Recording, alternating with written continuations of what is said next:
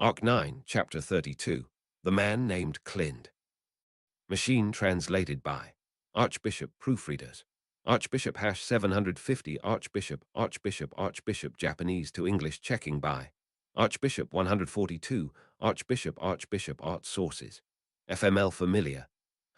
While Aldebaran's party was being relentlessly pursued by powerful adversaries, there were two other places in the kingdom where grueling and fierce battles of equal intensity were being fought. One battle was between the Sword Saint, who continuously sought to prevent the destruction of the world, and the Witch of Envy, who persistently sought to swallow up the Ogria sand dunes after manifesting a part of herself from the sealed shrine. Both the Witch of Envy and the Sword Saint possessed the power to instantly end any battle if they were facing any other opponent, but exactly because they were facing each other in battle, the fight remained evenly matched, and the outcome continued to be left undecided. The battle would continue for a full 7 days and 7 nights, bringing the grave cost of the world's destruction with it. The other battle, as opposed to Aldebaran's party and the Sword Saints, did not involve physical conflict, yet had the potential to influence the outcome of the other two battles greatly. In other words, it was the struggle of those who were pursuing the following star, with Petra Leti as the key. Petra knew very little about the man named Clind. He was on her side. That there was absolutely no doubt. Anna Rose Mylode, his master, was a shrewd little girl who, despite her young age and the unfortunate blemish of being related to Roswell, remained unfazed through and through. She was one of the Emilia camp's strongest supporters, and even from Petra's perspective, was undoubtedly charmed by Emilia. Clind, who dedicated himself to supporting Anna Rose and was trusted as a versatile all-purpose butler, had also given Petra lessons in etiquette and manners when she first started working as a maid. Clind had not only educated Petra, but almost everyone associated with the Mathers household. Even Frederica and Ram were taught the fundamentals of being a servant by him. Therefore, Clind could be considered the point of origin for the servants of the Mathers household, and Petra should therefore have regarded him as a teacher or mentor. However, it was none other than the person in question who had corrected Petra's perception. Clind, I never intended to take on such a noble role as teaching and mentoring. Misinterpretation. I am merely conveying what I have heard from my predecessors. It is only because I have remained in this position for many years that I have had many opportunities to do so. Declination. Clind's way of thinking could have been interpreted as a sign of humility and modesty. However, Petra intuitively sensed that these were Clind's true, albeit rarely expressed feelings. In the end, that man undervalues himself. Because he has such low self-esteem, he thinks his work is not worthy of any praise. He is being so condescending. This was Frederica's unusually harsh critique directed solely at Clind. Still, while Petra believed she was absolutely correct and the most wonderful person in the world, she was also in partial disagreement with her. At first glance, Clind's attitude indeed appeared to be that of a person with low self-esteem. However, Clind lacked the apparent hesitation or indecision when communicating with younger people or his junior colleagues, whereas a person with low self-esteem would tend to show more hesitation and indecision. Clind's attitude displayed no such simple and mundane hesitation. Just like Petra. Petra, if I put my mind to it, I can do anything. Most people would probably dismiss such a statement as mere arrogance, but Petra did not care about most people. She only cared about those closest to her, and she believed that the people closest to her believed in her confidence and potential. Petra was aware that she was full of potential and had the talent to bring it to fruition. Not only was she cute, but she also possessed the talent necessary to walk her desired path and the determination to believe in that talent and continue striving toward her goals without ever stopping. She was fully aware that she had been blessed with numerous gifts worthy of heaven. As someone who was blessed with such talent, she would have said that Clind's attitude was not that of someone with low self-esteem, but rather the opposite. Clind was well aware of his exceptional talents. However, he did not consider them something to be proud of. This made him appear modest and reserved at first glance. Petra, but I really don't like that. Petra knew very little about the man named Clind. However, Petra honestly did not like Clind, the man she knew so little about. It was not unrelated to the fact that Frederica, who was always so polite and kind to everyone like a loving mother, showed a particularly special attitude and uncharacteristic expressiveness only toward Clind, and that she was able to discern his underlying emotions.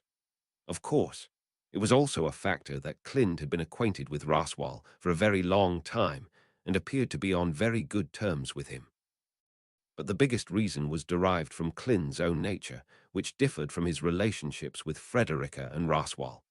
The main reason was that the way he conducted himself, which seemed as if he had already given up, was completely contrary to Petra's principles. "Petra, we're back, so lend us a hand. I know you're listening, Clind. As the dragon carriage passed through the gate at the entrance to Merula, the town closest to the sand dunes, Petra raised her voice and called out to the familiar man. It was all thanks to Patrash, who had ceaselessly raced fiercely across the sand sea for a day and night from the Pleiades watchtower, that Petra and the others were able to return in the shortest possible time and route. Even so, they were still lagging far behind Al, who had borrowed the wings of the divine dragon. His strength was indispensable to catch up with that increasingly distant target. "Petra, Clind. Petra pulled on the reins to stop the dragon carriage and raised her voice once more in the town square. Petra's desperate plea was met with silence from the man she had just called out to, but she was convinced that her voice had reached him, and she started glancing around herself. "Ha! Where is everyone?" As if echoing Petra's gaze, the imaginary Subaru spoke. Just as the imaginary Subaru had said, even though it was midday, there was not a single soul to be seen in the square. No, it was not just the square. There was no sign of life in the entire town.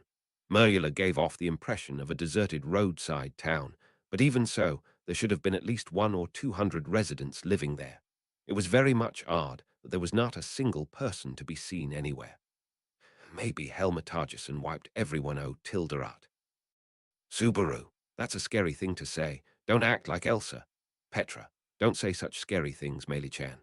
As for you, Subaru, Meili-chan isn't like that anymore. It's just the result of her upbringing." The first half of her remark was for Meili, the second half for the imaginary Subaru. To say that Meili's worst-case scenario did not briefly cross her mind would have been a lie, but the possibility was able to be ruled out because the town was deserted but not damaged. If Al had wreaked havoc with Volcanica, the town would have been completely wiped off the earth, and irreparable devastation would have ensued. The appearance of the town was not so much a scene of devastation as much as it was, "Petra, it looks like they ran away in the night." "Subaru, it's like they ran away in the night." Then, the impressions of Petra and the imaginary Subaru unexpectedly overlapped. Since the imaginary Subaru resided within Petra's mind, it was only natural that this would occur. However, as a young woman in love, she was secretly a little bit delighted that her thoughts were mirrored by her beloved. Besides, there were other reasons why she was able to stay positive. Although that may be a slight generalization, that assessment seems to be correct. Perspicacity. With that, a man stepped forward into the now completely deserted town square. Amidst the bleak and desolate townscape, this person maintained a refined aura that stood out. Their mysterious presence was like a single drop of deep blue paint on a blank sheet of paper, exuding a subtle, unobtrusive, yet powerful strength. That man had something so innate about himself that would make one believe that even if this were not a deserted roadside town, but the bustling royal capital, or even a noisy, crowded summer fireworks festival, no one would be able to overlook the man's presence. "Subaru, wait a second. I'm now loading Petra's knowledge real quick." "Petra, Clind. Subaru. Oh, you beat me to it." When the unfamiliar figure appeared, the imaginary Subaru from the past looked a bit disappointed at being beaten to the punch, while Petra quickly jumped down from the driver's seat and looked directly at the newcomer, the versatile butler, and the man who held the key to overturning this situation, Clind. "Clind, considering the state of Merula and the turbulence in the Sand Sea, it appears that it was the correct decision to abandon the return journey. Fortuitous." Adjusting the position of the monocle on his left eye with his hand, Clind narrowed his eyes at the scene of the empty town and what lay behind Petra and the others, the murky sky that had caused all of this. And then, "Clind, Petra, it appears we need to talk. Urgency." "Clind, I understand. Deliberation. Upon hearing a rough explanation, Clint touched his narrow jaw with his finger and closed one eye. The sharp beauty of a man lost in thought was in itself as majestic as a painting, but unfortunately, Petra had no time to admire it, as her sensibilities lay elsewhere. If she simply wanted to see a beautiful face, the quickest way would have been to look in a mirror or at Emilia. Clind, what is the condition of Garfield and the one called Ezo? Verification. Meili, I don't think you need to fear for the lives of either Fanged Onii-san or Sensei-san. Fanged Onii-san is really 2 tilde GH, so I'm worried since he hasn't woken up yet. Bu tilde T, Petra. Yeah, I think Garf-san was probably protecting Ezo-san. Picking up the second half of Meili's answer, Petra considered the two individuals who had been laid in the dragon carriage. Garfield, whose durability was one of his strengths, had suffered as much damage as Ezo, a dwarf and magician, perhaps because he had shielded Ezo by standing in front of him when they were attacked by the divine dragon. Without those heroic actions, Ez might not have survived. Subaru. So, Garfield took a direct hit from the dragon, huh? I still can't quite wrap my head around the fact that he's willing to risk his life like that, even though he's only 14 with a major case of Chunibyo. Petra, just so you know, Garf-san is 15 now. By the way, I'm turning 14 soon. Subaru. Time just flies by. No wonder Petra's gone from being a pretty girl to a beautiful woman. Petra. Again, Petra had to keep in mind that this was just the imaginary Subaru in her mind, and not what the real Subaru would say. However, even if it were the real Subaru, he would have said something along those lines, and she remembered hearing him say something similar before. Even though she knew it was not flattery, but rather sincere words, the fact that he could say it so casually to anyone other than Emilia was somewhat troubling. Regardless, Petra, while I'm also worried about Garf-san and Sensei-san, my biggest concern is Al-san. Clind Niyasama, you waited for us because you feel the same way too, right? Clind, the feeling is not quite the same. The reason I chose to remain in this place was because of a slight sense of unease I felt when I saw Petra and the others off. Misgivings. Petra, a slight sense of unease. Clind, yes. In fact, I informed both Subaru-sama and Beatrice-sama about it. Retrospective.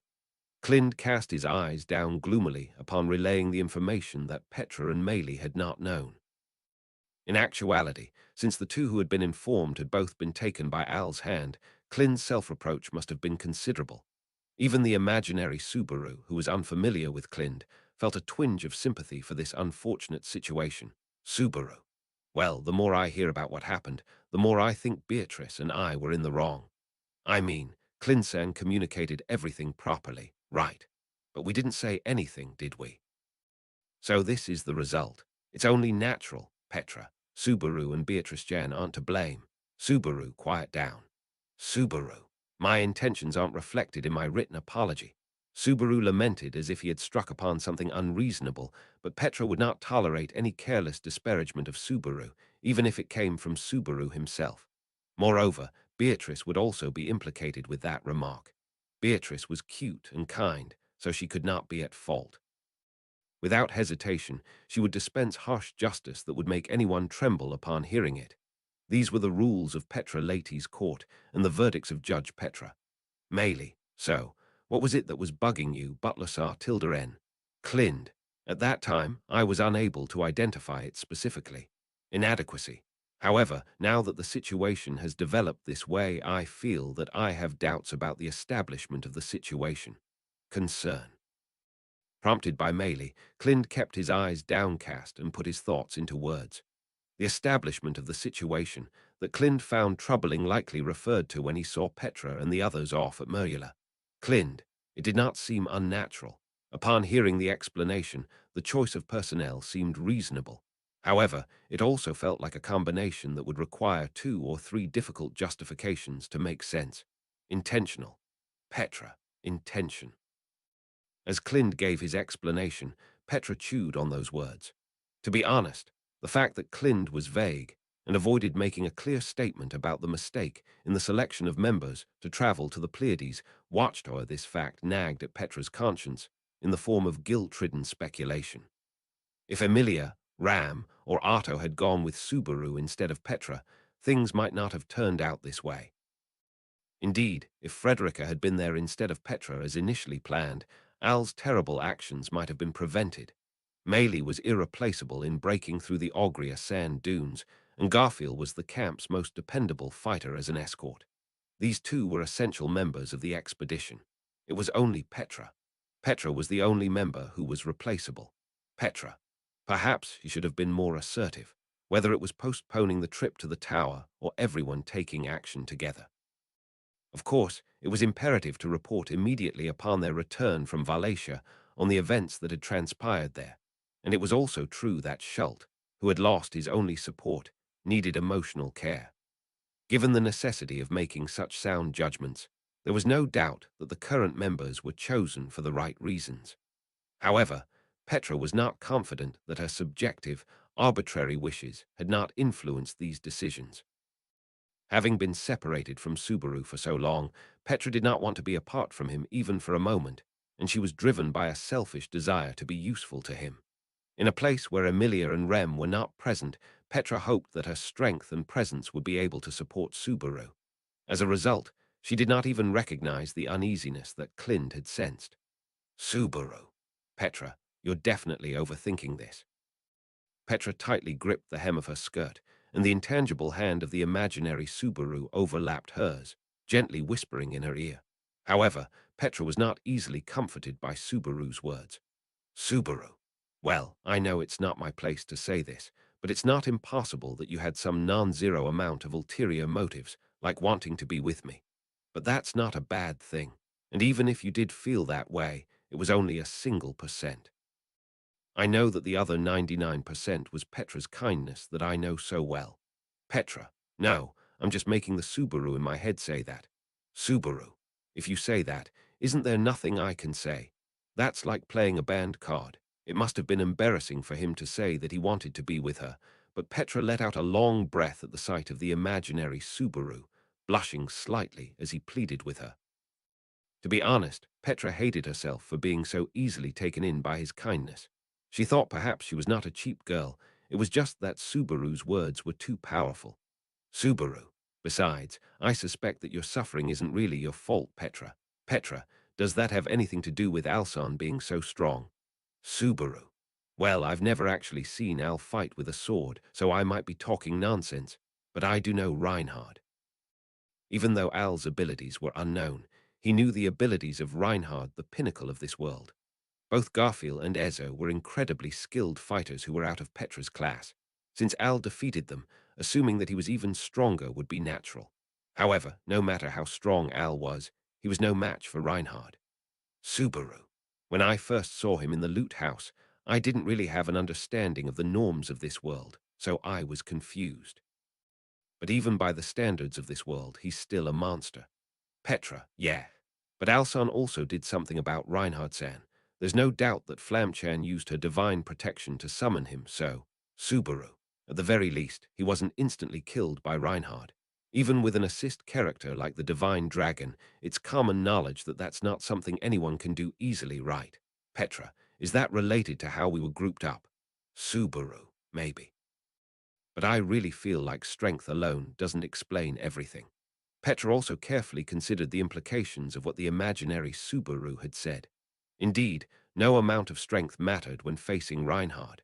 With strength alone, it would be impossible to overcome Reinhard and achieve one's goal. In other words, besides his strength, there were other reasons for Al's frightening nature. Subaru. Honestly, things had been going too well for Al until now. Petra, but people who always seem to be lucky have other reasons besides luck, right? Subaru, right. Although the heart of the matter remained unclear, Petra believed that it was worth remembering that point. By exploring other possibilities, her feelings of guilt with nowhere to go were somewhat alleviated. Perhaps this had been what Subaru really wanted all along. Maylie, Petra-chan, are you okay? You're looking kind of spaced, oh Tilderat. Petra, sorry, Maylie-chan, I'm fine. Anyway, Clind Niyasama. Clind, what is it? Confirmation. Petra, I think your sense of unease is correct, Clind Niyasama. I'm not exactly sure why, but if we don't understand that unease, no one will be able to stop Alsan. Clind, Petra, it's just us. We're the only ones who can stop Alsan. We have to stop him, then get Subaru and Beatrice Jan back. With a hand placed on her chest, Petra pleaded with Clind. Building it up, and then finally exhaling that breath. It had taken considerable courage for Petra to do so. Subaru. The imaginary Subaru stood with his arms crossed and stared at Petra's profile with a complicated expression. Without looking in his direction, Petra remained steadfast in her conclusion. She believed it with all her heart. Petra had read Subaru's Book of the Dead. In the worst-case scenario, Al might have killed Subaru and Beatrice and erased them from the world. It would be natural to think so, given that Natsuki Subaru's Book of the Dead existed. Petra, but my Subaru isn't normal. The "my" slipped out subconsciously, but it was true. The "isn't normal" part of it was true. Natsuki Subaru had a power called Return by Death, an incredibly cruel and agonizing power that only a kind person could make use of properly. Petra surmised that the book she had read had been but one of the volumes containing Subaru's experiences of dying up until now. That was because, Petra, after what I saw in that book, did Subaru really manage to survive without dying even once? Subaru. It feels like you have negative trust in me, huh? But then again, with my impression of what Petra knows. All of the Sin archbishops coming up to bat at once, the adventure at the Pleiades watchtower, and the hell of the Valatian Empire.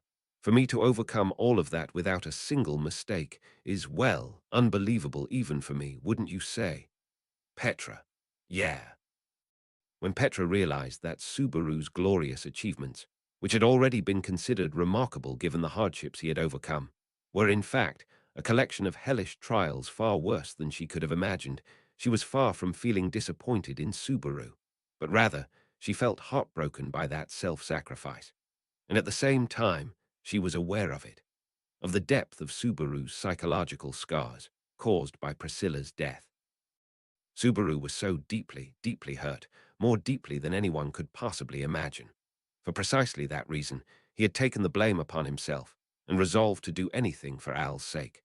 Not only was it those feelings of Subaru, but moreover his unparalleled resolve to save everyone even if it means dying. Al had betrayed all of it. If he had killed Subaru and Beatrice, then even if Petra tore apart Al's body, mind, and soul, she would be unable to fulfill her revenge. Meili, Petra-chan, Oni-san and Beatrice-chan are tilde re, Petra. They are alive. Absolutely. Meili, yea tilde h. Both of them, especially Oni-san, are really Tina Tildicious. Meili said so quietly and gently rested her head on Petra's shoulder. Even Meili, who was never so straightforward with her feelings, was genuinely concerned for Subaru and Beatrice. The fact that those around her felt the same way was a testament to Subaru's achievements thus far. Subaru. Whether it comes to Beatrice or Meili, what the hell did the me I don't know do? Even though they concerned himself, the imaginary Subaru muttered in a bewildered tone regarding those unknown actions. Seeing the imaginary Subaru's expression, Petra relaxed her lips into a smile and turned back to Clind. Petra had already conveyed her intentions and objectives. All that remained was to wait for his response. Facing Petra's gaze directly, Clind quietly let out a sigh from his thin lips. Clind, only you can do it, you say. What a bold statement. However, your resolve is a sight to behold. Admiration. Petra. Clind. Frankly speaking, when the witch emerged at the end of the world, bringing about a situation that only the Sword Saint could possibly thwart, I had already half resigned myself to the fact that it was irreversible. Regret. However, if you are determined to fight on, then, Petra, hold on, Clind Niyasama. Clind had begun to speak, only to be met with Petra interrupting him mid-sentence. It was not because she was concerned that the conversation would have become lengthy or gone off on a tangent. To put it in Clind's words, it was an unease that she could not clearly articulate. However, it was precisely because he regretted overlooking that previous unease that Petra could not overlook this one. What caught Petra's attention was the way Clind said it. Petra, I said we. That includes you, Clind Niyasama. Don't talk as if you're not one of us. Clind, that is hesitation. Petra, even if this might not be the right time, I will say it. Clind Niyasama, you've always acted like you're an outsider when you're with us. I don't like that. If he was dealing with Petra and the rest of the Emilia camp as adults, as people in positions where it was necessary to take a step back, then she could still understand it. But Clind was different. He treated everyone the same. Anna Rose, whom Clind adored most. Roswell, who had a relationship like partners in crime with Clind. Frederica, who could not bring herself to cut Clind out of her life. The same was true for all of them. Petra, that kind of lifestyle would never be tolerated in Emilian Isama's ideal kingdom. Clind, Petra, this isn't someone else's problem. If you're alive, meeting people, talking to them and spending time with them, then the good and bad things that happen are all part of it. You shouldn't just pick out only a few bits, or only the good parts because you can't cheat like that. Meili, Petra-chan, Petra, if you keep doing that, eventually everyone important to you will turn their backs on you. Having felt Meili's presence brush against her sleeve, Petra spoke with such force that she was out of breath. Halfway through, she was no longer able to tell if she was expressing herself clearly or if her message had gotten through at all. She had surely been influenced by the Subaru from the Book of the Dead. Subaru. Oi, aren't I part of the cheating you were just talking about? The imaginary Subaru spoke thus with a frown, but she consciously ignored him for now. What was more important was Clind's reaction. Clind, everyone important to me turning their back on me, is it? Keen realization. At Clind's muttered remark, Petra gasped softly. This was partly because the horribly poignant emotions contained within Clind's low voice resonated tragically deep within her heart. But more than that, it was Clind's expression that caused her to feel this way. Petra. Clind rarely showed his emotions on his face. Petra could not think of any instances where he smiled, became angry, or appeared sad. Clind simply conveyed everything with a blank expression. There was a change in Clind's expression, one of deep sorrow, a poignant voice and a sorrowful expression. When both overlapped, one could describe it as ephemeral. At that moment, Clind had an ephemeral and painful expression, as if reminiscing about the past. Clind, that has already happened. Nostalgia. Petra, Clind Niyasama. Clind, I have already had everyone turn away from me before, Petra, self-deprecation. When she heard those words, Petra felt ashamed, remembering what she had said just before. With arrogance, she spoke grandly about feelings she had only just begun to grasp, as if she knew everything. Clind already knew those feelings, and yet he acted the way he did. However, despite feeling ashamed, Petra still wanted to say something. Petra, even so, Clind, yes, even so, admiration. Petra, Clind, once before I relinquished everything. Even though it is true that I was left empty by that, there were things I gained and accumulated along the path I walked afterwards. Reflection. Petra, my relationship with you and everyone else has been one of those things. Revelation. After he said that, Clind closed his eyes and gazed into the sky. What did he see in that sky, where scattered clouds were being torn apart, as if barely holding back the end of the world on the other side? Clind, why did I stay here, even though I was not ordered to, just because of some slight feeling of unease? I suppose it was because I, too, found it unbearable to let things continue like this. Unclouded mind. Petra, Clind-san, would that mean? Meili, that would mean it is like Petra-chan said, and you are apologies, Yinji. Petra, Meili-chan. Subaru. Whoa, Meili Payson said it. One, confusing Petra, Meili's clear response brought surprise. Next to Petra, who was staring wide-eyed, Subaru called Meili Payson in an admiring tone of voice, and even though she had no memory of him doing that, she thought it was a typical reaction for Subaru. Unconcerned by Petra's confusion, Clind let out a small laugh. Clind, forgive me for causing you anxiety due to my lack of awareness. Sincerest apologies. That said, Petra, I am deeply appreciative of you. Debt of gratitude. I, too, would like to contribute positively. Petra, Clind Niyasama. Declaring thus, Clind bowed respectfully, to which Petra's eyes lit up. However, as if to dampen Petra's excitement, Meili interjected with, I mean, Meili, I don't think Butler-san had any intention of standing in our way or refusing to help Rai tilde GHD. Petra-chan, aren't you just overthinking Thai tilde NGS? Petra, that may be true, but, Clind, no, that is incorrect, Meili. Rectification. Perceiving a situation as one's own means that I will also take initiative in proposing plans toward the solution. A great difference from an onlooking bystander. Different people. Subaru. That's a bit of an exaggeration to say it's different people. Petra. But we can expect that much, right? Then. Klin Niyasama, use your mysterious power and take us to where everyone is. Eagerly leaning forward, Petra was determined to make full use of Klin's power. In fact, what Petra was counting on most in this situation was Klin's ability to teleport. His teleportation, which instantly removed the distance that separated them from their destination, was an indispensable power for chasing after Al, who was headed somewhere with the divine dragon in tow. Al's destination was unknown, but the very conspicuous divine dragon accompanied him.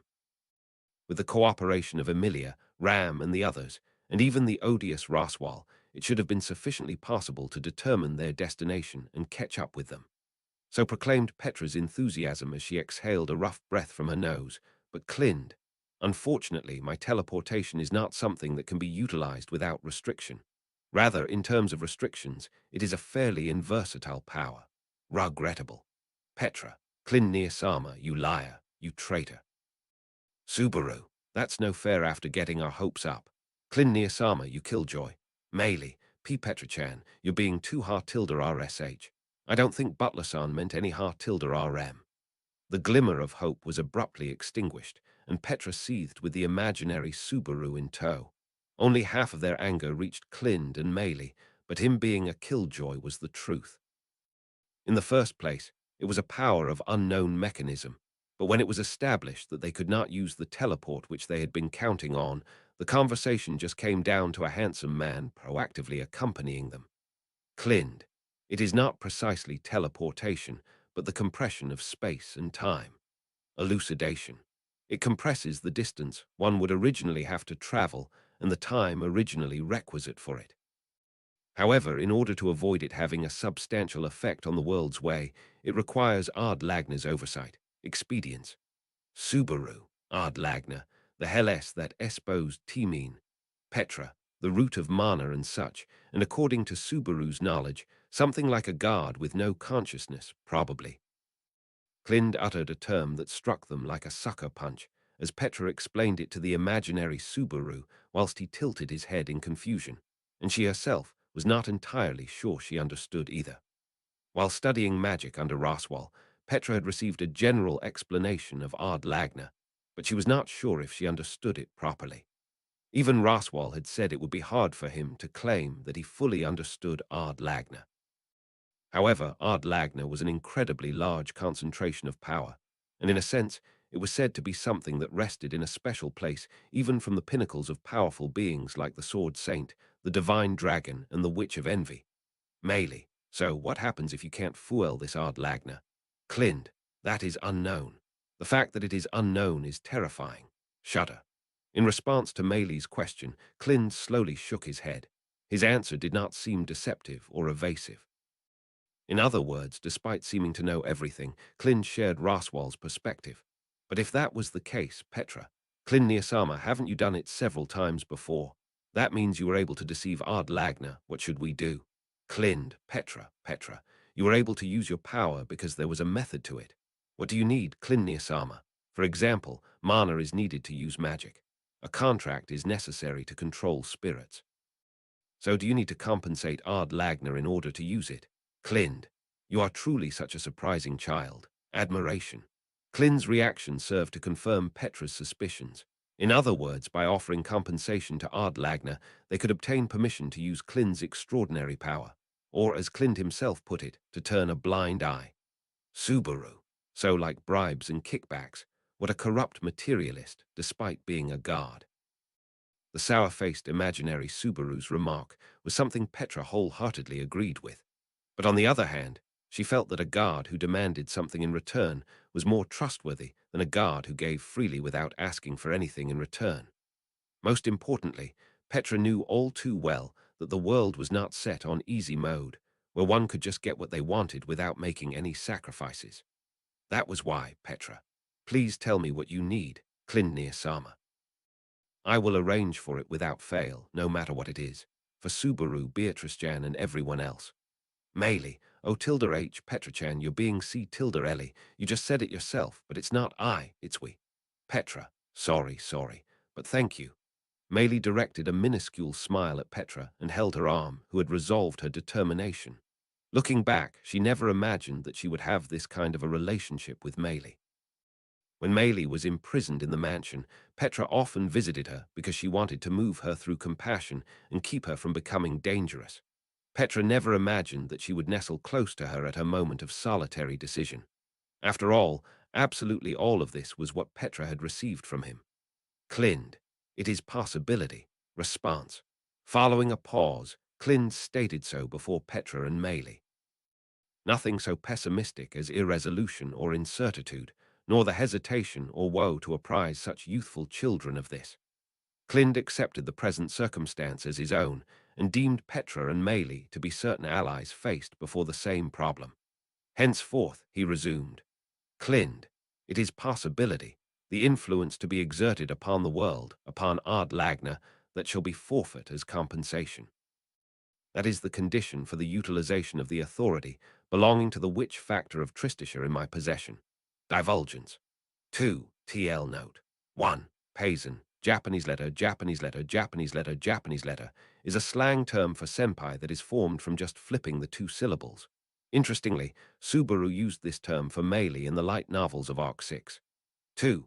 We're making a point to use Tristisha instead of melancholy, despite official translations opting for the latter. There is no English translation for the sin of Tristisha as written in Latin. Melancholy perhaps captures a fragment of it, but loses most of the nuance. Melancholy may be an apt translation from the direct Japanese of Chinese letter, but fails to capture the sin it describes. Close words would be sorrow, despair. It is not simply the act of feeling sad or depressed as melancholy may imply, but apathy, despondency, a distaste for spiritual joy, and a resignation to one's duties, breeding despair. English has no words to describe the precise concept of this sin. This is why Samarianan decided to use Tristisha as his translation for the term all those years back, and why we have decided to keep to that precedent. Plus it sounds kinno as fuck. Announcement, Witch Cult Translations, is pleased to announce that we have entered into a partnership with the /r/Rezero subreddit. To our readers that may have come from Reddit, do note that this subreddit is distinct from the one we used to post our announcements on, so we do recommend joining r/Rezero to stay up to date with all the latest Ray Zero translations, including web novel, side stories, in addition to all the smaller updates and details that you may otherwise be missing. We also announce all our translations on our official Twitter account and our public Discord server. Arc 9, Chapter 33, The Girl Named Petra Leti. Machine translated by Archbishop Proofreaders, Archbishop Japanese to English checking by Archbishop Art Sources, Sloth Fuloni, Petra, Possibility as compensation. Ascertaining what she had been informed of by repeating it, Petra furrowed her well-shaped eyebrows. Possibility, that was the article necessary in exchange for using the mysterious power of teleport that Clind was endowed with. She had been envisaging the requirement to be something simpler to comprehend, like vast amounts of mana or a rare magic crystal. Subaru, possibility as compensation, the Hellas that espoused Tarmin. Faced with the same question as Petra, the imaginary Subaru greatly wrenched his neck.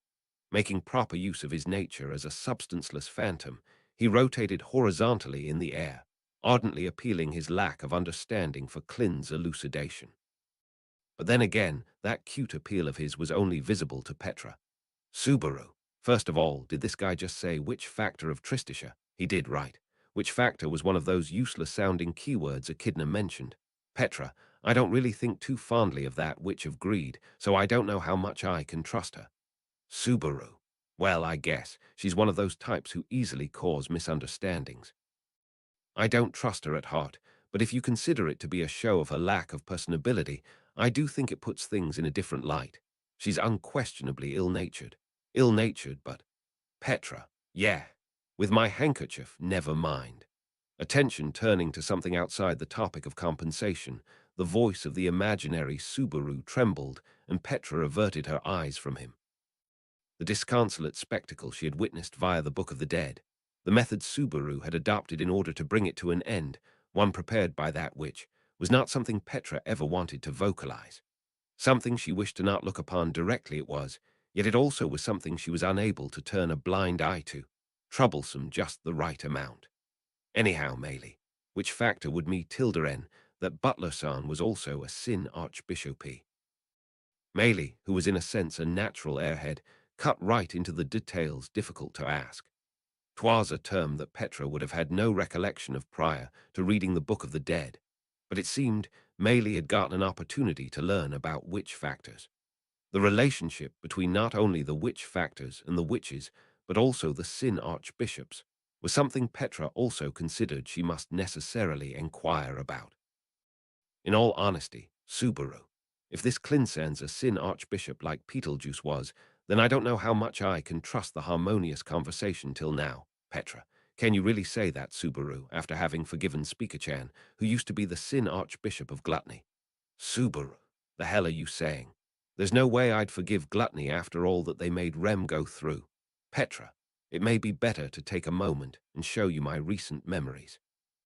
Like his relationship with Beatrice, chronologically, the Subaru Petra saw in the Book of the Dead had many discrepancies in knowledge and relationships with the present Subaru.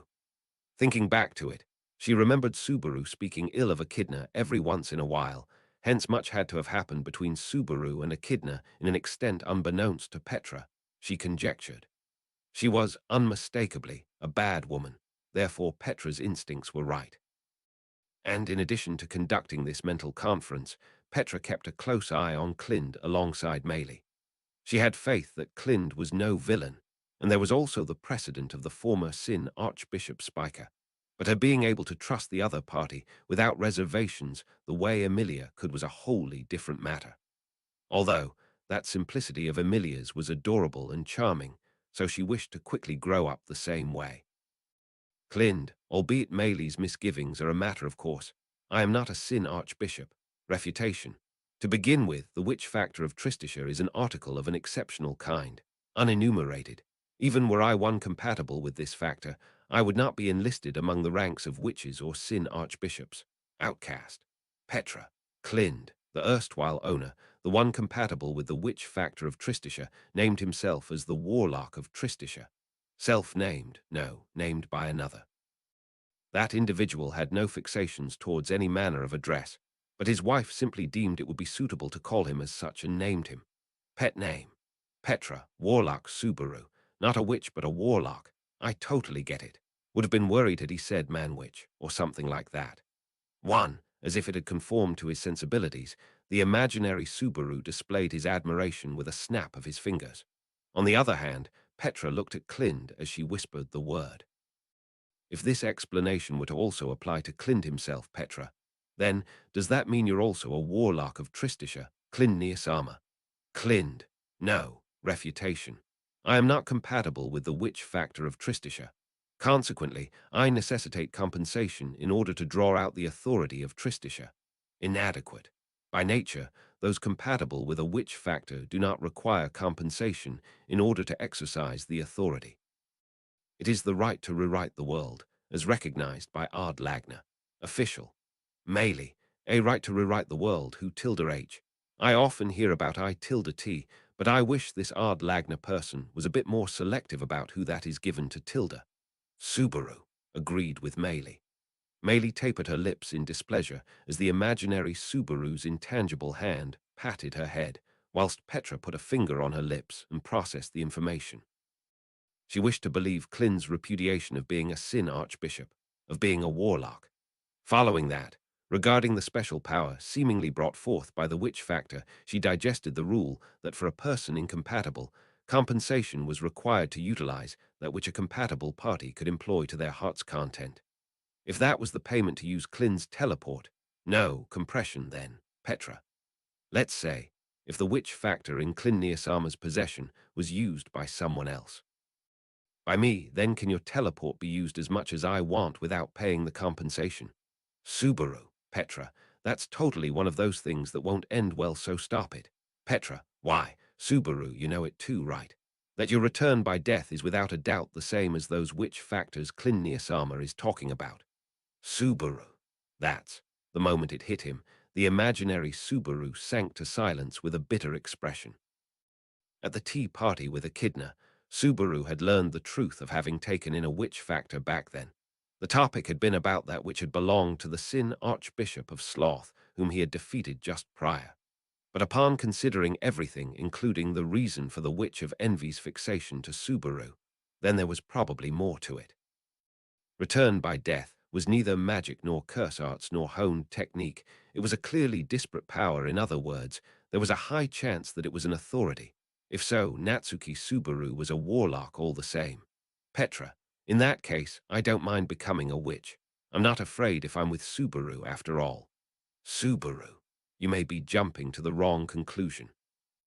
Regardless of whether my return by death is an authority or whatever, there's an unavoidable pattern in another world, stories of receiving a gift from a guard who won't even show their face yet.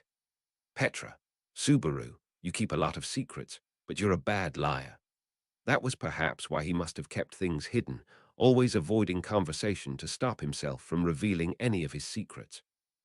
Cherishing the kindness of her beloved with affection, Petra closed her eyes, then once again looked back at Clind. Clind slightly widened his eyes, his expression suggesting awe at her gaze and strength of will. Clind, regrettably, that method cannot be adopted. Rejection. Petra, HKY.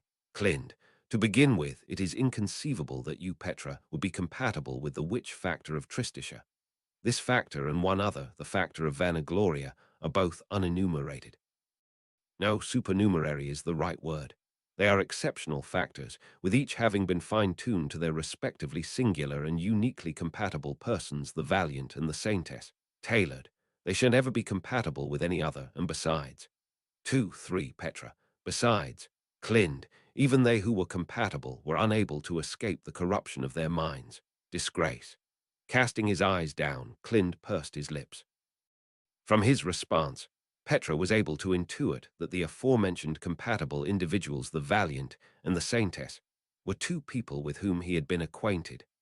Furthermore, the person singularly compatible with the witch factor of Tristisha, the very warlock of Tristisha whose mind had fallen into corruption, was that Valiant. Moreover, the fact that Clind possessed the witch factor of that warlock signified that said Valiant no longer existed in this world, Melee. Ye tilde H, I know you're talking about something really important, but since Petra Chan's dangerous determination won't wo tilde RK, let's get back to the main topic, O tilde K. Petra. MPH, dangerous, you say, Melee. It was totally dangerous. Even if Petra Chan takes a liking to something like a witch factor, I'm definitely against it. You can't rely on that kind of power, Petra. Melee Chan. She could tell they were words of genuine concern for Petra, devoid of malice. Melee knew about witch factors without having attended the witches' tea party. Judging from her phrasing, she might have encountered a being in possession of a witch factor, a Sin Archbishop. Her advice was, yet, ironic. Subaru. Lowering his brows, the imaginary Subaru gazed at Melee with an expression that was too gentle to be one born of mixed feelings. The incident surrounding the sanctuary and the Roswell mansion, and having been captured in the midst of it all, Melee had also been involved in the matter in the deaths of Petra and Frederica that she herself had witnessed in the Book of the Dead. That Petra and Melee's relationship did not end as merely that of victim and aggressor of death was thanks to none other than Subaru's return by death. Because of that, Petra could not help but think that a power depended upon how it was used. Petra. Yeah, I understand. Melee, that's right tilde GHT. You're a good G tilde RL. Melee was visibly relieved by Petra's reply. Holding the former's hand, Petra nodded. Either way, if the witch factor of Tristisha was not compatible with Petra, then the strategy of becoming the factor's holder in Clind's stead and ignoring the compensation would not work. Petra being the witch to Subaru's warlock was solely a charming scenario, but an alternative that ought to have been abandoned if it had no merit. Clind, per Melee's words, let us return to the main topic, restatement. Anyhow, as I explained, payment of the compensation will be required. And that compensation is the potential to exert influence upon the world. Possibility. Petra, could you please explain it in more detail? Clind, for example, let us say there is a magic spell that can start a fire with a single incantation. Its convenience goes without saying, and contingent upon this spell, a great number of futures may open up. Prospects. Cooking, medicine, metalwork, smithing, warfare. There is no time to list them all. Extensive. This is potential influence, ergo possibility. Thus, Petra, if that spell were to be offered as compensation, everything that would have happened due to that spell would disappear. Clind. In its place, there will remain a vacancy where the possibility would have originally been used in the world. In the place of that vacancy, that margin, the incompatible authority of Tristisha can be exercised. Conclusion. With that finale, Petra understood that Clind had finished the necessary explanation. What he was saying, she understood. In short, it was a matter of resources. There was a limit to the resources for operating the world which Ard Lagna was managing. The condition for using Clind's authority was to sacrifice something to create a leftover of resources that were originally being exhausted to their limit, and then surreptitiously make use of that surplus. Having come to that realization, the clever and lovely Petra noticed one more thing. Petra. Clind Niyasama, we used your authority a lot to get to the Empire. What about the compensation for that? Clind. From the Master. Confidential. Petra. Seriously, you. With vexation and abhorrence, the pits of Petra's stomach churned. Everyone from the camp had mustered the entirety of their strengths to save Subaru and the others from that situation. Beatrice had remained asleep, believing that she would be reunited with Subaru, and Otto had even compromised his principles to seek help from his hometown. Emilia had desperately indicated her decision, and Petra had also intended to do everything possible. And yet, the fact that the one to pay the most compensation for it, withholding from even divulging this truth, had been Raswal, was an unbearable humiliation for Petra. Subaru, what could it be? Something like the desire for atonement, like an apology for the sanctuary or the mansion. Petra, I don't think it would be an easily understandable sentiment like that. That's why I hate the Master. Subaru.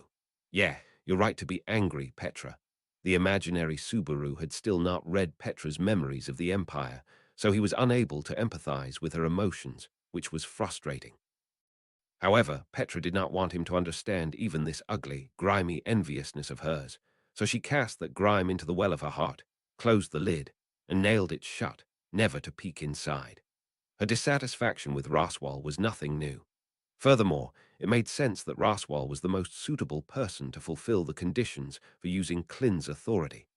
Petra, the Master has many things that seem like they could be given as compensation, like his magic or magic creation tools.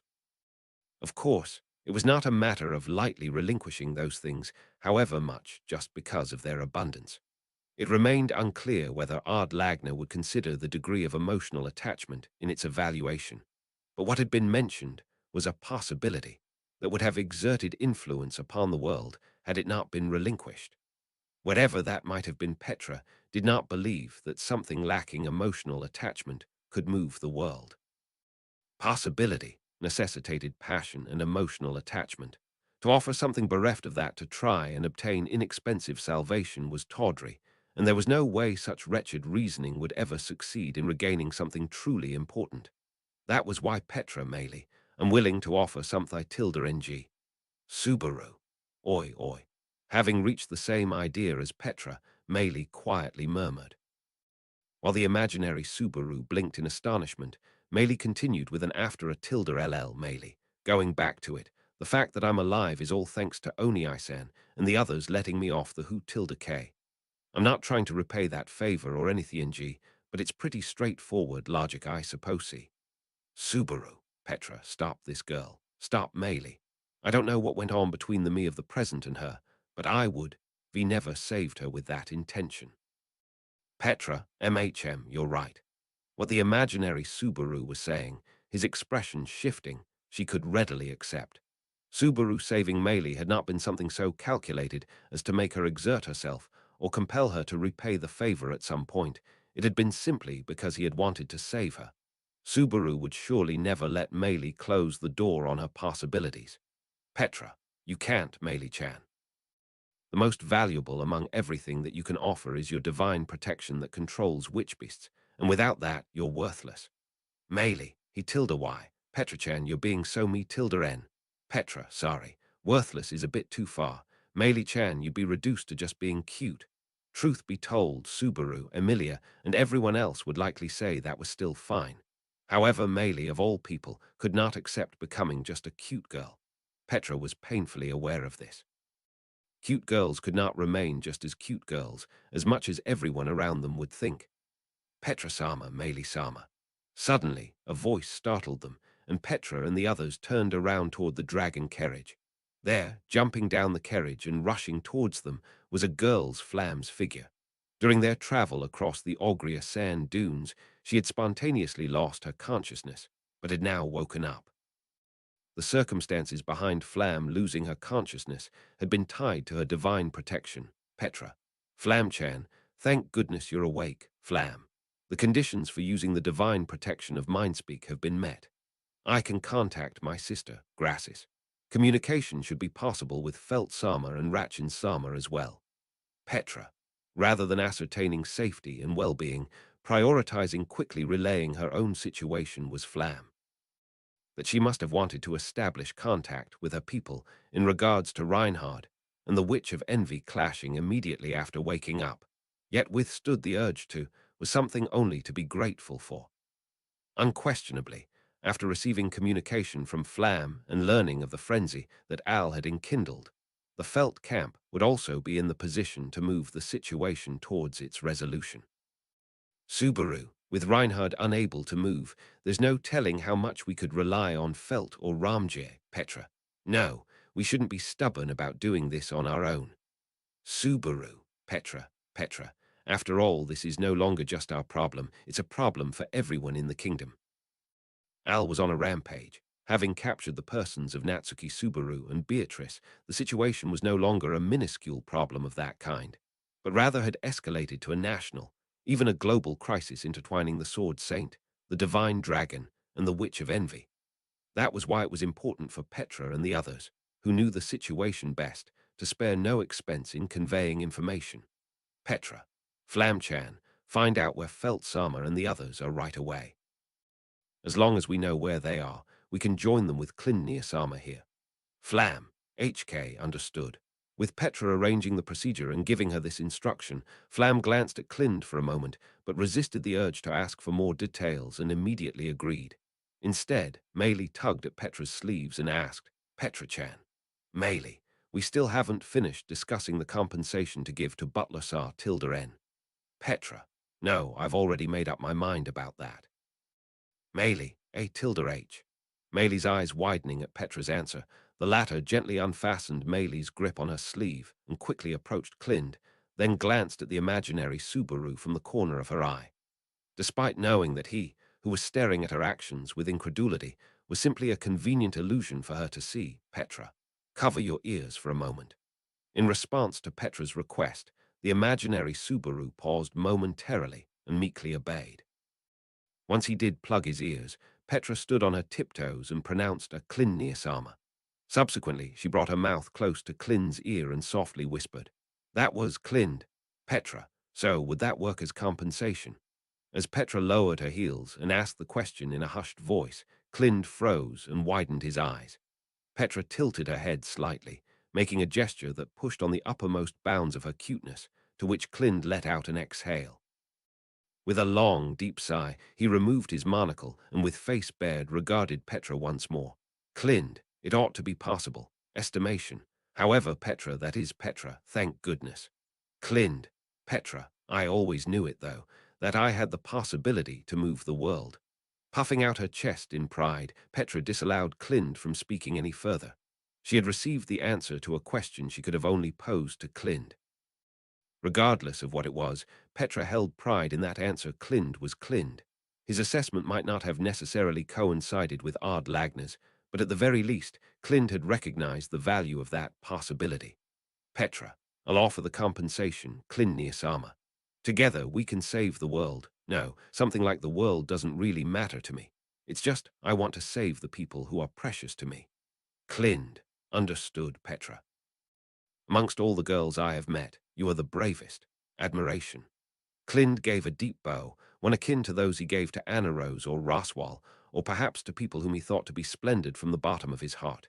In response, Petra returned a smile and noticed Maylie staring at her. Seeing somewhat of an uneasiness in her round eyes, Petra gently embraced her. Meili, I don't really know Tilda W, but I'm pretty sure Petra-chan is a huge idioty, Petra. Hee, that's so mean. I'm smart, cute, and cool. Petra retorted to Meili's rude remark and hugged her. Then she looked over her shoulder at the imaginary Subaru standing there, looking utterly lost. Finally, the imaginary Subaru lowered his hands from his ears, his face being so endlessly dear for her to gaze upon. Petra broke past her personal record for maximum cuteness and declared, Petra, Subaru, I love you. Translation notes. One which Chinese letter, is put together using the kanji Chinese letter and Chinese letter, woman. But warlock, sometimes used for male holders of which factors, puts together Chinese letter and Chinese letter, person, to make up Chinese letter. Though this can be read as devil without context, Ray. Zero uses it to contrast the feminine witch, and thus it is rendered as warlock by English standards. The imaginary Subaru is making a bit of a joke about it not being Chinese letter, putting together Chinese letter and Chinese letter, man, which would literally be a masculine form, but is not a real word and thus comes off a bit odd.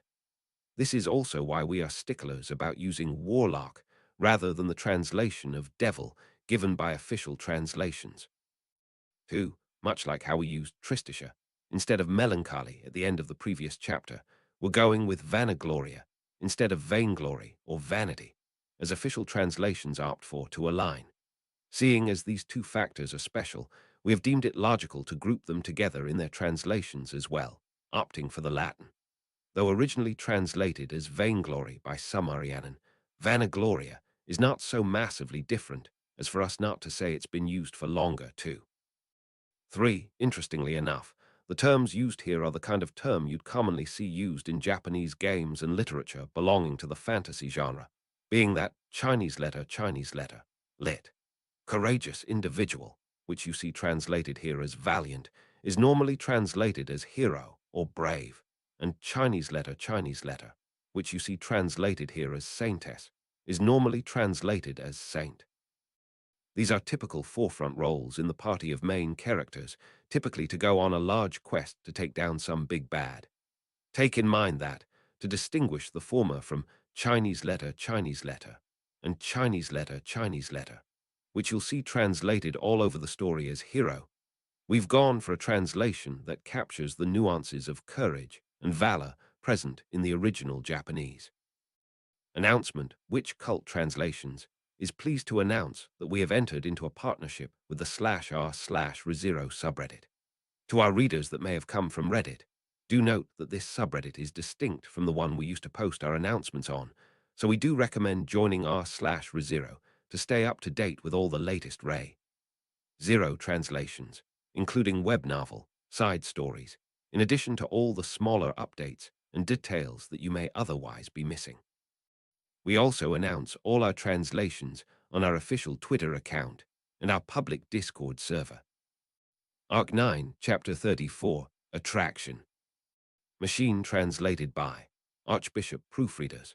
Archbishop #750 Archbishop Japanese to English checking by Archbishop 142 Rejasu Art Sources. Japanese letter 110 Mandarin.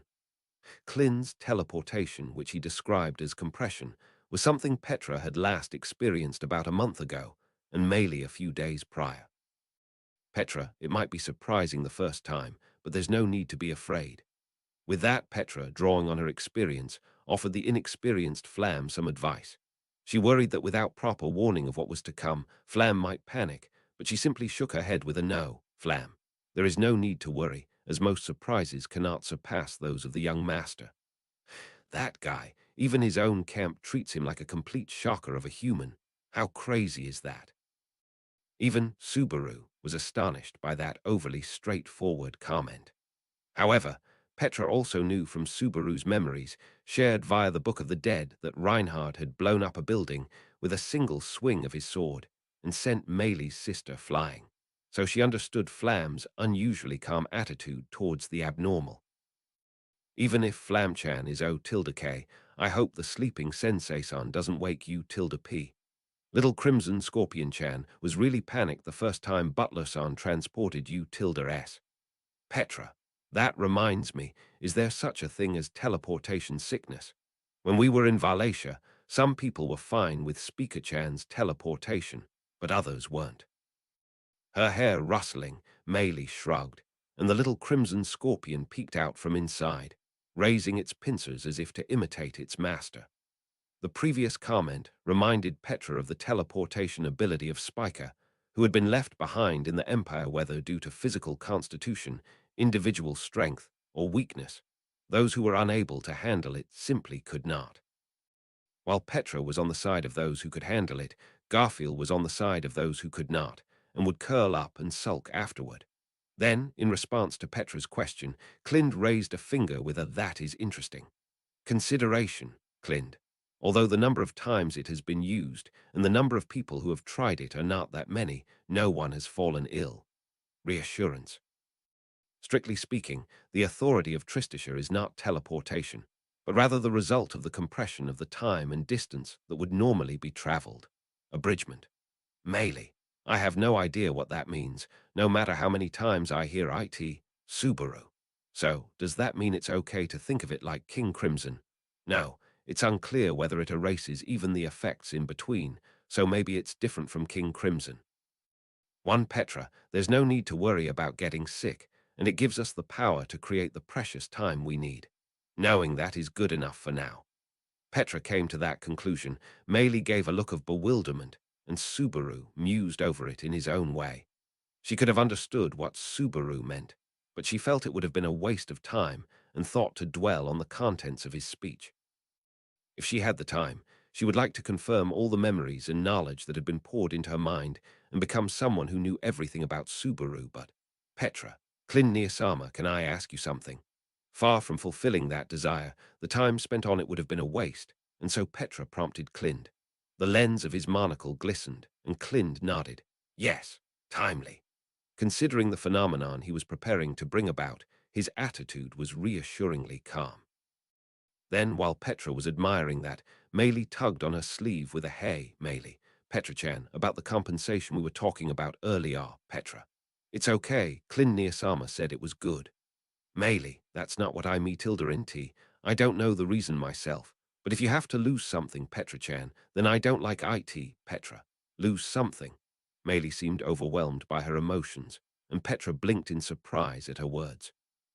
Her friend's frank concern, along with Clin's assessment of the compensation she had offered, the emotions that flooded Petra's heart at that moment were intensely complex and profound.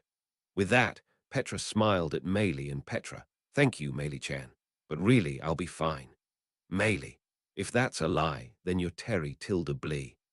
Petra smiled and nodded at the poorly thought-out threat that had been mustered up after some deliberation. She gently let go of her sleeve and held her hand close to her chest, then looked for Subaru. Petra knew his illusory form would not leave her behind, but it was a matter of principle. When she spotted his translucent form, Subaru was gazing out in the distance at the sand sea. Subaru, if I had been a bit more careful, I wouldn't have caused you so much trouble. In the eastern sky, where the very air cried out in agony, the sky turned a sickening hue, and the sound of the earth being gouged away roared, though the battle between the Sword Saint and the Witch of Envy raged on. It was a clash between two immensely powerful entities that would determine the fate of the world. Seeing Subaru's frustrated expression, watching as he lamented his own inadequacy, Petra was overcome with sadness. Worried about his friend, Subaru did not mention the recent exchange between Petra and Clind, showing respect for Petra's wishes. In essence, Petra could not hide anything from him, as he existed within her mind. If he wanted to, he could easily reveal all the information she had kept from him. However, the imaginary Subaru did not do so. Whether this was due to Subaru's decency and thoughtfulness, or his intention to do as she said, or perhaps because Petra's self-consciousness, affection, and memories were all muddled together, she could not tell. However, regardless of which it was, this was what Petra thought. Whether it was out of consideration or because it was what Petra desired, the way Subaru behaved was based on how Petra Leti saw the real Natsuki Subaru.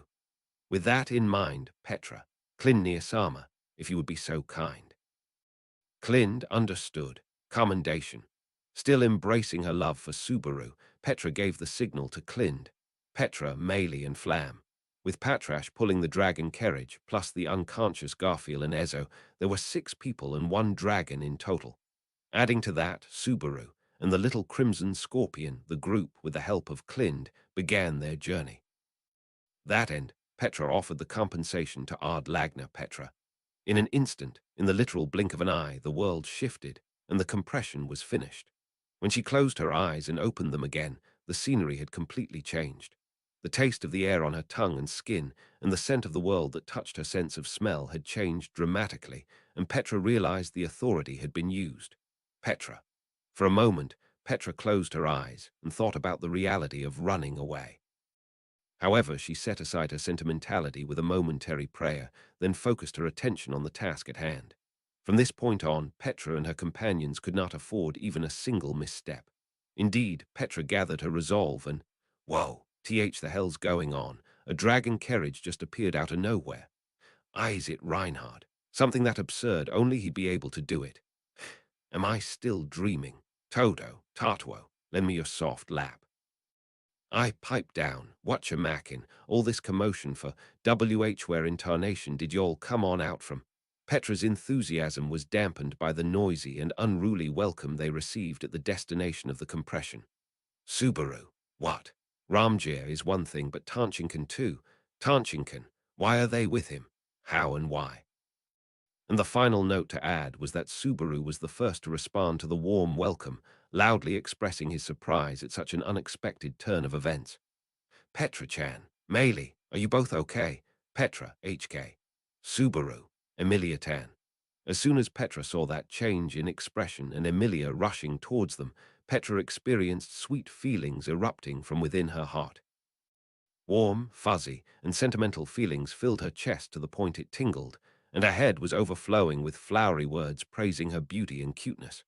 Those powerful emotions were not just limited to her appearance, but extended to her mannerisms, her way of speaking, and even the sound of her footsteps. Petra, too blatant, HK. Petra's head reeled from the wave of easy-to-understand, intense emotions that washed over her. Up until now, the biggest influence of the Book of the Dead was undoubtedly the existence of the imaginary Subaru, but the shock caused by seeing Emilia was just as great. Frankly speaking, an overdose of Emilis might have been life-threatening, Petra. Why am I saying such stupid things? Suddenly feeling as if half her consciousness were being taken away, Petra frantically grabbed at her collar, nearly losing sight of what was real, and managed to stay grounded in reality. As expected, the love for Emilia was overflowing in an excessively bold manner. That in itself made her feel a little jealous. But more than that, although Petra was happy to see Emilia again, it bothered her that her own precious feelings toward Emilia were being pushed aside, and she found that difficult to accept. That was why, when Emilia found them and ran up to them with tears in her eyes, her face so beautiful it took Petra's breath away, Petra resisted the urge to think she was empty and spread her arms wide. And then, Petra, Emilia Nitama. Emilia, Nitama. With a grand slip of the tongue, she startled Emilia just as they were about to have their emotional reunion.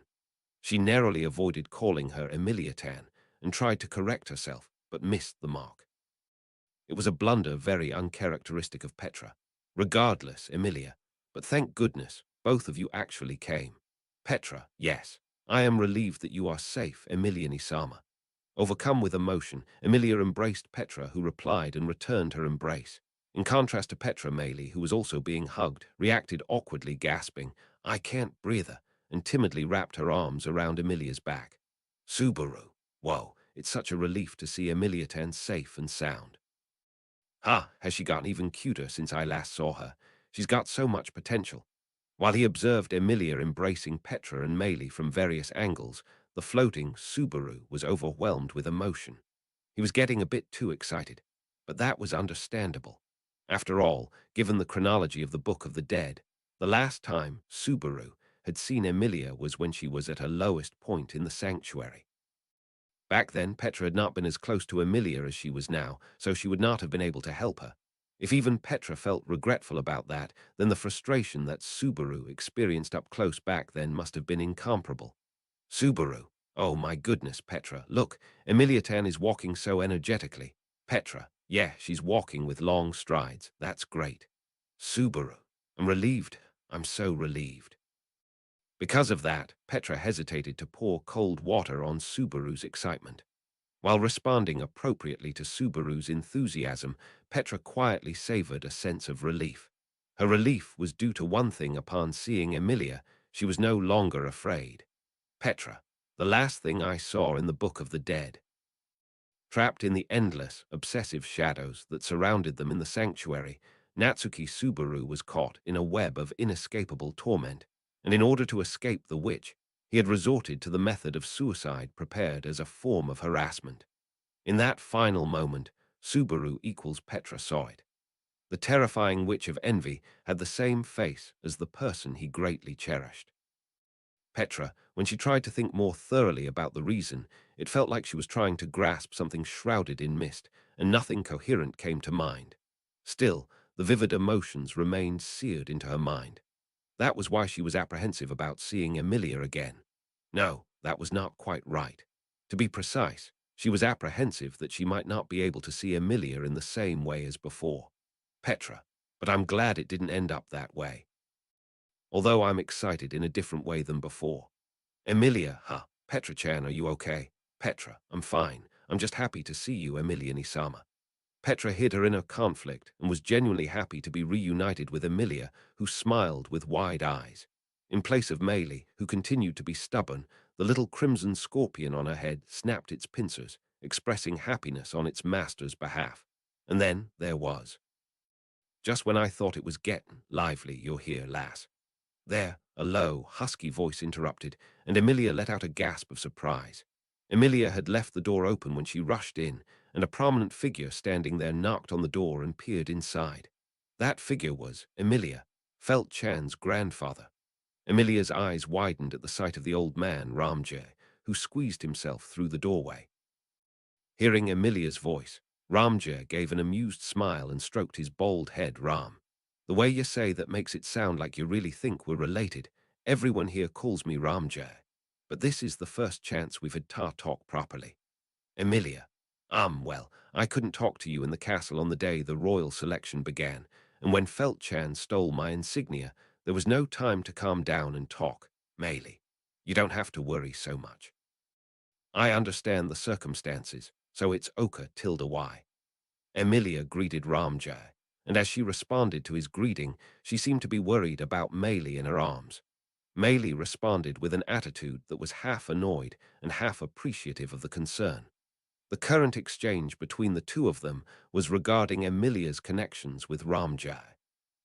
She was concerned about the fact that Meili's older sister Elsa was involved in the previous incident where Felt had stolen an insignia that qualified Emilia to participate in the royal selection from her.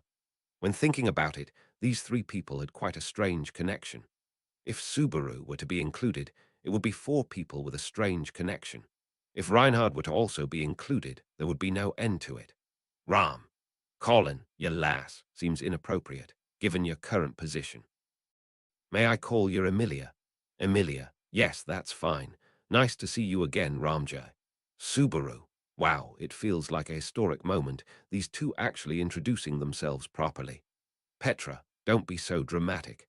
As Emilia and Ramjay shook hands and exchanged pleasantries, Petra found it funny that Subaru would use such a grand word like historic. While there was undoubtedly a sense of poignancy, the way he put it made it sound like he had witnessed the reunion of two people who had not seen each other in over 10 years.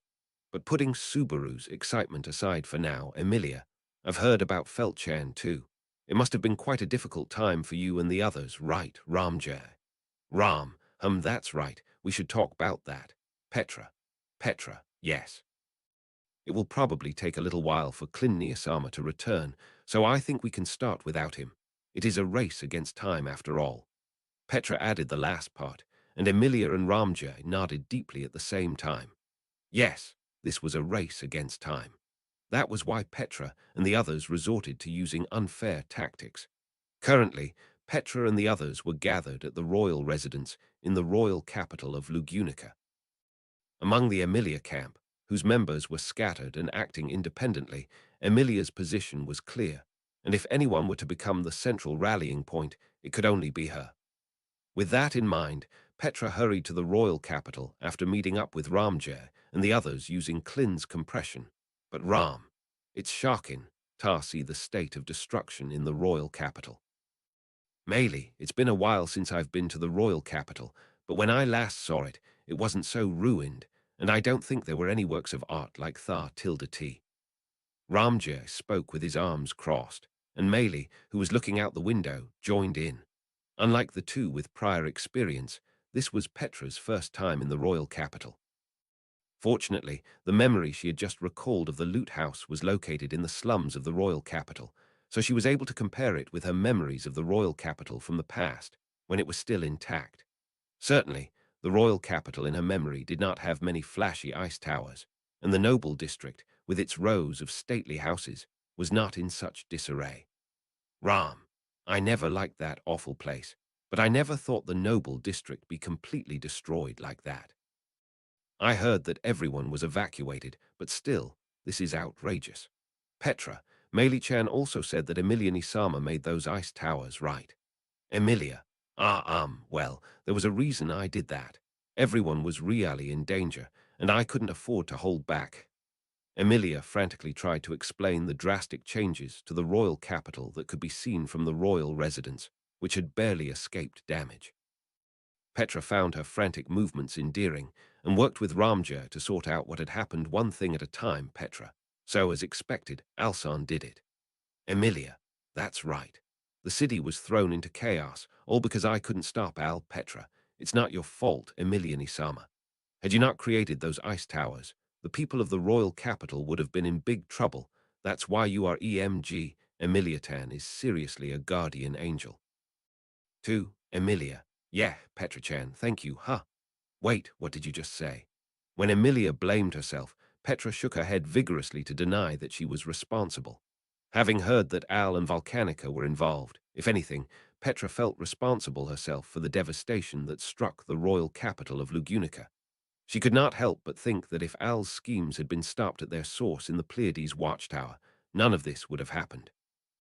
Meili, if you start talking like that, there will be no end to it. Each of us got outsmarted by Helmut-san at every TAPPEI. It's Helmut-san and his group who were at fault, don't you think? That's right. It's good to reflect on your shortcomings in order to make up for 'em, but regretting your lack of ability ain't productive. It's an old man's rule of thumb. Emilia, yeah, you're both right. Al did something bad, and he's the one who has to take responsibility for it. We don't have time to feel sorry for ourselves. Emilia's cheeks tightened at Meili and Ramjay's words, and she regained her composure. Seeing Emilia's reaction, Petra let out a small sigh and braced herself. Just as everyone had said, weakness disguised as reflection was a bad habit. There was always a path forward. Subaru. Al must think the same way, otherwise he wouldn't have crossed the line to break a Sin Archbishop out of prison. What in the world was he thinking? Subaru picked up on Petra's feelings and grimaced at Al's outrageous behavior in the royal capital. In fact, it was an outrageous act of terrorism to use Volcanica to cause massive damage to the royal capital, but that paled in comparison to his real objective, breaking Gluttony out of prison. The Sin Archbishop of Gluttony, who held a deep connection to Petra and the others, had been allowed to escape.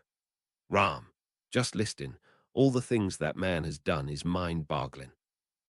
He attacked those connected to the royal candidates and kidnapped one of their knights. He turned Volcanica, the divine dragon and protector of the kingdom, against and used the Witch of Envy to prevent the Sword Saint from taking action.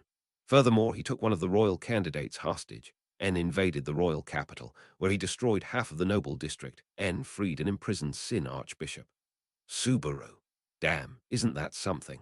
How many years in prison would that get him? Petra, he'd probably get the death penalty 100 times over.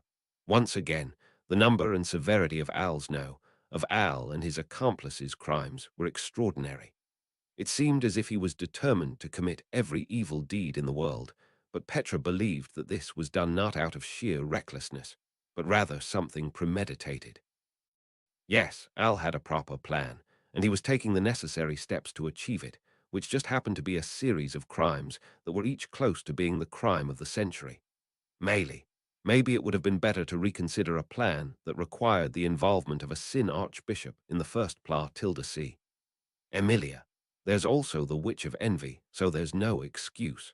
To begin with, Petra had no reason to make excuses on his behalf. Based on the impression given by the Book of the Dead, Subaru considered Al to be someone from his hometown, someone he did not necessarily dislike, but he clearly went way beyond what was forgivable.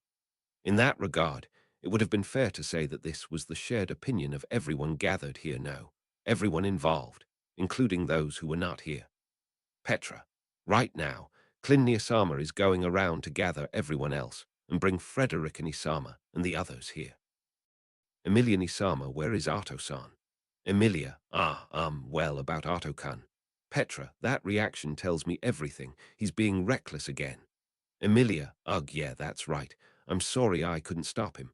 Slumping herself down, Emilia cast her eyes downward, ashamed of herself. But Emilia was not the one at fault. If anyone were to be blamed, it would be Arto, and in this case, he was not entirely at fault either. Among the members of the camp, Otto regularly acted recklessly. Petra, Frederica, and the others always told him he ought to take a break. But this time, that advice was not applicable.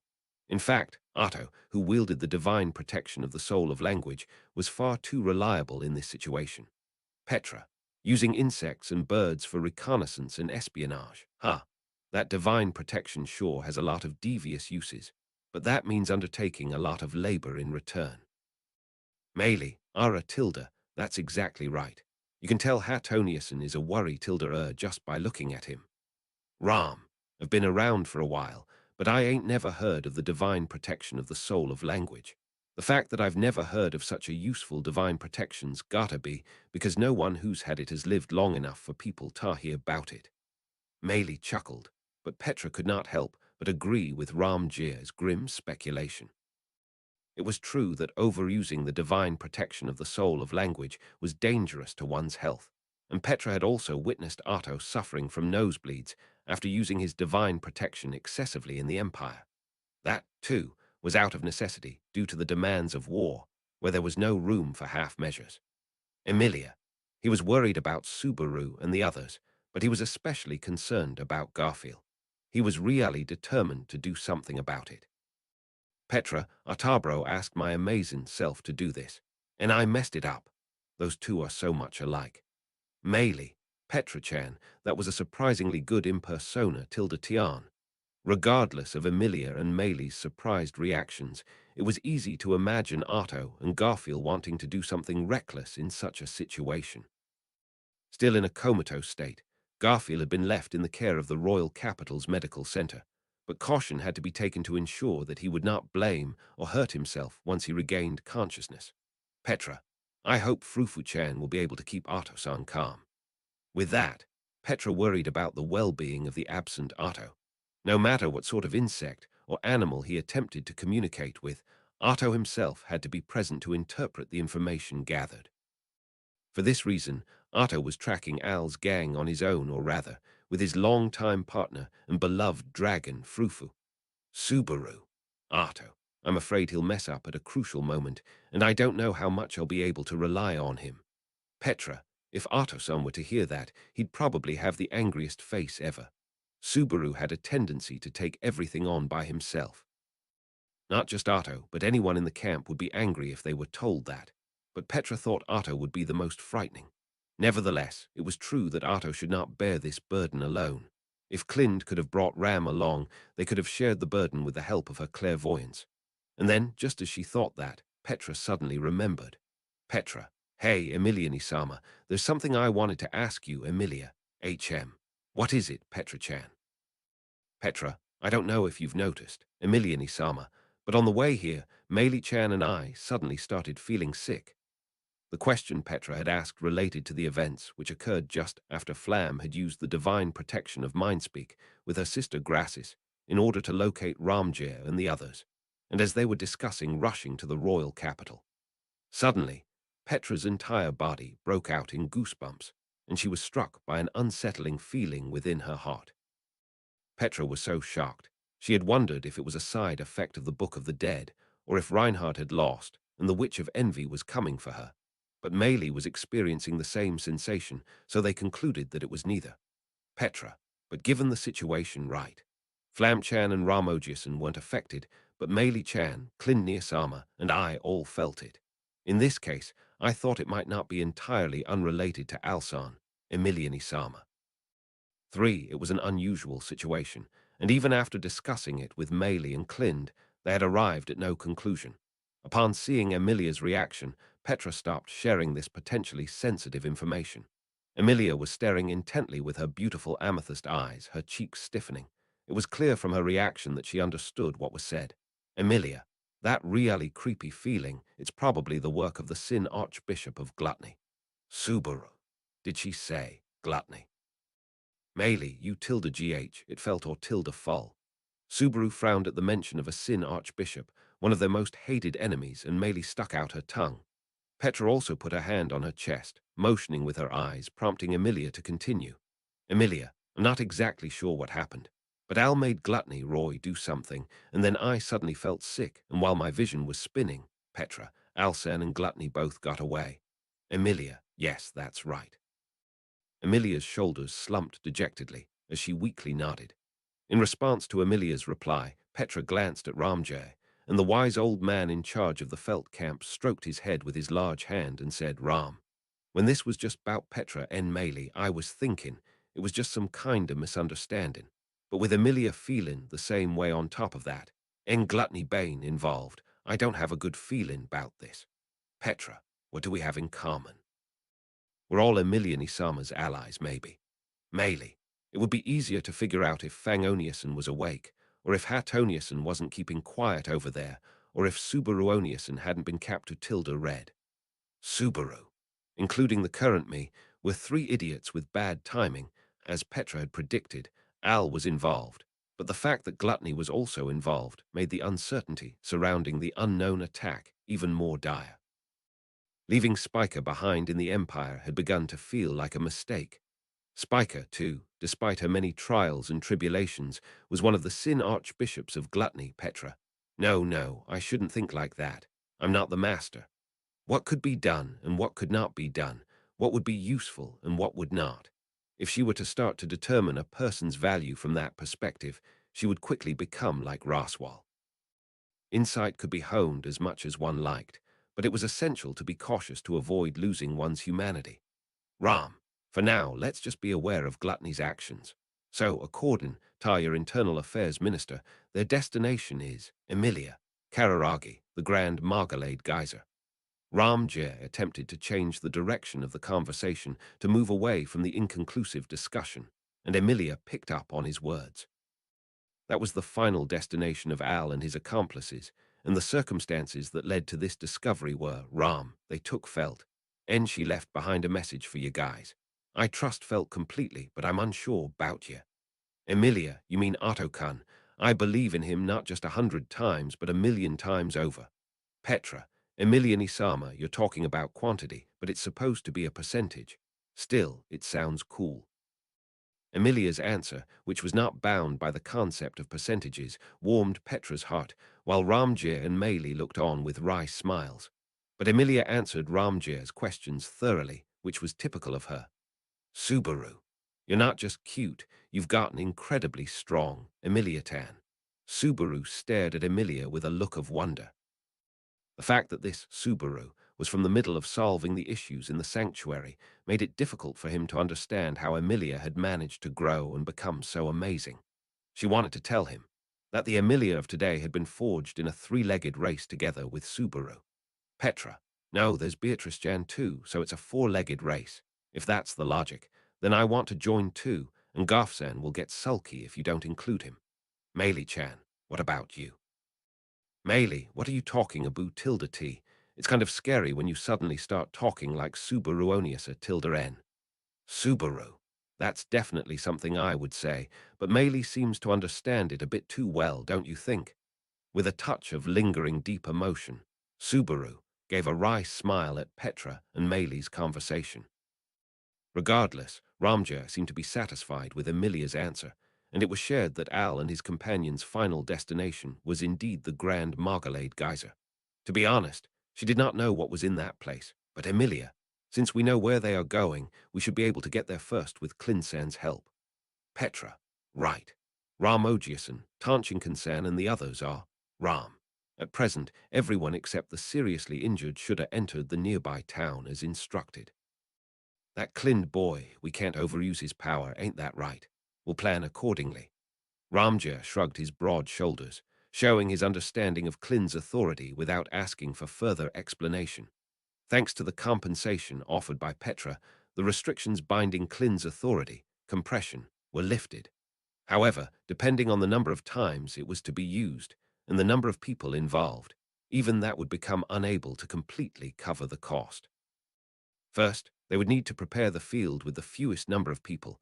Then they would deploy as many people as possible once they had finished assessing the situation. Thanks to the reckless actions of Arto, a ray of hope appeared in the midst of the preparations. Furthermore, the more information they gathered about what sort of lineup Al and his party planned to arrive with before reaching their final destination, the better. That was when. The means to accomplish those goals are already in our hands. Opportunity. Hearing that voice, Petra and the others turned around in unison, seeing the person whom they had been waiting for. Klind bowed, taking in their full attention. It was exactly the person they had wanted to talk to. Emilia's expression brightened up as she exclaimed, Klinsan. As if he had been waiting for the perfect moment. Emilia, thank you for bringing Petra-chan and the others.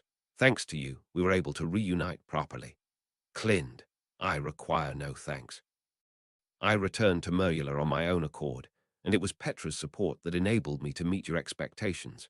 Encouragement. More importantly, my apologies for returning late. Remorse. Petra, I don't think you are particularly late, but did something happen? Klind Niyasama. Klind slowly shook his head in apology, and Petra tilted her head in confusion. Certainly, considering the nature of compression, it could be said that Klind took some time to arrive at the royal residence. However, there must have been a need to explain the situation to the other parties at the pickup location, so it did not seem like something that would warrant an apology for being late. Perhaps it was a manifestation of his perfectionism, a trait of someone who was good at his job. Klind looked at Petra while she was thinking this and said, No. Negative, Klind. As for the reason for the delay, rather than explaining it in words, it would be best for you all to experience it firsthand, as this would be the quickest and most reliable way to understand. Personal experience. Subaru, firsthand. Petra, experience. Petra and Subaru tilted their heads at the unnatural choice of words used to explain his tardiness. Emilia and Meili seemed to have the same question, and Ramjay, who was in the most objective position, crossed his arms and watched with interest to see what would happen. Then, as everyone watched, Klind moved to the side of the room's entrance. Ha! Kept you waiting, huh? With a dignified presence, a maid with pink hair strode boldly into the room. Her brashly arrogant behavior perfectly suited to her. It was none other than Ram. The woman Klind had retrieved and rejoined with was wearing a maid outfit for the first time in a while, and Petra, who was also a maid, felt quite nostalgic for the uniform, since it had been a long time since she had been able to wear one. However, Emilia, Ram, you came, ah. Emilia was about to run up and greet Ram in her maid uniform with a smile, but her words were cut off. She stopped in her tracks, and the hand that had been reaching out to take Ram's hand was pressed against her own forehead. Emilia, Emilia let out a confused-sounding voice. Although she should have been worried about what had suddenly happened, Petra was unable to do so. This was because Petra, like Meili and Emilia, was racked by the same indescribable feeling. Petra, this is the moment Petra saw Ram. She was overcome by a massive, inexplicable, indescribable feeling of turmoil welling up from inside. Petra felt an unbridled, enigmatic feeling similar to the nausea she had described earlier, which had been attributed to gluttony. However, while she had felt strong malice in that previous instance of discomfort, she did not feel anything of the sort this time. This was not like that, but rather a different, stronger, more powerful attraction. Seeing Ram in a maid uniform brought out something intense from within, and the answer to that attraction appeared immediately behind Ram. It was Apologies for being late to join you, Emilia-sama. With that, a blue-haired maid dressed in the same maid uniform as Ram stood beside her and performed a graceful curtsy. Of course, it was a familiar face. However, as far as Petra knew, she was not in a position to perform with such perfect manners and wear a maid's uniform. No, that was not right either. Once again, and again, and again, her perception changed. No, that was not right. It was absurd to think that she lacked the knowledge and manners of a maid. After all, she was the first person in this world to show Natsuki, Subaru, and Petra, who still had been a village girl at that time, what it meant to be a proper maid. That attraction reminded Petra Leti of this. Namely, the one who stood there was, to get back that person. No, Subaru-kun, Rem will use any means necessary.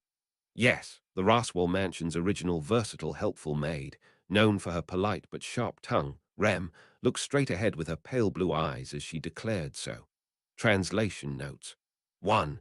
King Crimson is a reference to an ability from JoJo's Bizarre Adventure Part 5. 2. Emiliatan Magi Guardian Angel, EMG, with Guardian Angel being rendered in English. 3. Clarification. Petra is being very polite with the use of Japanese letter, Chinese letter, Japanese letter, Japanese letter. Oh, Jason. The nuance being different from that of other characters like Meili, who also use Ojiason. This is also more polite than Subaru's use of Chinese letter, Japanese letter, Japanese letter, Jason, for Ram in Arcs 1 and 3, which has been historically translated to Old Man. Announcement, which cult translations, is pleased to announce that we have entered into a partnership with the /r/Rezero subreddit. To our readers that may have come from Reddit, do note that this subreddit is distinct from the one we used to post our announcements on, so we do recommend joining r/Rezero to stay up to date with all the latest Ray Zero translations, including web novel, side stories, in addition to all the smaller updates and details that you may otherwise be missing. We also announce all our translations on our official Twitter account and our public Discord server. Arc 9, Chapter 35, The Awakening Star. Human translated by Archbishop, Machine translated by Archbishop, proofread by Archbishop #750, Japanese to English checking by Archbishop, art sources. TAPPEI, Chinese letter, Chinese letter, Chinese letter, Chinese letter, Japanese letter, Japanese letter, Japanese letter, Japanese letter, Japanese letter, Japanese letter. Ko / Japanese letter, Japanese letter, Japanese letter, Japanese letter. When Rem returned to the Roswell Manor, she was unable to regain any sensation of coming back home whatsoever. Rem, do you see it? That is the mansion belonging to Roswell-sama, the place where Ram and the others are employed. Rem, our workplace. As Ram indicated the picturesque scenery, endued by rays of the sun falling bright, a sight visible from the window of the dragon carriage, Rem's pale blue pupils blinked, and her eyelids quivered at Ram's words. They had shared a dragon carriage and headed towards the industrial city of Kostal, and it had been a while since they boarded the dragon carriage prepared there for their return journey to drop them off. What entered her sight was her home, absent in recollection. A towering gate, and beyond it, a splendid mansion. The Roswell mansion, with greater extravagance than even the Bustetts' residence she had sojourned in with Katia in the Valetian imperial capital, was a building with elegance incapable of being forgotten after a single glimpse. Yet Rem, I apologize, Nisama. Rem, spiritless, shook her head and apologized for failing to respond to her elder sister's hopes. Rem had made the journey thus far apart from Subaru or Emilia and the others who had to move separately towards separate goals, and had made her way back to the mansion with Ram, having anticipated witnessing many things that would stimulate her memories, yet none so far had managed to bestow truth to that anticipation. And it seemed that the mansion was no exception, the same mansion so valuable to Rem and Ram. Ram, I see, but it can't be helped. After all, it was quite a while ago that Ram and Rem worked in this mansion, and the mansion deeply memorable to Rem is not in this place. Ram. Incidentally, the previous mansion was lit aflame by a vexed Otto, and therefore is no longer extant. Would have thought of taking a detour to visit it had it remained not ashen to the ground. Rem. Otto-san did. yet he didn't seem to be a person of such kind. Rem's eyes gyrated at the appended report, with further bewilderment at the information about Otto that Ram had recited. The internal affairs minister of the camp, Otto was a mild-mannered person, an inseparable friend and ally to Subaru, and a completely sleepless individual according to Petra and Frederica. The information of him, furthermore setting the mansion ablaze in vexation, detracted from his character. It might have been, as they say, that people do not match their appearances, and it might have been a good thing to accept that now. Rem, including that person, are Emilia-san's allies, all a gathering of such people.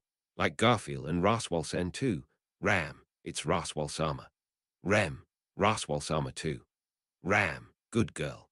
But to group Raswal-sama together with those three bad girl, Rem Raswal-sama is wise and proficient, the person said to be the most excelling magician in this world. Compared to him, those three, they're the worth of one person when you put all three of them together. No, about the worth of half a person. Rem, half a person is three people together. Imagining Otto, Garfield, and finally Subaru riding atop each other's shoulders, Rem then arranged Raswal, capable of flying via magic, beside the three in her mind. And upon lining them up, albeit Rem was ignorant of what difference would lie between them, it seemed Ram's say was not mistaken. Even now, with null prospects of her memories returning, for Rem, the faith and endearment she felt coming from the familiarity she could feel from Ram, her twin elder sister, that alone was indubitably genuine. For that was the definitive nexus, which connected the Rem of the past with the present. Rem, that manner of thinking, will purchase a scolding from Priscilla-san. Bitter sentiments surfacing in her mind, Rem recollected the gaze of a woman, fiery scarlet in hue. She, who had engraved a marked impact onto Rem's way of thinking and progressing, would never bless a bearing of fixating and clinging onto the past. In the same way, she would never favor a Rem flattered by Ram, entrusting herself to the nectar of faith. Rem did not wish to be disliked by Priscilla, nor did she wish to walk an ashamed path of life. Hence, she reprimanded her heart verging on pessimism, slapped her cheeks, and lifted her visage. Rem, but Nisama, going by this, then wouldn't that mean there won't be many paths to my memories return, even upon returning to that mansion? Ram, hoo-hoo, swift grasp. An astute little sister makes Ram proud as well. Rem, no, not at all. I do not think that is anything deserving of such praise from you, Nisama. Ram, however, just whose elder sister do you think the Ram standing here is? Do you think Ram, Rem's Nisama, would make such an oversight?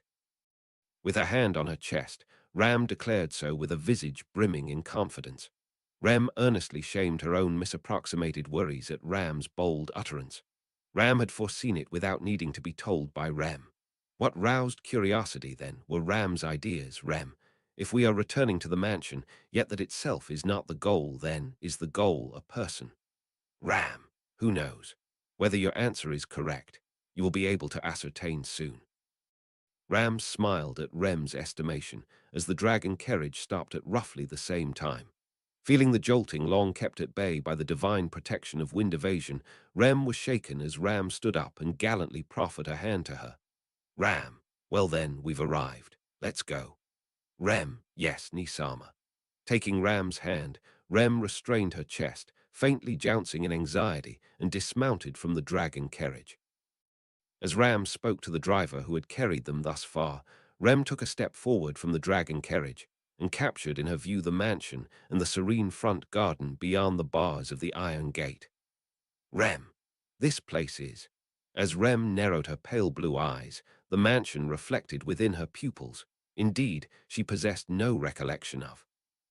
Nevertheless, apprehending the attentive management that reached the building and flower beds, the hedges, and every nook and cranny that shaped the mansion, she inadvertently straightened her posture. Regardless of the presence or absence of her memories, if Rem were to abide in this mansion hereon, then her position would surely be that of a servant like Ram and Frederica. Rem, you should just live a healthy and carefree life every day. For a moment, the impression of Subaru vocalizing this came to mind, but Rem forcibly repelled this overindulging phantom. Subaru, for certain, would likely say something along those lines, but he was toiling at something else at this moment. Incomparable to Rem, right now, In order to console the one who sustained lacerations on his heart from losing Priscilla, he was, "Oh, oh, ooh, ooh." Hearing a sudden bellow, Rem drew back with an eek. She could tell the voice came from beyond the bars, that was to say, from the grounds of the mansion. Present, there was the form of a young girl, her miniature hands gripping the bars, eyes wide and frozen steady. Adorable features, adorned with long, pink hair. Height seeming to indicate about 11 or 12 years of age, and a black garb enveloping her entire body save for her head. The young girl widened her spherical eyes and fixed her gaze upon Rem. Rem had recollections of this girl. From the vortex of the cataclysm within the empire. Rem, why, you are the witch who brought on the great disaster. Ram, ah, Ryuzu-sama, thank you for the welcoming. She shuddered in fear as the bearer of the great disaster extended a finger towards her. Beside Rem's horror at the sudden, implausible reunion with the disaster, Ram swiftly stepped forward and spoke to the girl. Rem turned towards Ram with a ha at her prosaic behavior, and the witch also scowled at her in a snap. Ryuzu, Ram. You're home, but you're a quick one. Ram, are you asking Ram to pick you up the way Garth and Frederica do, Ryuzu-sama? Ryuzu, that ain't what I'm saying. Puttin' that side, that girl. Rem, Nisama, who is this person? The witch who had plotted the ruin of the empire, her name being Sphinx. However, Ram referred to the girl before her eyes with a disparate name, Ryuzu. Ryuzu's line of sight once again on her, Rem perplexedly glanced at Ram. At the reaction of the two, Ram gently placed her hand atop Rem's shoulder. Ram, kindly give your name to her. Rem, despite the absence of even a minimal explanation, Ram's calm timbre marvelously soothed Rem's roiled heart. Her disarray naturally coming undone, Rem turned towards Ryuzu, stabilizing her breath and steadily gazing into her opponent's eyes. Rem, am I right to assume that you are Ryuzu-san? Ryuzu. I see. Yeah. I'm Ryuzu. Rem gave her name and inquired hers, to which Ryuzu momentarily had a distant glint in her eye, then softly nodded. From her response, Ram's attitude, and the fact that she was on the premises of Roswell's mansion, Rem was at last able to harbor conviction that the girl before her and the witch of the empire were separate persons. Rem, even so, the resemblance is exceeding. Ram, yes. There's a saying that there's at least 3 people in the world with a face that resembles yours, but in Ryuzu-sama's case, there are about 10 times that. Hence, also 10 times her crudity. 1. Ryuzu. What a detestable thin, say at a moment the elderly begettin, all emotional. Rem alluded to the misleading nature of her appearance as Ryuzu scolded Ram for her reply. It was tellable from their exchanges as well, but the two had a fairly relaxed relationship. Judging from Ryuzu's attitude, she must have also been someone who had a deep relationship with the Rem of the past. Rem, forgive me, but I don't remember anything. Ryuzu, no matter, ain't nothing ta be apologist infer. I am Ram's little sister. She has the same hair color as Ram after all. Rem, that's true. Ha, but if she is Nisama's little sister, then that means. Ram interrupted Ryuzu and divulged a shocking truth. Her breath taken away by stupefaction, Rem compared Ram and Ryuzu, deeming a convincibility in their hair colors. However, Ram and Rem were supposed to be twins, so inevitably Rem and Ryuzu's relation would come down to being Rem, also my little sister. Ryuzu, cut cackle Ram. This is what M's saying. The bad influence of Lil, Rose, and Lil Su. Ram, to enumerate them as equals. Even you, Ryuzu-sama, have things you are and aren't allowed to do. Ryuzu, ain't something you should be saying, with that tone. The brows of her cute face upraised, Ryuzu yelled aloud, to which Ram furrowed her eyebrows. Watching the quarrel between the two, Rem finally gauged that Ram had spoken in jest. Rem, now that I think of it, it would certainly be strange for Nisama to address Ryuzu-san with Sama if she were mine or Nisama's little sister. Ryuzu, in that case, you could mistake 'em for a father or mother, depending on the situation, leaving the possibility of them being a blood sister to an important someone. Can't say that's some kind of perfect rebuttal. Rem, that is also true then, you really are mine and Nisama's. Ryuzu, nah, don't you mistake it for anything but a bad joke of Ram's. Seriously, what a headache. Ryuzu heaved a heavy sigh, to which Ram had her tongue slightly peeking out. She had been played like a fiddle, it seemed, but thinking back to it, even along their journey to this place, Ram had quite often stumped Rem in her playfulness, and in doing so granted her salvation. For Rem, quick to drown for the slightest of reasons, Ram's way, abounding in conviction and humor, was truly akin to the warmth of the sun. Rem, I believe Nisama is a wonderful person, including this playfulness. Ryuzu, from what was informed in the bird mill, ain't been too many days since you reunited, yet Tavi tamed her this much. Ram, tame her is a boorish way to put it. It was simply devoted sincerity and love. Ryuzu, further at your frolicin, too much ta an uncharacteristic level, Ram. Though I do understand your happiness for Bane, able ta live with your lil sis, after her finally whacking up from her never-ending sleep. Ram, how cheeky for a mere Ryuzu-sama. Ryuzu, you get in attack mode when you're hidden your embarrassment, so never mind me, but I wish you'd have some consideration with Lil Gar. Now then, Ram faintly frowned. Rem was struck with admiration at the rare state of her elder sister being cornered when Ryuzu stepped away from the bars after having been leaning upon the iron gate. Ryuzu, es weird ta keep talking at the gate. I also wanna give a big hug to my granddaughters for coming back safe and sound. Rem, granddaughters. Ram, that's the best joke she could come up with. Kindly laugh for her. Ryuzu, it means that's how much I think of you. As Ryuzu tapered her lips, Rem's own lips loosened even through her perplexment. Not because Ram had told her to, it just spontaneously happened in response to Ryuzu's thoughtfulness. Above all, for Ryuzu to treat Rem and Ram as granddaughters despite looking younger than them was a truly apocryphal element, even taking her thoughtfulness into account. Rem, Beatrice Jan was the same way, but is it the tendency of young children to act older than they are? Ram, it would seem so. Beatrice Sama's true self appears when she is atop Barusu's lap. Rem, considering her cuteness, I would have to agree. Spiker was the same way, but it befitted children best to be like children, laughing to their fullest. Not just Beatrice, but if Ryuzu also stopped trying to act older and smiled suitably for her age, just how adorable she would be. Immersed in these introspections, Rem's cognizance momentarily paused at what immediately followed. Ryuzu, now then everybody, let's open the gates. Upon apprehending what Ryuzu had vocalized, the iron gate to the mansion slowly began to open. That by itself was good. Without issue. The issue lay beyond the gate's opening. The gate's latches unfastened. The gateway opening to the inside, moving it, were several persons abiding by Ryuzu's calling, each with hair and ornaments that adorned them differing per the respective liking of each, yet all of them wore the same face as Ryuzu. Namely, those girls possessed an identical visage as the witch sphinx Rem. Eek, expectably overwhelmed, without curtail, Rem screeched to her limit. That scream baffled me, but I understand. Most certainly anyone would be astonished after seeing Ryuzu-sama and her sisters, Piko-sama and the rest. Rem, for you to say that, gives me some relief. Rem hung her head in shame before the blonde-haired maid who indicated her sympathy. The greeting with Ryuzu at the gate and the frightening affairs that followed the entrance of more than 10 girls bearing the same face as Ryuzu's made her feel incredibly embarrassed for her delirious response to it. Rem, even though Nisama had apprised me that the amount of people who had a face identical to Ryuzu-san was 3 times 10, yet I reckoned she was only joking. Ryuzu, es the way Ram spoke, but you also can't fault yourself for thinking. That way, Rem fur you ta not think of it as a joke to be blind belief, and I can't say I approve of that. You speak of it quite nonchalantly, but would it not be good for you to take a look in the mirror yourself as well, Ryuzu-sama? If you continue to cause problems so frequently that it will be impossible to discount them despite your adorable appearance, then it will be about time I took matters in my own hands. Ryuzu, why you're scaring me?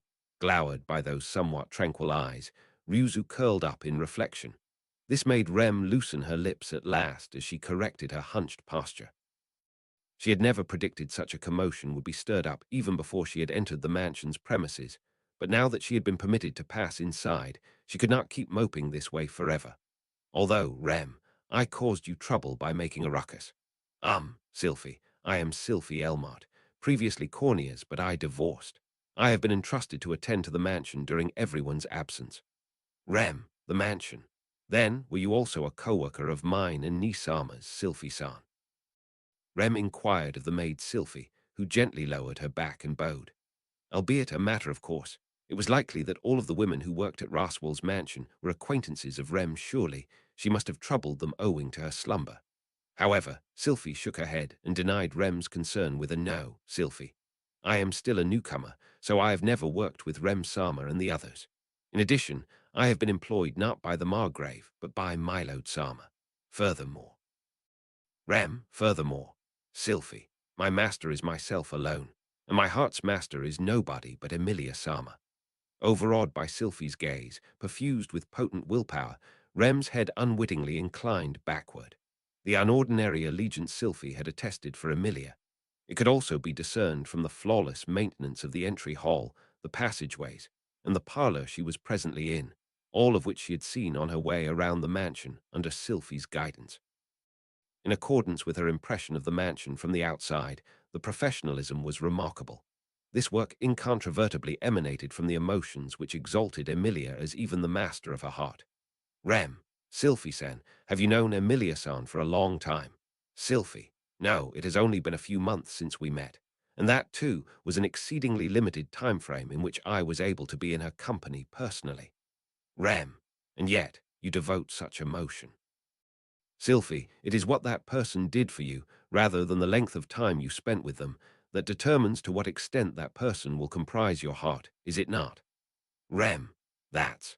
Taken aback by the unexpected reply, Rem cast her gaze downward at Sylphie's subsisting words.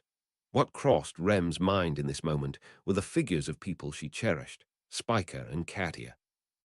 However, taking also into account that they were relationships Rem had fostered anew without her memories, the time Rem had spent with them was not a great number of days by any measure. Nevertheless, still, Rem resolutely felt them to be irreplaceable. What Sylphie had said was correct, and as Rem neared this conviction, a clear image of Subaru's visage emerged within her mind, making her purse her lips shut. Sylphie, Rem Sama, Ryuzu, she must be befuddled. Sylphie, I'm sure I told you about Rem's circumstance.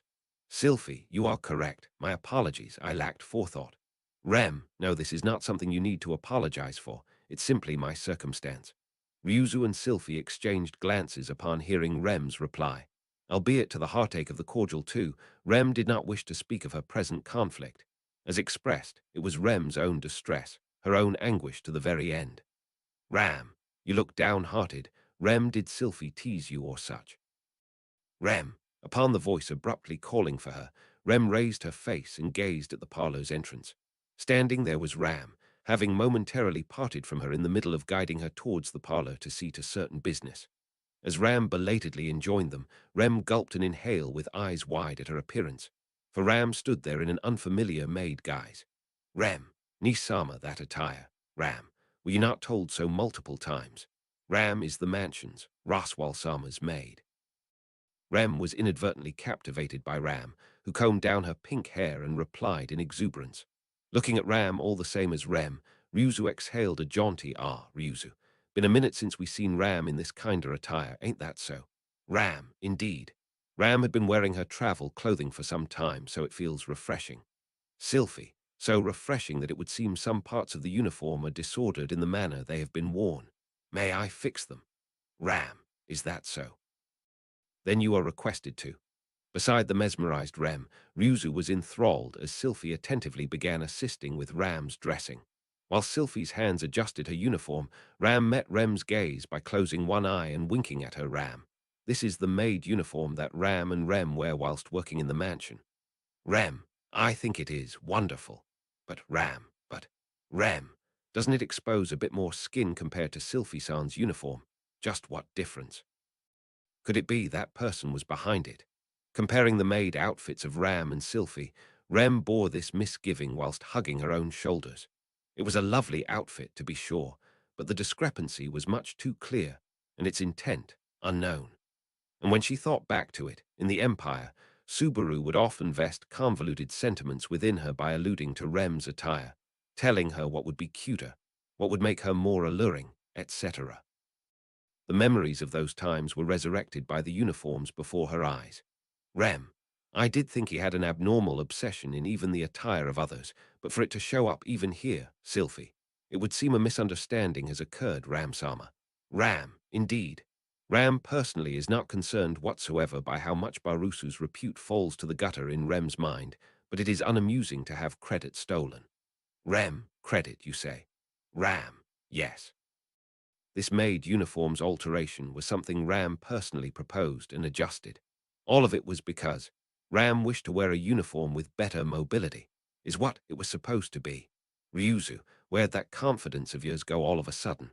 As Ram's confidence uncharacteristically wilted by the end of her utterance, Ryuzu tilted her head. Upon Ryuzu's delineation, Ram muttered, quite incomprehensible, Ram, to be skeptical of one's own opinion, how unpleasant. The reason why Ram proposed the uniform's alteration was probably not supposed to be something so randomly off-handed like that. Sylphie, why, you say that for your own opinion. Ram, it feels to be a scheme of the uniform's provider. It is irksome for being a thought akin to Barusu's, but if they wanted to make Rem wear a cute uniform, that would be much more convincing. Sylphie, I see, most certainly. I am persuaded. One finger on her lips, Sylphie for some reason endorsed Ram's inference. Judging from the flow of this conversation, Sylphie probably had the urge to dress someone in cute clothes as well. In reality, in a world where the plural majority of memories surrounding Rem had disappeared, the true nature of Ram's malaise and the correct answer to it would likely never be known. Ram. If so, then Ram will believe what she wishes to believe, unafraid of what anyone else may ever think, you see. Ram. I'm sure Ni Sama would. V found Priscilla Sama agreeable as well, albeit confined in small companionships of Ram's, but as noble and powerful women, Priscilla and Ram had radiant and suspired commonalities.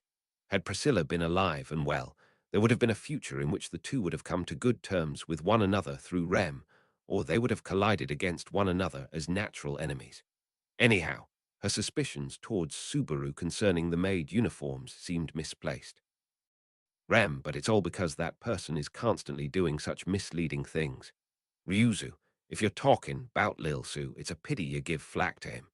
Ram, Ryuzu-san, you're able to say this because you haven't witnessed that person say all sorts of nonsense and cross-dress as a woman. Ryuzu, to think, Lil Su was cross-dressing even in the Empire. He ought to be learning some manners. Sylphie, cross-dress as a woman, despite the presence of Emilia Sama's person. With what purpose? Depending on that answer, Ryuzu's reaction evinced that Subaru truly was a repeat offender. Sylphie expressed a stern displeasure upon hearing this, and Rem was determined to grill him about this once again in her mind.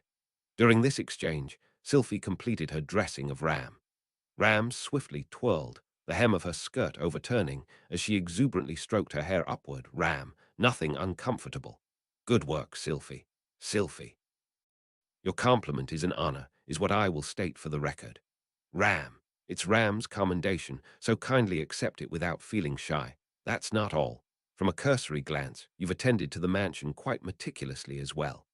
Sylphie, I did live days of subservience beneath an unsalvageable husband, Sama. Should even a speck of dirt be fallen onto the floor, each wife would bear the corollary of being worthless. Infuriates me to even remember, although recently he reaped what he had sown. Having corrected Ram's uniform in an instant, Sylphie spoke of her previous place of employment now, her environment, perhaps. It could be glimpsed through her words, and conduct how debilitating that place was, to which Rem also felt a great sympathy. And before this Rem, with her shift into a flawless maid, Ram gently set a cup of tea. Ram, here you must be parched after all of Ryuzu-sama and Sylphie's inquiries. Ryuzu, painting us as villains even when you're just handing a cup of tea, eh? Ram, huh? Scoffing an exhale at the sour-lipped Ryuzu, Ram laid out tea for her and Sylphie as well. Seemingly having brought the serving stand to the corridor, Ram adeptly poured the two's tea, and with her gaze, urged Rem to take a sip. Heeding her direction, Rem no longer constrained herself from enjoying the tea's aroma any further, and placed the cup to her mouth, her eyes reflexively dilating. Rem, delicious. Ram, isn't it? Brewing tea is Ram's sole specialty as a maid, after all. Sylphie, you carry yourself with contrasts of seriousness to a nearly enchanting degree, not that I can say much, since truthfully, I have never had the opportunity to enjoy tea of such quality. Ryuzu, even Frederick is always happy to say this one's peerless. Sylphie and Ryuzu also yielded in defeat to the triumphant Ram and sipped their tea. savoring the aroma entering her nostrils and the flavor atop her tongue, whilst nodding to the two's voicing. Rem took a sudden notice to Ram's gentle gaze, affection, and a somber hope sojourned within. Ram. Ah, Ram would never aver. But surely she must have conferred her hopes onto even the flavor of this tea.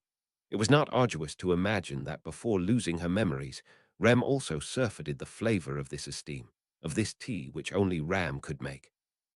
In reality, her serving of the tea, artful enough to bedew one's tear ducts in captivation, seemed to imbue every fragment of Rem's body with affection. It did not, however, stimulate Rem's memories and forge the outcome longed for. Rem, it is very, truly very delicious. But placing the cup she had finished sipping from upon the table, and with eyes closed, Rem spoke so evasively. However, to Rem's conduct, Ram smiled with a stupid, Ram, this was simply brewing some tea. Nowhere near any necessity for cute Rem to apologize. Sylphie, Ram Sama, you may have made her apologize due to your stabbing gaze. My former husband Sama was an inordinately temperamental person, but he kept in good spirits if he were to just receive apologies in the meanwhile. Ryuzu, oh dear Ram, would you pour another cup of tea for Sylphie? I feel so awful for this girl. Sylphie, why would you feel so? Contrary to feeling pity, I am rejoicing in the freedom which I never had before. Slightly furrowing her eyebrows, Sylphie informed Ryuzu, eyes sorrowful of her incredulity. Complying with Ryuzu's entreaty, Ram began preparing a second cup for Sylphie. Whilst glimpsing Ram's back, once again did Rem ardently, fervently resolve. I want to respond to the people who are so good to me. After leaving the parlor, Rem followed her curiosity and ambled around parts of the mansion. Every point at which she would stop, Ram, chaperoning her, would retell memories of those places. That's the flower bed where Barusu got his head covered in manure. Or this pillar has no marks from Garf on it, doesn't it? He shall be chided later. Or the portrait of the great spirit Sama that Emilia Sama and Beatrice Sama drew on the ground. It's still here, endowing her not even the time to relish her forlorn. However, contrary to this embrace and consideration of Ram's, Rem was unable to convene with a fortuitous feeling that pressed her back. Rem, more children resembling Ryuzu-sama, Ram, Pico, and the rest. After being taken out of the sanctuary, they've been in the midst of learning many things from square one. Rem, I'm also in a similar circumstance to those girls, or Sylphie-san and the others, aren't I? Unlike the awfully matured Ryuzu, these young girls appeared as innocent as their appearance suggested these girls, with the child addressed as Pico as the first, were noticeable at every corner of the spacious Roswell mansion, running about assisting maids, wearing the same uniform as Sylphie. The pronouncedly diligent girls apparently bore a destiny differing from that of most people by their birth, and now liberated from it, were currently purportedly in the midst of walking a different pathway of life. On one hand were these ladies, maids whose beauty and elegance allured the eyes of many. But from what she had heard, these were women situated in plightful circumstances identical to Sylphie, and all of them had been able to escape with Emilia's aid. In the sense of Ryuzu's sisters, as well as these maid girls having their ways of life trifled by destiny, playthings of fate, what crossed Rem's mind was that they were the same as her. However, Rem's thought was appended by Ram's words, starting with an indeed, Ram, regardless of the presence or absence of memories, upon resolving to start walking a new path. Usually there is no choice but to start collecting from the beginning. Rem is not special. Rem, ni Sama, Ram, no, made a mistake. Rem is special. She is much too beloved to Ram, after all. That revision stated, Rem turned her face away in bashfulness from the magnitude of love bestowed to her. Of course, Rem also felt a powerful kinship and overflooding love towards Ram, but the sense that what Ram gave to her was 10 times, 100 times of what Rem gave, left her disconcerted. Bearing this vexation, Rem and Ram's tour of the Roswell mansion resumed, and before long Rem, this is your room. Ram's hand opened the door, her hand gestured toward the room, into which Rem stepped inside. Compared to places inside the mansion she had surveyed, like the reception or the dining halls, the large bath or the secret special training grounds, the lounge, the gardens, and the balcony, there were not many points of interest here, much like the parlor. Considering the mansion's size, the The room given to mere servile Rem was quite proper, but not much else. Rem. A large bed, a bookshelf teeming with poetry collections and illustrated storybooks. A carefully tidied writing desk, placed upon it a vase adorned with vivid flowers. Ram. There was once a time these belongings had been put away without notice, but Barusu brought all of them out and put them all back where they were, saying this was how Rem kept everything. Rem, that person. As Rem stood before the bookshelf, Ram conveyed to her Subaru's toil. Ram's scathing remarks towards Subaru were primarily conspicuous, many of which Rem found agreeable, but the solitude of sincerity in the words she just appended struck Rem's chest. Pulling out a collection of poetry, she flipped through its pages. The written verses were all things she had no remembrance of, but these bindings were of literature that the Rem of before must have liked, must have loved. Many of them somehow seemed to recite love or romance, giving her both a sense of peculiarity and embarrassment towards her past self. Rem. For over a year, I was asleep, right? After placing the poetry collection back in the bookshelf, Rem sat on the bed and caressed it with her hand, narrowing her eyes. In Rem's stead, once she had plunged into her unawakening slumber, unable to fulfill her duties as a maid, Ram, Frederica, Petra, and the others must have performed the mansion's maintenance, and attended to the asleep Rem even now. The bed's cushions and sheets had been maintained cleanly, the careful and conscientious work discernible. Next to the bed were faint traces of sun-bleached discolorations on the floor, bearing witness that a chair had been set there for long. An image came to her mind of those visiting Rem talking to her from there. That surely must have been Ram, Emilia, and the rest, and finally Rem. Ram also wordlessly seated herself beside Rem on top of the bed. A tender gaze of light crimson watching her profile, Rem closed her eyes and shook her head. She had not been asked, but she must have made her want to ask. Of everything in this mansion, of everything in this room, not inspired Rem's memories. All that was here was a wealth of affections and love, things that made her feel so, things that illuminated to the unremembering Rem that she used to be happy. She could ardently, fervently feel this, enough to mist her eyes with tears. That was precisely why Rem. Ni-sama, that makes me really curious. What is that?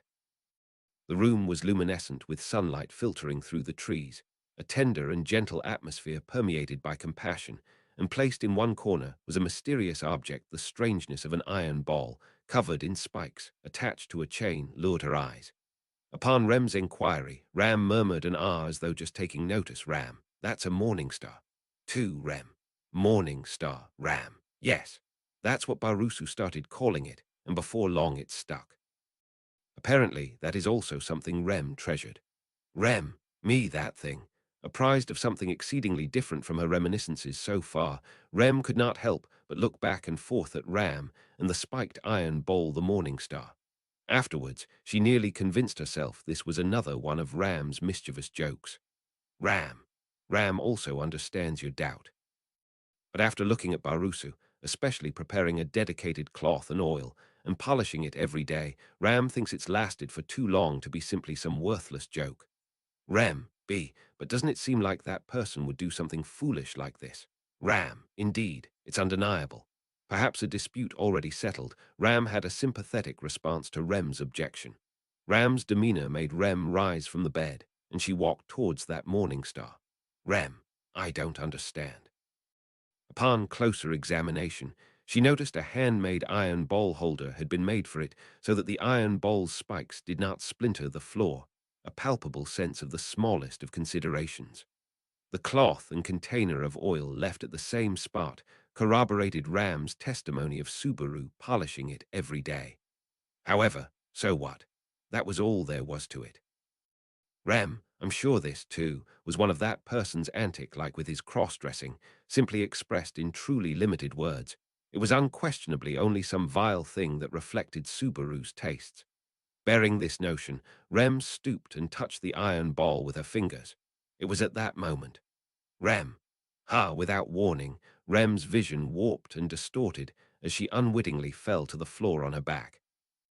Disgraceful conduct, but in this moment in time, Rem had no composure to feel ashamed of it or be mindful. Rem. Ugh. Fallen onto her rear, her swirling dizziness spiraled the world. Despite her person's position in this place, the floor and the ceiling became indifferentiable, the white and black of the world inverted. The things she could see and the sounds she could hear and the scents she could smell and the air's taste and the sensation of touch. These five senses became nebulous and melded together, seeing the air, smelling the sounds, touching the scents, tasting the colors she heard. Rem. Ah, ugh. All that she could sense coalesced, convulsing, and even Rem's past, present, and future melded together. A village in the mountains, a flag emblazoned with a wolf impaled by swords, creaking notes of a wheelchair, a ware of flying dragons covering the sky, an abominable wail of white gliding through the night sky, a broken horn soaring into a twilight radiated by flames, and a young boy who pleaded with an earnest look, a young boy who raged, a young boy who shed tears, a young boy who laughed. Rem.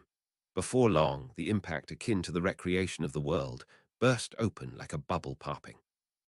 Rem, her sight, her hearing, her olfaction, her taste, her touch, each was able to see, hear, smell, taste, feel, informing her of the way to live in their correct forms. The nice, scorchingly severe sensation, feeling its received pulsation diffusing blood to every corner of her body, Rem blinked once, twice, thrice. She did not know what in the world had occurred. Merely Rem. Rem is, still fallen to the floor, she touched her cheek with her trembling hand, ascertaining her existence. The sensation of her fingers, touch faded not. Fleeting, fallible, fearing to crumble like a castle made of soft sand, Rem did not pour any more strength in her fingers. Feeling that she, if at all, coveted anything further, then all would vanish Rem. As Rem was engulfed in this unrejectable dismay and fear, a warm sensation enveloped her from behind. She inhaled, too petrified to even turn around. Hugged tightly by arms wrapping around her from her back, as Rem's mind and heart were inundated about herself, she gained a desire to focus on someone else. And the first one on whom she focused was the presence embracing her from her back, Rem. Nisa Ram, wait. Rem, Ram, don't turn around yet. Right now, for the first time in her life, Ram is feeling disappointed in herself. All of her attempts to voice, to turn around stifled by that person, Rem stiffened her body. Ram, whose visage was concealed, her hugging arms, her professing voice, were all trembling. This was exceedingly antithetical, far removed from the image of Ram that Rem knew. At all times, Ram was dignified and gallant, never showing Rem of anything but her majestic form.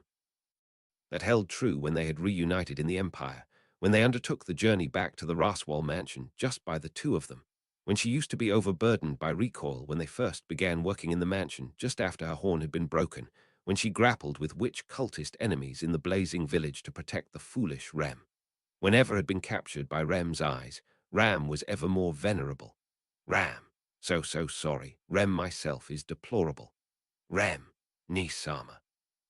What are you, Ram, even after, Ram, even after loving you, cherishing you so much, Rem, to have forgotten you and kept on living till this day, just how heartless was Ram as your Nisama. Rem's eyes dilated at Ram's voice, possessor of love far too immense, and therefore in lament. Shaking off all restraints, Rem turned around and faced Ram as she hugged her. Ram, HK. Faintly widening her tearful, light crimson eyes, Ram looked at her in astonishment. Rem's chest warmed at the sight of the visage she had gazed upon the most, for the longest time in her life. She gained certainty of what a happy person she was, surrounded by that which she loved. Rem, Nisama, you are not heartless or anything such. Rem also wants to apologize, always making you nothing but worried, betraying the piety of a sister. Rem understands everything. How much Nisama shattered her heart for Rem, and how many terrible sacrifices you made to have been together with me to this day. And Rem, about what the weak and deplorable Rem, who only ever receives, needs to do hereon. Ram, HK. As Rem focused her eyes on the countenance before her, Ram's cheeks were embellished with streams of tears, wiped by Rem's fingers, who then gave her a smile. She then stretched her arm to draw her elder sister's head close and embraced her into her chest. Remaining seated on the floor, the two sisters gently nestled with one another, reciprocating affection. No, it was Ram who had always been doing so. Rem was the one who lacked it. Rem, Nisama, I love you. Bringing close her lips to her ear whilst holding her close, Rem conveyed her brimming and overflowing emotions to Ram. Drip by drip, feeling warm droplets of tears wetting her chest, Rem maintained silence and continued to embrace Ram, weeping with tears. Accepting in her heart, at long last, the fulfillment of their true reunion, Rem conveyed her love with her past self, her present self, and all that she could wield. To her mind's satisfaction, to her heart's content, at this moment, she wanted to be with Ram this way. And after the unfilled time of the sisters was duly reclaimed, Rem had things she must do to many people, to whom she must convey her gratitude and love. Above all, the first person to surface in her mind was a mean-eyed, black-haired boy, Rem, Subaru-kun. To convey her love, she must stand up. For what a happy reason am I allowed to live? So spoke Rem's mind. Giving a deep and silent bow, the girl in the maid uniform then looked up, drawing a gasp from Petra. With wide eyes, their petrified bodies were frozen in place. Not just Petra, but Meili and Emilia were also similarly struck speechless at her appearance. Amidst such involuntary silence, the first to speak was Rem. The intangible imaginary Subaru stood motionless, staring at the same person as Petra. His stupefied voice only reached Petra's ears. Sadly, the girl, the one who called to herself all attention, could not see his transparent self. Even for Petra, she had not the time to help that unnoticed Subaru. However, she could guarantee that which Subaru had called out was correct. The one who stood there without mistake was the girl so beloved and dear to him named Rem. Petra. Ah, at that moment, sparks darted through Petra's mind, and the fog in her field of consciousness successively cleared. The presence of that which exerted such force of attraction right before her eyes made the images of memories that had been unconsciously pushed into the corner of her mind and covered by a shroud of forgetfulness start to reappear within her hall of cognizance. And so, she was struck by an impact akin to scattering sparks of all the vivid images that displayed. The time that Petra had spent in contact with her as Petra was not very long. The young girl was a maid who frequently came from Roswell's mansion to the village to do some shopping. Though they hardly interacted and had never exchanged a word, she became more expressive once Subaru had started to visit the village. More importantly, she was also the benefactor who had saved the lives of Petra and her friends. The culprit behind endangering their lives had been Meili, in command of witch-beasts, which was another tale of fate. Actually, Meili and her elder sister targeted those connected to herself at the most important moments far too much. Anyhow, Petra's connection with this girl was thin. Thereafter, just as the royal selection marked its beginning, she was met by the tragedy of the Sin Archbishop of Gluttony, victimized, and Petra was employed to fill her place, joining the Emilia camp as a maid. In other words, without the tragedy that had befallen her, Petra would not be in the position she was today, which in itself made for terribly complicated feelings. Rem, is that you? As though a face-down card flipped over, akin to confirming the patterns and text on it, won by Petra's misunderstandings about her, were replaced with comprehension. Beside her, in a faltering voice, Emilia called her name as she blinked her eyes. Emilia stepped forward and hesitated, opening and closing her lips several times as if searching for the right words. Emilia. I'm sorry, that was a weird thing to say. I've always properly known that Rem is Rem, but that's not what I was trying to say. Rem, no need to worry, Emilia-sama. Please calm down and take your time. Rem too understands that this is all very sudden. Emilia, yes, thank you. There's so much I want to say, but Emilia. That look suits you really well. It makes me really feel like you're Rem. Emilia placed her hand firmly on her chest and smiled at Rem, her amethyst eyes moist with tears. In response to Emilia's words, Rem raised her eyebrows slightly and nodded. She proudly puffed out her chest in her maid uniform, and Rem, it's the uniform Nisama tailored to suit Rem after all. Upon hearing Rem's answer, Ram, her arms crossed, nodded in satisfaction. What is this, all of a sudden? Beside this exchange between Emilia and Rem, Meili frowned and muttered. As a little crimson scorpion emerged from her hair, clicking its pincers as if anxious about its master's reaction, Meili closed one eye and placing her hand to her forehead. Meili, the moment I saw Ram Wanes and sister, I was reminded of how she crushed the whole pack of Ulgamchar Tilda NS. if it isn't the reason that caused the job to phi tilde L, Ram. In that case, you should be grateful to Rem. Thanks to Rem making your job fail, there were no victims other than Barusu, which is why you're able to be here at this moment. Meili, I've got mixed feelings about it, finding it difficult to express my gratitude tilde de. Ram pointed this out while clutching her elbows, to which Meili made a displeased face and stuck out her tongue. While Ram's words were indeed harsh, they also held truth. In fact, it was unmistakable that Meili, at one time their enemy, was accepted into the Emilia camp because the damage her deeds had caused to the camp were minimal.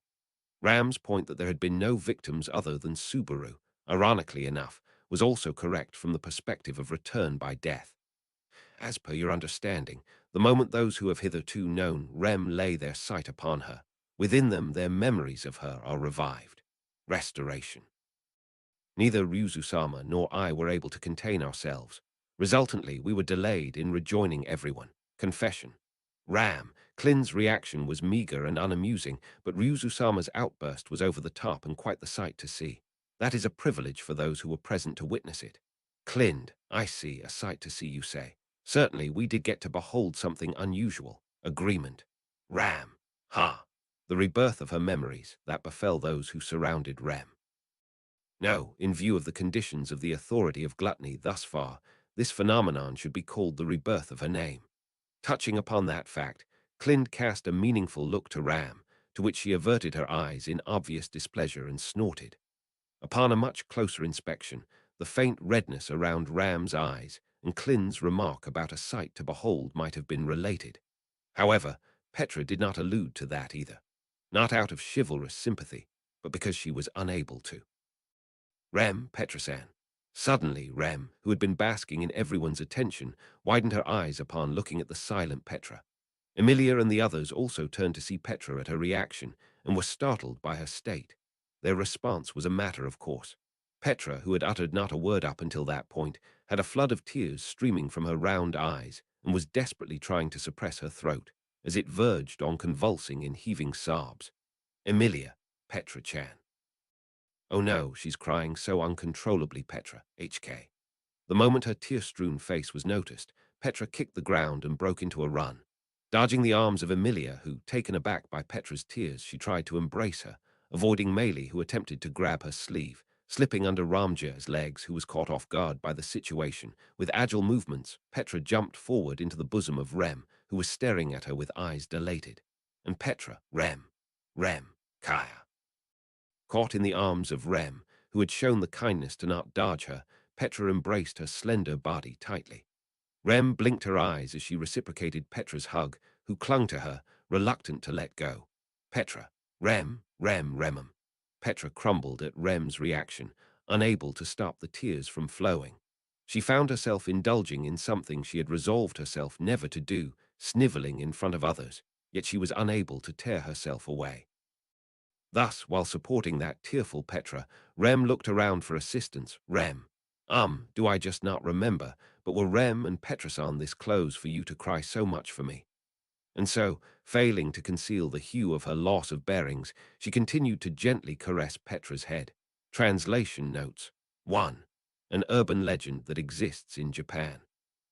2. Historically, the term morning star has been translated from the Japanese, Chinese letter, iron ball, or Chinese letter, Japanese letter, Chinese letter, spiked iron ball, with morning star, Japanese letter, Japanese letter, Japanese letter, Japanese letter, Japanese letter, Japanese letter, Japanese letter, Japanese letter, in English being reserved for Subaru's narration. This is the first spoken use of morning star. Japanese letter, Japanese letter, Japanese letter, Japanese letter, Japanese letter, Japanese letter, Japanese letter, Japanese letter, by any character in the series. Because of that, we have decided to use quotes to show it is a given term name. Arc 9, Chapter 36, Problem. Human translated by. Archbishop Machine translated by. Archbishop proofread by. Archbishop #750 Archbishop Japanese to English checking by. Archbishop 142 Art sources. Pan Lapone. I'm sorry I've caused you so much trouble. No, Rem is the one who ought to be happy that you cried with joy. It was just like when Nisama did the same, ah. Petra bowed her head repeatedly, apologizing for her flustered and disgraceful behavior. Rem, who had tried to comfort Petra, realized she had said something awkward and stiffened her cheeks, looking toward Ram. In response to Rem's gaze, Ram smiled gently and said, "It's okay, Ram. After all, Ram is a pathetic older sister who is unable to even keep her composure during an emotional reunion. It's no wonder Rem would call her sister a crybaby." "Rem, that's not what I meant. It's a misunderstanding that you're a crybaby, Nisama. Besides, I was happy that you cried for me, Nisama." "One. That's right, Ram. You're finally able to remember Rem even if you did cry. No one would think you're a crybaby. Cheer up. Ram. Rem, Emilia Sama. Wah, wah, wah. Following Rem's lead, Emilia joined in comforting her, to which Ram covered her eyes with her hands and turned away. The two remained concerned, but from Petra's perspective, it was all just a farce. Of course, there was no doubt that this situation brought tears of joy to Ram's eyes. "Petra, Ramni Sama, I get that you're happy, but you shouldn't tease them so much." "Emilia, ha, Rem, tease." Petra managed to compose herself and admonished Ram, causing Emilia and Rem to widen their eyes. Ram, who had deceived the two innocent girls, ceased her fake crying, shrugged her shoulders and said, "Ram, well, now that memories have been restored, it's natural to want to see all of Rem's different expressions, so there was some teasing involved. Will you forgive such a mean older sister?" "Rem, Nisama, well, it seems it can't be helped. Just this once, okay?" "Ram, yes, thank you. Are you okay with that, Emilia Sama?" "Emilia, Rem forgave you, so I can't stay angry forever." "Good grief. Amazy tilde ng. Instead of showing any humility, all you did was act cute, and you got away with it despite showing not a single shred of remorse. Rem and Emilia easily forgave Ram's overbearing behavior, while Maylie watched in astonishment and muttered in disbelief. Petra agreed with Maylie's disbelief. This was typical of Ram, but she was getting a little too carried away. "Petra, I would like to hold a victory party for Rem." "Remni Sama, but this is a very difficult time, so could you please refrain from doing so, Ramni Sama?" "Ram, self-restraint, you say. That sounds reasonable at first, but what about you, Petra?" "Petra, what do you mean? I've been reflecting on what happened earlier as well." "Ram, not that you should feel bad about getting all worked up. It's just something else that has been concerning. Ever since a little while ago, it seems you have naturally positioned yourself between Rem and Emilia Sama." Ram pointed this out with one eye closed, and Petra widened her eyes with a ha. Then she looked to her left and right and saw the profiles of Emilia and Rem beside her.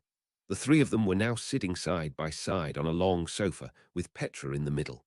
Petra had her arms firmly wrapped around the two of them as if she never wanted to let go. "Petra, ha." "Maylie, don't just you tilde s. After you hugged Remwanison, you v tilde Rhine naturally pulled her along with yo tilde you. Even Emilia Wanison was pulled along to tilde o. Petra, sorry. It seems like my love for both of you overflowed." Petra reflected on her actions in light of Maylie's continued exasperation. However, her excuse was precisely the same as Ram's earlier, causing Ram to let out a ha. "Rem, it's okay. There's no need to worry, Petra-san." Rem also wants to fill in the gaps in her memory piece by piece. "Petra, Remni Sama, Rem." Besides, Rem didn't think Petra-san and the others in the village got along with her very well, so it's a pleasant surprise to find that they cared so much. With Petra's arm wrapped around her, Rem blushed slightly and gave a shy smile. From Rem's perspective, her relationship with Petra and the others was at its peak around the time the royal selection began during the month when Subaru was taken in at the mansion. Before that, they had been merely passing acquaintances at best. That was why Rem's perception was not wrong. The reason Petra held such strong feelings for Rem was not so much because of her own emotions, but because of the extent of Subaru's influence. However, despite that, she still felt them. Petra, Remni Sama, smiling and looking shy, how precious. "Emilia, Petra-chan, your ears are really red. Are you okay?" "Petra, that's not true. This isn't two-timing. Emilia Nisama is number one." "Emilia, that's right. I'm the most important person in the camp, so I have to do my duties properly." Petra, torn between her impatience and happiness, blurted out something she should not have said. But Emilia, like the angel or goddess that she was, or perhaps because it simply went over her head, reacted to it like a dense protagonist. With that in mind, Petra suppressed her racing heartbeat and stood up, telling herself, Subaru is my number one. If she remained sandwiched between Emilia and Rem, her heart would surely be pulled apart. Way to go, Petra, you hung in there. Petra, Subaru, you better be ready for me to give you a piece of my mind later, you two-timer. Subaru, that's not fair. I can't even touch Emiliatan or Rem. Petra managed to cut off her lingering sentimentality and directed her pent-up anger toward the imaginary Subaru. Holding a handkerchief to stifle her tears, she sighed as she watched Subaru dance around the reception room, exploding with emotions toward Rem, whose memories had returned. That was when Rem knows that she's causing quite a disturbance, but it would be helpful if we could calm down for now. Let's talk about that person. Petra. Rem's quiet voice caused the air in the room to become noticeably tense. Although it had not completely relaxed, the atmosphere had started to warm up despite the urgency of the current situation, yet Rem herself wiped that away. That was very admirable and impressive. Emilia. Rem, did Clinsen already explain everything to you? Ram, more or less. Besides, we also saw the devastation in the royal capital. Who would have thought it would come to this? Barusu really messed up. Petra, Ramni Sama, that's quite a way of putting it. Ram, sorry, let's rephrase that. Everyone, including Ram, really messed up. Petra, Ram's assessment weighed heavily and resonated deeply with everyone. As previously confirmed before Ram and Rem had rejoined them, the severity of Al's actions was beyond one's ability to bear. That Bain said, there's nothing to be gained from blaming ourselves excessively. Ultimately, the responsibility for what happened ought to lie with the person who caused it. That's what we've concluded. Ram, that's how Ram and the others feel, no doubt. But things aren't that simple, wouldn't you agree? You're quite an impressive girl. What was all that fooling around earlier? With that, Ramjir stroked his bald head and gave Ram a stern look. Seeing the understanding between the two, Rem tilted her head and said, Ni Sama, Rem. When you say things aren't that simple, are you talking about where the responsibility lies? Ram, yes, that's right. Ram Sama wants to discuss the details. Please go ahead. Ram, throwing us a load of trouble, well, fine. As the girl said, regardless of our resolve, the current situation ain't good for us or for all of you. Ramjir, who had been entrusted with explaining the situation by Ram, pointed at himself and Emilia with his thick fingers. Staring at his large fingertips, Emilia blinked her amethyst eyes, and Emilia, that's true for us, but Ramjir, what about you, the others, and Felchan? Ram. Ezra was also at the tower. He was given the task of managing the tower until an official investigation team could be dispatched by the kingdom, but he was unable to fulfill his duty. Even Reinhard wasn't able to stop the helmet bastard nor the divine dragon, and damage was caused to the royal capital. Melee, Bu tilde T, thanks to Emilia Wanneson, no big rocks fell on the city Rai tilde GHT. So why are we still being Skull tilde dead? Ram, if you could gain popularity just by smashing stones thrown at you, then Reinhard could just keep doing that forever. Melee, it's not just the results that need to be judged fairly, but the process as well.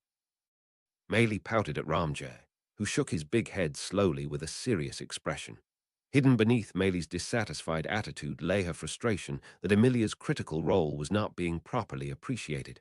Realizing this, Emilia smiled at Melee and said, "Thank you," causing the pouting girl to turn away even further. Ram, at the bare minimum, we gotta talk about what we absolutely must do. First, we gotta stop that helmet bastard. The man who calls himself Aldebaran, with our own hands. We can't leave it to anyone else or the kingdom. We can only talk about recouping our losses after we've done that. Emilia, why does it have to be us? Of course, it would be natural for us to try our best, but if Al is stopped before he does something terrible... Ram, Emilia, you don't understand. It's no longer just about Aldebaran. He's got the divine dragon on his side. This is a serious matter that could shake the foundations of the royal selection. The only way to reverse that is for the dragon priestess, a royal candidate, to recall the divine dragon.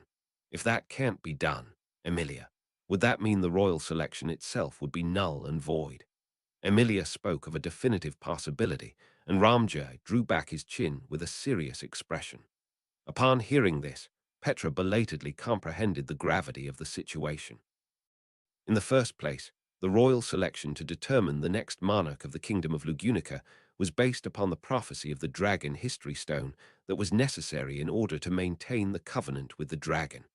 In other words, it was a ceremony which relied upon the mighty power of the divine dragon Volcanica, and without the divine dragon, the royal selection would not be viable.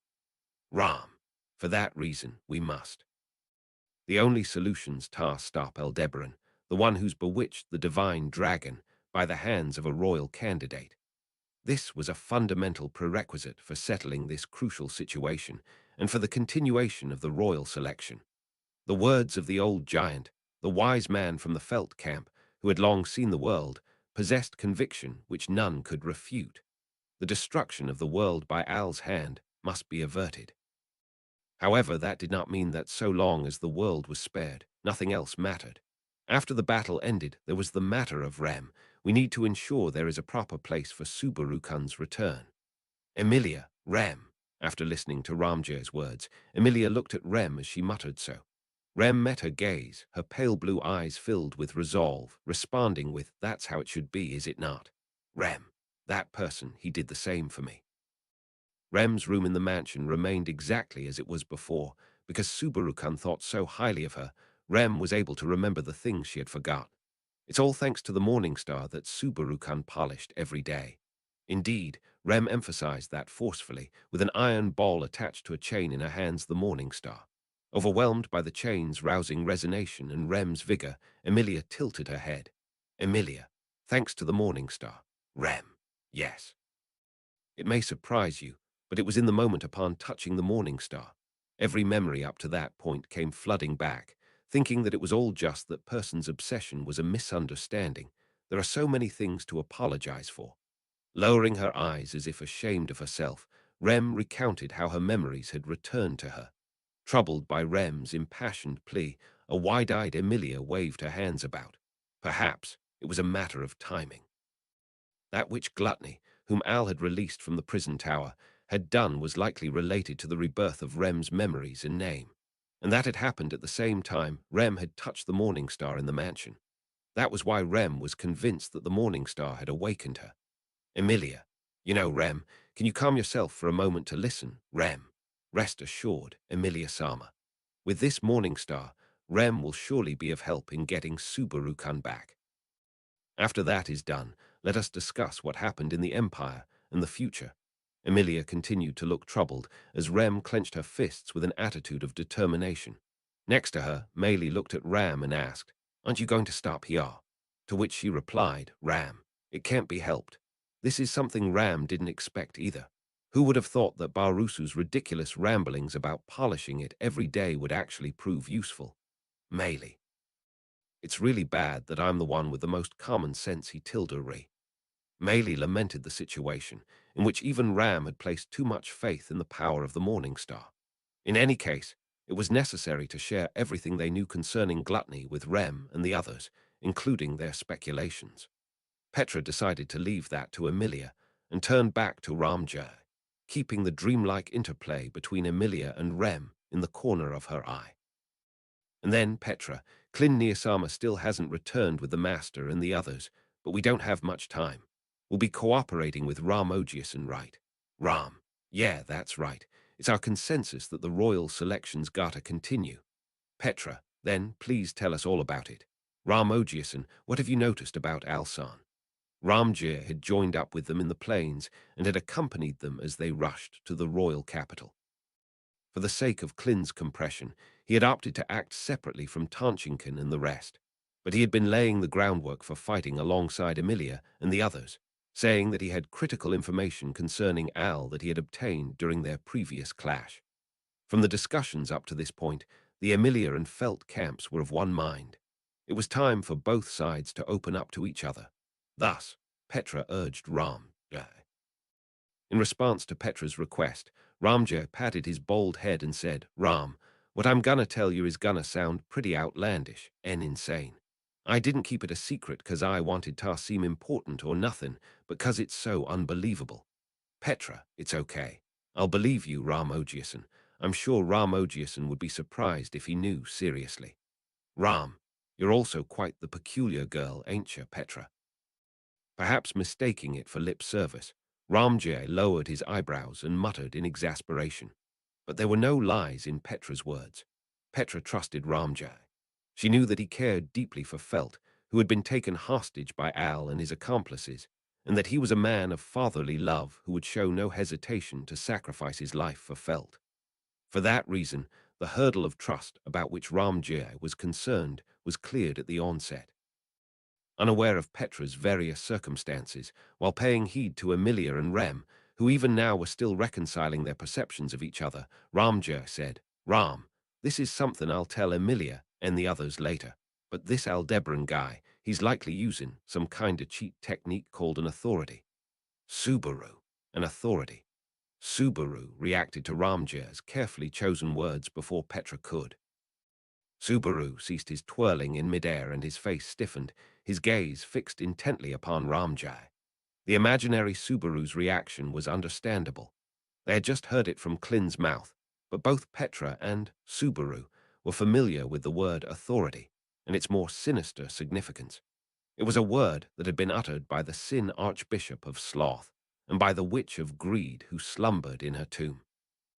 The manifestation of a formidable right which allowed one to interfere with the nature of this world, to overturn concepts, to selfishly paint over those laws. The reason Ramjay concluded that Al utilized one was because this guy, it seems like he's able to go back to time gone by. But it don't seem to go very far back, though. In the end, just what was it that she absolutely needed to do? That problem, which had accompanied her endlessly since the days she had been small and weak, continued to familiarly haunt Felt even now that she had been taken by the Aldebaran crew. Felt, geez, it's so damn irritating. Scratching her head at that frustration, Felt spat out the bitterness that had been festering in her stomach. Feelings of powerlessness and resignation, albeit definite, were of no use, this Felt knew. Despite that, despite neither quenching her throat nor filling her belly, they would seek to fill up people's bodies, welling up by every means just to get in the way. Felt, tusk. With a click of her tongue, Felt sunk her teeth into the dried meat served to her for dinner, chewing it apart. Finding herself clearly unsatisfied with the overly salty flavor, she was disgusted with how spoiled she had become. It had been a mere 2.5 days since they had been parted, yet she longed for the cooking of flam and grasses. Even the heavily seasoned, manly meals that Ezo, Ratchins, and the rest would sometimes bring to the table were far preferable to these portable dishes. Flam and Grassis would get mad at her if she made Reinhard cook, as it was a task below his station, so she did not make him do so. But when Felt had him make sweets in secret, he was not bad at all. Unfortunately, Felt and Ramjay's culinary skills were so horrendous that she was amazed she had not died of food poisoning in the over 10 years she had spent at the Loot House. That was likely the source of Felt's meager growth when compared to others of the same age. Regardless of the culinary circumstances of her camp, Felt, I can't cook or nothing. So then, what can I do? Licking a grain of salt off her fingertip, Felt narrowed her red eyes, her thoughts returning to the initial problem. At present, the Aldebaran crew was moving from place to place, with Aldebaran and the divine dragon endeavoring to recover from their exhaustion incurred from the royal capital. Initially, Felt assumed that Aldebaran and his accomplices would make straight for their objective, the Grand Margalade Geyser, after fleeing the royal capital, but it seemed as if it was not simply a matter of reaching the destination. An element of grasping the right time was involved as well. However, those breaths of respite while waiting for that time were far from ideal. They had been met with the relentless sabotage of a callous pursuer, Otto Suwin. Felt, it's not just talking with bugs, it's an outrageously terrifying divine protection. Or rather, what's terrifying is probably not the divine protection, but Zada Bugnitchin himself. Otto possessed a quiet and ignorant face, but his true nature seemed to be that of an individual warranting extreme caution. Ultimately, every divine protection served as nothing more than just another tool. No matter how fine a sword one held, if they were not equipped with the strength to swing it, the ambition and opportunity to learn how to wield it, and the courage to brandish blade when the time came, then the sword would merely be a fine decoration. Arto had the strength, the opportunity, the ambition, and the courage. Thus, Felt would have no choice but to prove that she too possessed those things, swordless as she was. Felt that Nichan's going all out on the offensive, plotting some damn nasty stuff. With the divine protection of the soul of language, Arto had allied with bugs, birds, and fish. Without allowing the Aldebaran crew even a moment of tranquility, he was constantly forcing them to counter. The buzzing of insects and the distant howling of beasts, the pollution of water and contamination of food supplies, his methods of attack were diverse. Since they were unable to secure any sleeping hours, Felt, being dragged along with them, was also experiencing a headache. But getting caught in the crossfire like this was something Felt could discount as trivial damage. If possible, Felt would make use of her position accompanying the enemy to mercilessly contribute to Otto's tactics. Felt, I thought there'd have been plenty enough meaning in serving to suppress the divine dragon, but that alone would not suffice. She had understood that through the battle between divine dragon and sword demon at the royal capital. Even if Felt's presence curtailed the divine dragon's power by 10%, the remaining 90% was still enough to display catastrophic power.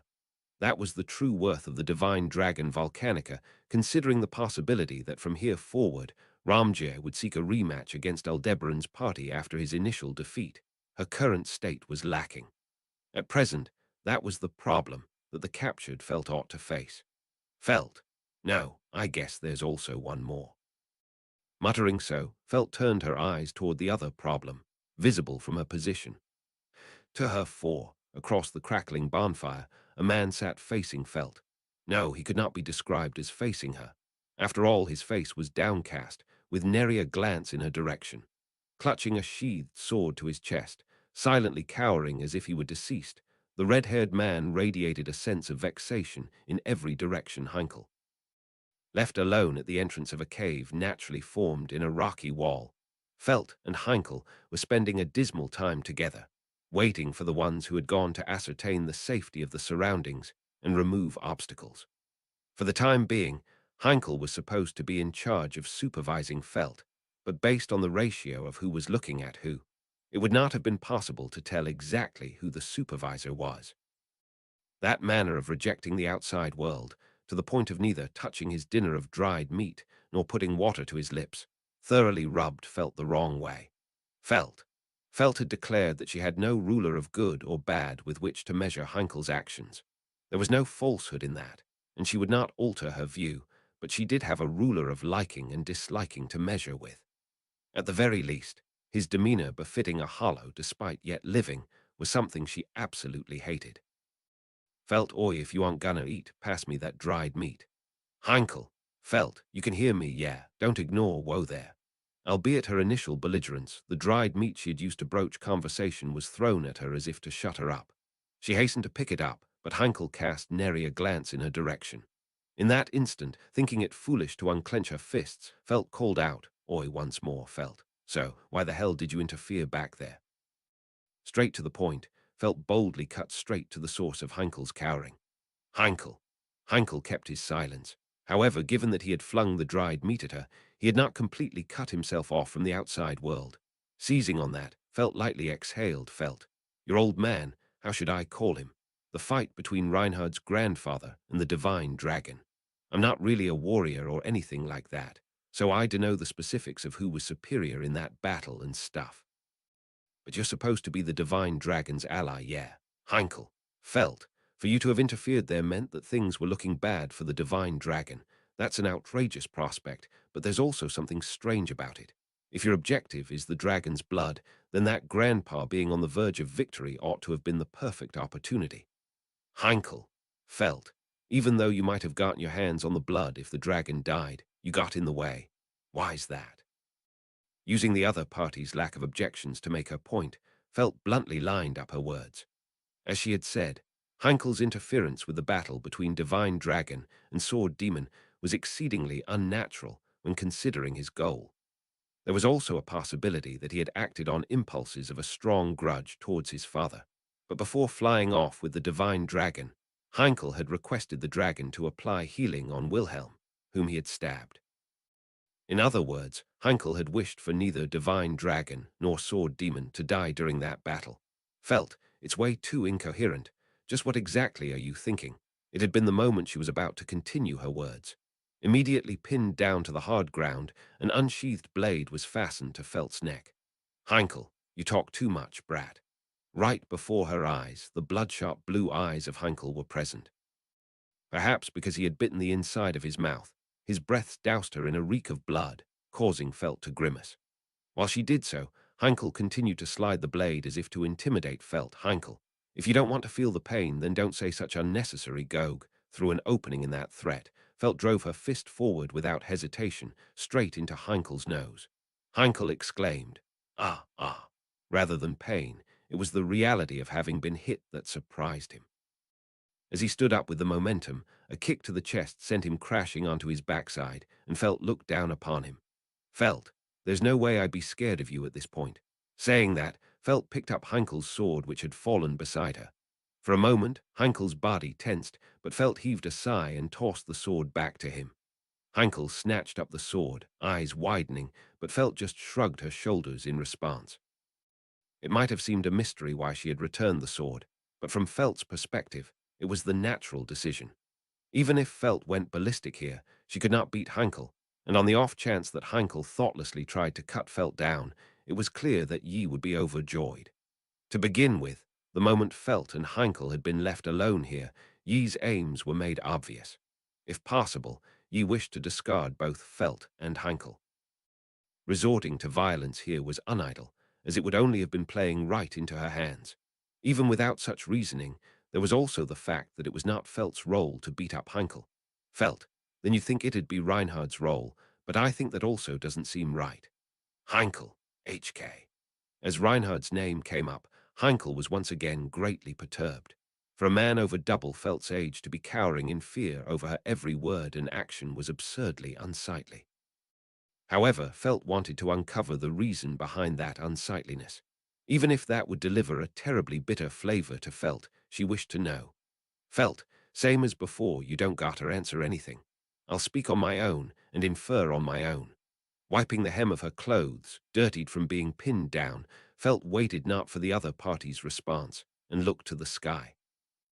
Within the night sky, visible through a fissure in the rocky wall, countless stars shone aglow with a brightness that did not belong.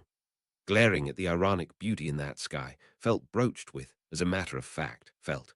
What bothered me about the battle between the divine dragon and that grandpa was everything I said before. Even though you want that dragon's blood, the actions you took don't seem to add up. And so, there's one other thing with you that doesn't seem to add up either. It's gluttony. Heinkel, Felt, let's ignore the fact that that bastard's got the absolute worst personality and that he never ever stops talking.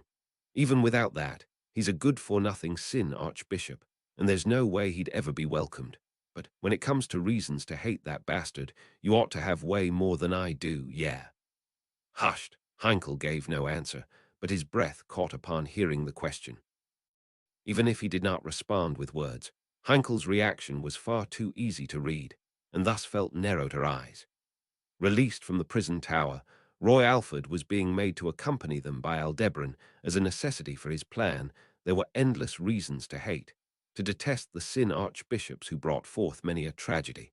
But Heinkel ought to have had a more precise, definite reason for enmity. After all, the woman who was Reinhard's mother, who was Heinkel's wife, the affliction of the ever-slumbering Luana Astrea, bore a striking resemblance to that of the victims of gluttony. Felt, I said it once before, but I know about Reinhard's family circumstances, that your wife's been sleeping for over 10 years and that you can't find a way to wake her up. Well, that might be resolved once you've received the dragon's blood, but how are you gonna settle the score? Heinkel, Felt, how are you gonna settle the score with the fuckface who put your wife to sleep for over 10 years? Through the assault on Duchess Crush Carsten and the battle at the Watergate City Prestella, the damage incurred by the authority of gluttony had been made clear. Sleeping Beauty's tragic beings, whose ties had all been severed, discovered in a state of unawakening sleep, with nobody around aware of their existence. It was uncovered that such individuals were none other than victims of the witch cult. Of course, that also ought to have reached the ears of Heinkel. Nevertheless, not once had Heinkel displayed any interest in gluttony, who could have been the cause of his wife's slumber. Was it because his utmost priority was to acquire the dragon's blood and awaken his wife? Was the impact of stabbing his own father, bathing in his blood, simply all too much? Or perhaps, felt, if you seriously are just completely disregarding the bastard, then why? Heinkel, W8, what are? Felt, you don't need to respond. I told you, didn't I? I'll speak on my own and infer on my own. His grip on the sword quivering, with an expression deathly pale, Heinkel did look at Felt. The gaze of eyes astrea blue clashed with that of her own red, and Felt was convinced. Deep within Heinkel's eyes were terribly indefinite, yet ultimately unperishing embers. Likely they were heat of the same ilk as that which dwelled in the eyes of Ramjer whenever he gazed upon Felt. Heinkel, appearing to be a despicable man, self-centered, selfish, self-destructive, of wavering heart, whilst being ignorant of his own capabilities, and beyond all help was Heinkel Astrea. If concealed deep within, visible through only the slightest of gaps, was a heat ever present in this man's every action, that would mean. Felt. The reason you don't even bother to look at gluttony is because you know there's no connection between your wife falling asleep and gluttony. You know it's incorrect, so you don't turn your sword on him. But Luana Astrea's affliction of sleeping beauty was definitively different to that of the other sleeping beauties. Unlike the sleeping beauties whose every tie in the world was severed, Luana was remembered by Reinhard, by Heinkel, by all who were acquainted with her, and her slumber they all did lament. In other words, it was different. Luana Astrea was no victim of gluttony. Then, while Heinkel knew the truth of the matter, he had not shared it with anyone else. Why was that? Because he could not afford for any to know. The cause of Luana's slumber, that cause was Felt, Reinhard. Heinkel, a pair of motionless, widened eyes, a voiceless countenance, a husky breath void of vitality, all of which became an answer more eloquent than words, lending credence to Felt's conviction. That which he absolutely needed to do. Finding that out was Felt's current problem. By her resolve and conviction to face that problem, she arrived at the terribly bitter truth, and that was Felt. So the one who put Reinhard's mother to sleep was Reinhard himself. Translation note. One Rem's speech patterns, since she regained her memories, have been slipping between her style of speaking in Valatia and before she fell asleep. One very noticeable indication of this is that she is flipping between using her name and Chinese letter, Watashi, the pronoun she used in Valatia. This will be shown in our translations with I, me for Chinese letter and Rem when she uses that. Going forward, we will not be pointing this out every time it happens, since it will likely occur a lot. Arc 9, Chapter 37, Mindset. Human translated by Archbishop Sakifukuelfa. Machine translated by Archbishop. Proofread by Archbishop. Japanese to English checking by Sakifukuelfa. Art sources Kamkaumano Yua. Subaru-sama and Beatrice-sama have fallen into the hands of the man calling himself Aldebaran. Bitter regret. Currently, countermeasures are being taken to deal with that person, with Emilia-sama taking charge. Report. Indeed, after receiving Klin's report, which arrived using the authority of Tristisha, Roswell found himself shaken by the gap between his rational acceptance of what had happened and the difficulty of accepting it emotionally. Their location was the Bariel mansion, the estate that Priscilla Bariel inherited from her late husband, late Bariel, and which had become masterless once more after her death. Currently, Roswell, accompanied by Priscilla's servant Schult, was visiting this place after being separated from Emilia and the others. Klind appeared and brought the report to a room in the mansion. Frankly speaking, Roswell was not at all delighted with Subaru's suggestion to take the grieving Al to the Pleiades watchtower. It required a protracted amount of time to find and secure Subaru, who had been transported to the Valatian Empire. Rem had also been transported there, but Roswell did not indulge in self-deception. Roswell's goal was to bring Subaru back, and Rem's safety was secondary. Of course, everyone in the camp was happy that Rem had returned, but they could not be optimistic considering the time that had been squandered. They had to start working immediately to make up for the delay in the necessary measures to be taken for the royal selection. It was just then that Subaru came to consult with them about going to the Pleiades watchtower. What should be given top priority? Roswell tried to persuade Subaru from such a perspective, but he was unable to change his mind, and in the end, Subaru's proposal was approved.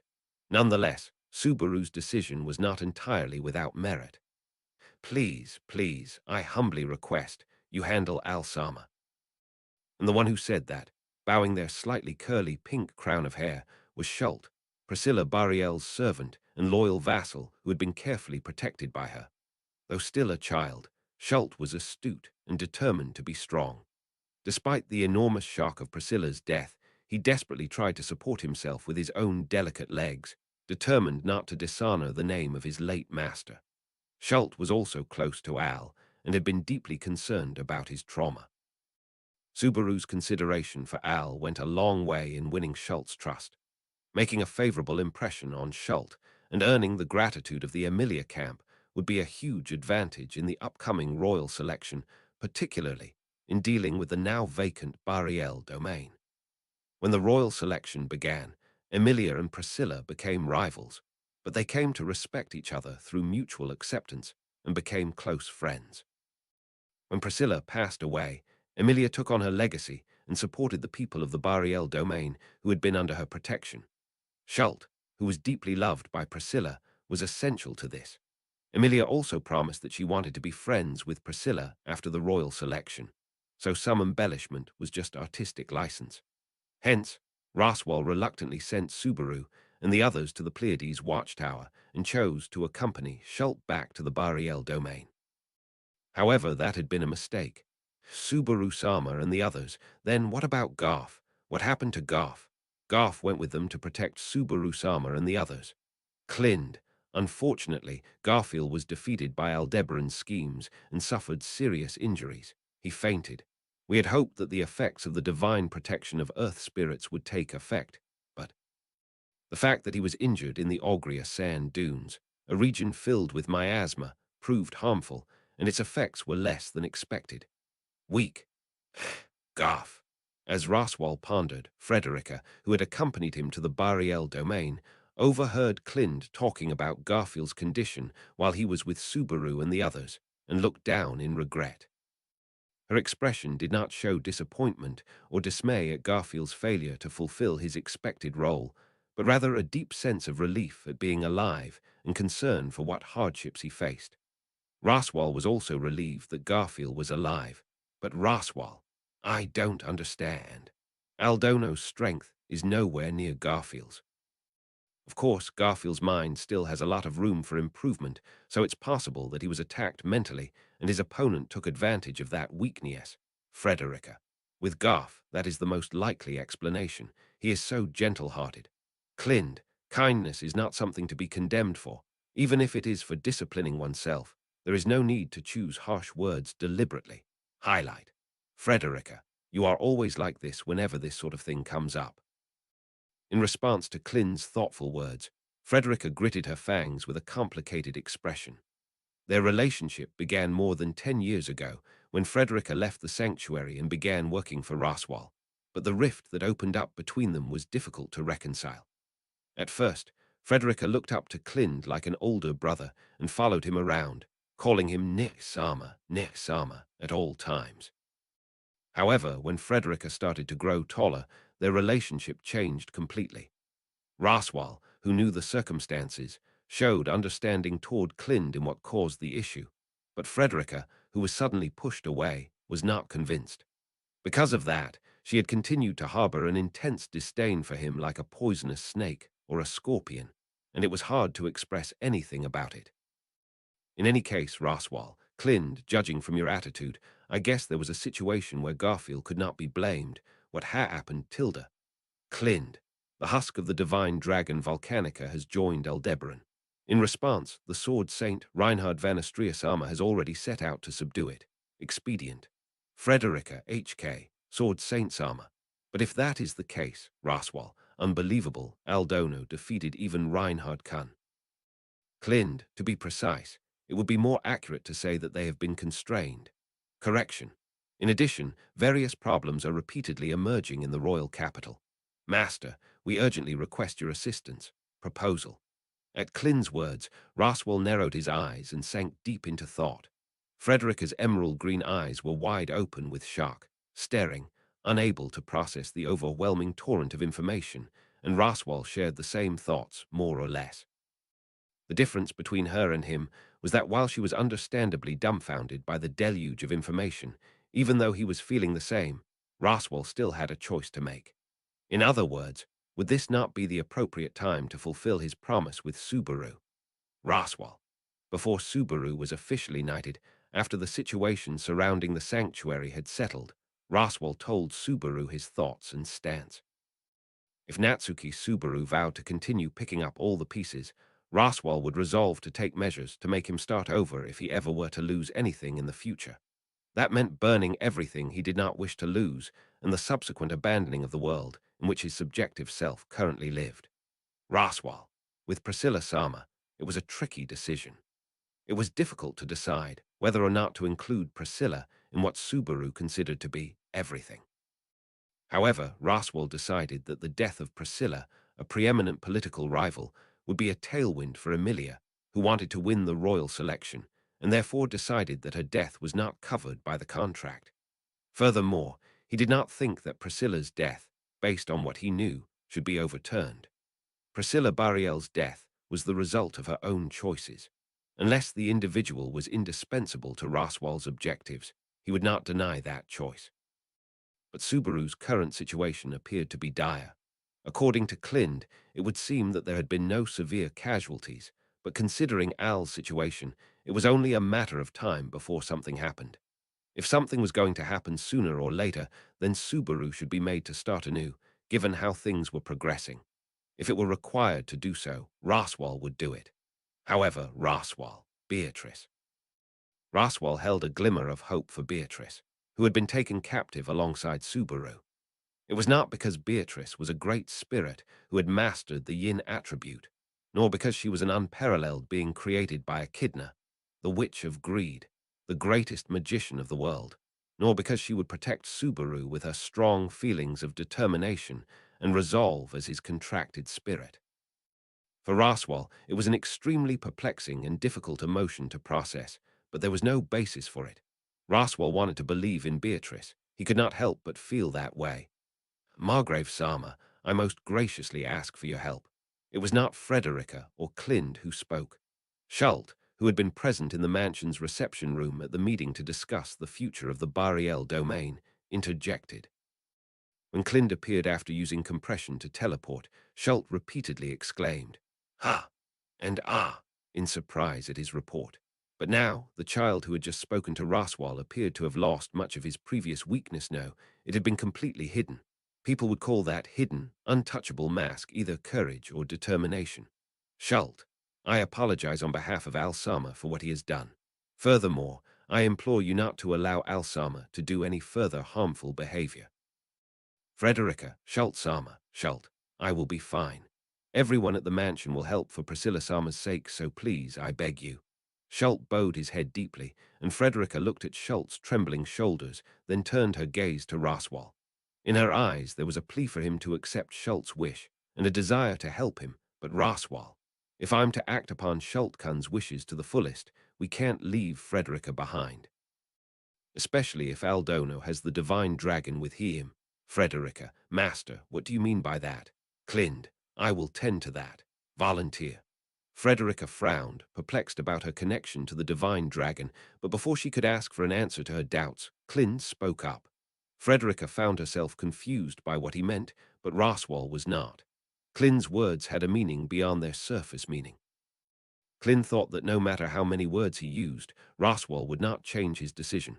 Seeing Roswell's gaze, Clind slightly relaxed his lips and spoke. Clind, I was captivated by a soul so dazzling that I was moved to no longer be a bystander. Jealousy. So he spoke. This guy, it seems like he's able to go back to time gone by. But it don't seem to go very far back, though. As soon as those words left Ramjir's mouth, the room was swept over by a silence that contained all the various conceived thoughts in that moment. Emilia's beautiful, Gem-like eyes opened wide, while Rem's eyes, sparkling like the surface of a clear lake, blinked rapidly. Meanwhile, it was not hard to tell that Ram was clearly puzzled, as Maylie tilted her head while playing with her braids. Maylie, I don't really get what you're saying at all, Tilda. She muttered an impression similar to Amelia's. If Clint had been there, someone might have been able to react more calmly to Ramjir's report, but Clint, who had just brought Rem and Ram, had been requested to meet Raswal and the others, so they could not see his response. Still, not having to hear that topic whilst Raswal was present alongside the others might have been a blessing in disguise. Turning back time, that's Subaru. Return by death. Subaru muttered those words, folding his arms, as Petra's voice faintly trembled beside him. Petra looked up at him at those words, and had no room left within to let her heart flutter at her beloved for having reached the same conclusion she had. After one clash with him, Ramjir surmised that Al was utilizing an authority outside of the norm.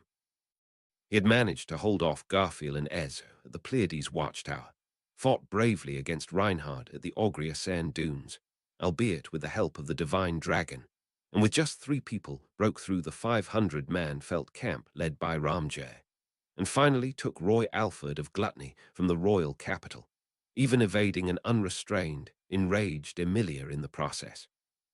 That was, as for all the misdeeds and grave sins Al perpetrated, the dots finally began to connect as it all started coming together.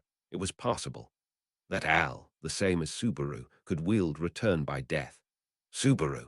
Al's a guy from another world just like me, so there's a considerable chance he awakened to a similar pattern as me.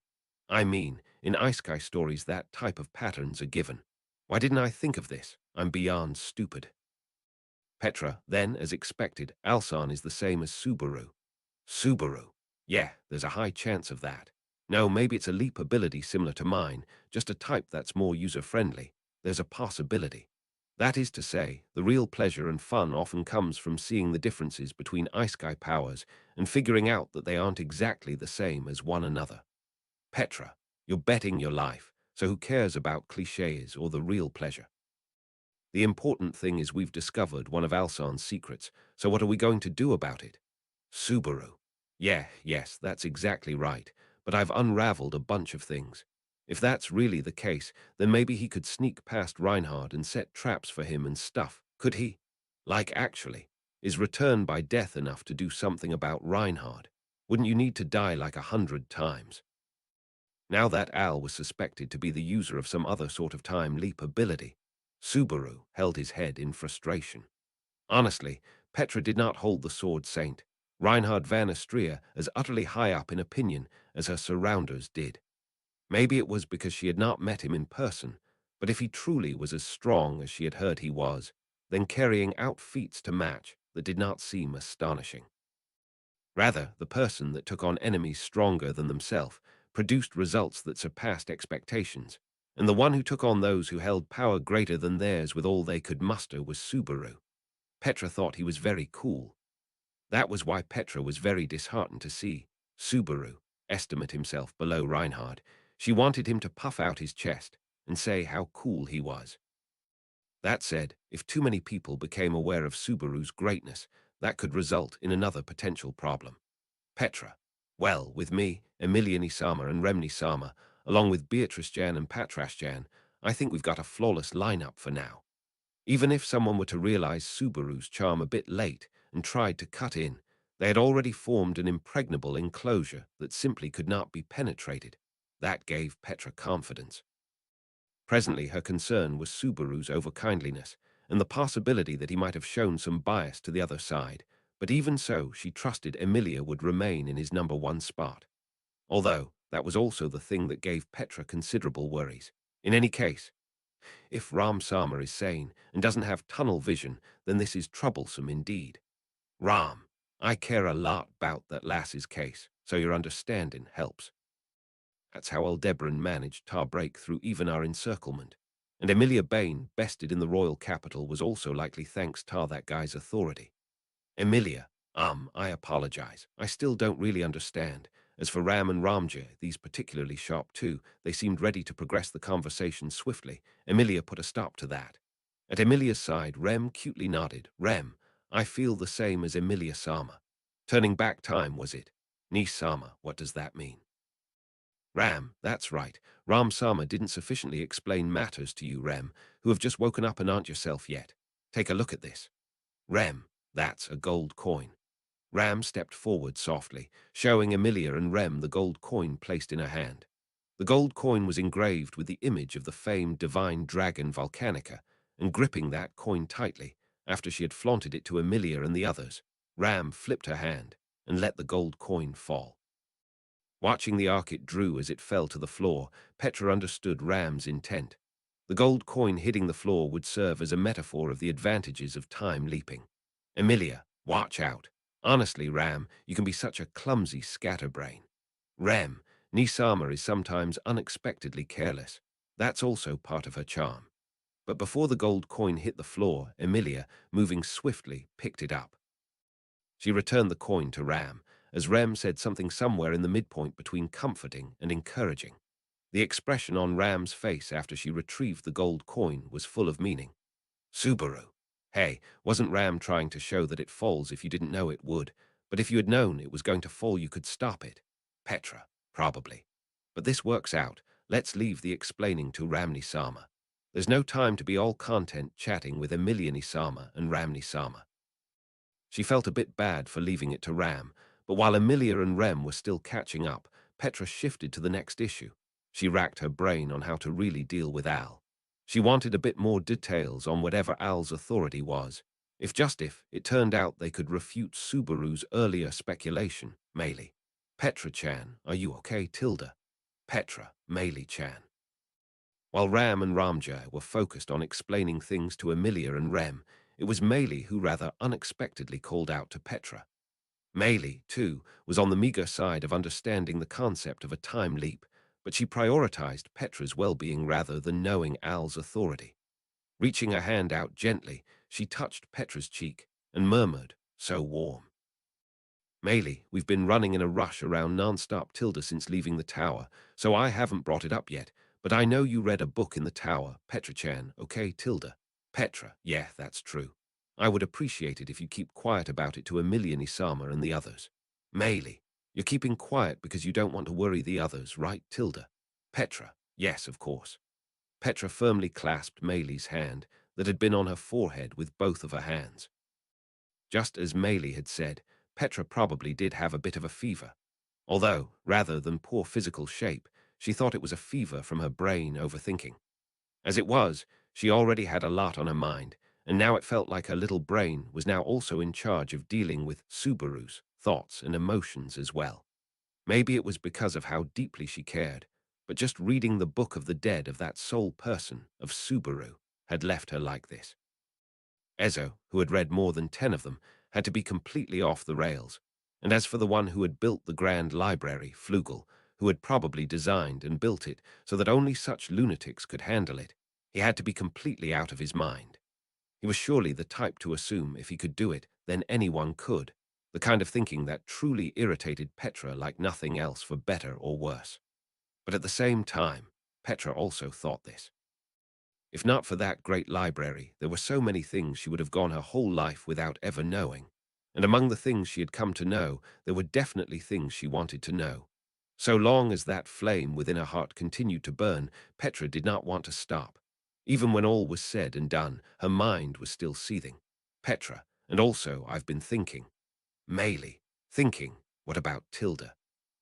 Petra, if what Ramjir said is right, and Alsan's authority is what I think it is then. Subaru, Petra. As Petra lowered her eyes and pressed a finger to her pale lips, Meili and Subaru leaned in toward her. The two of them could not see nor recognize each other, yet their puzzled reactions were so matching that Petra almost laughed at the comicality. Then she spoke.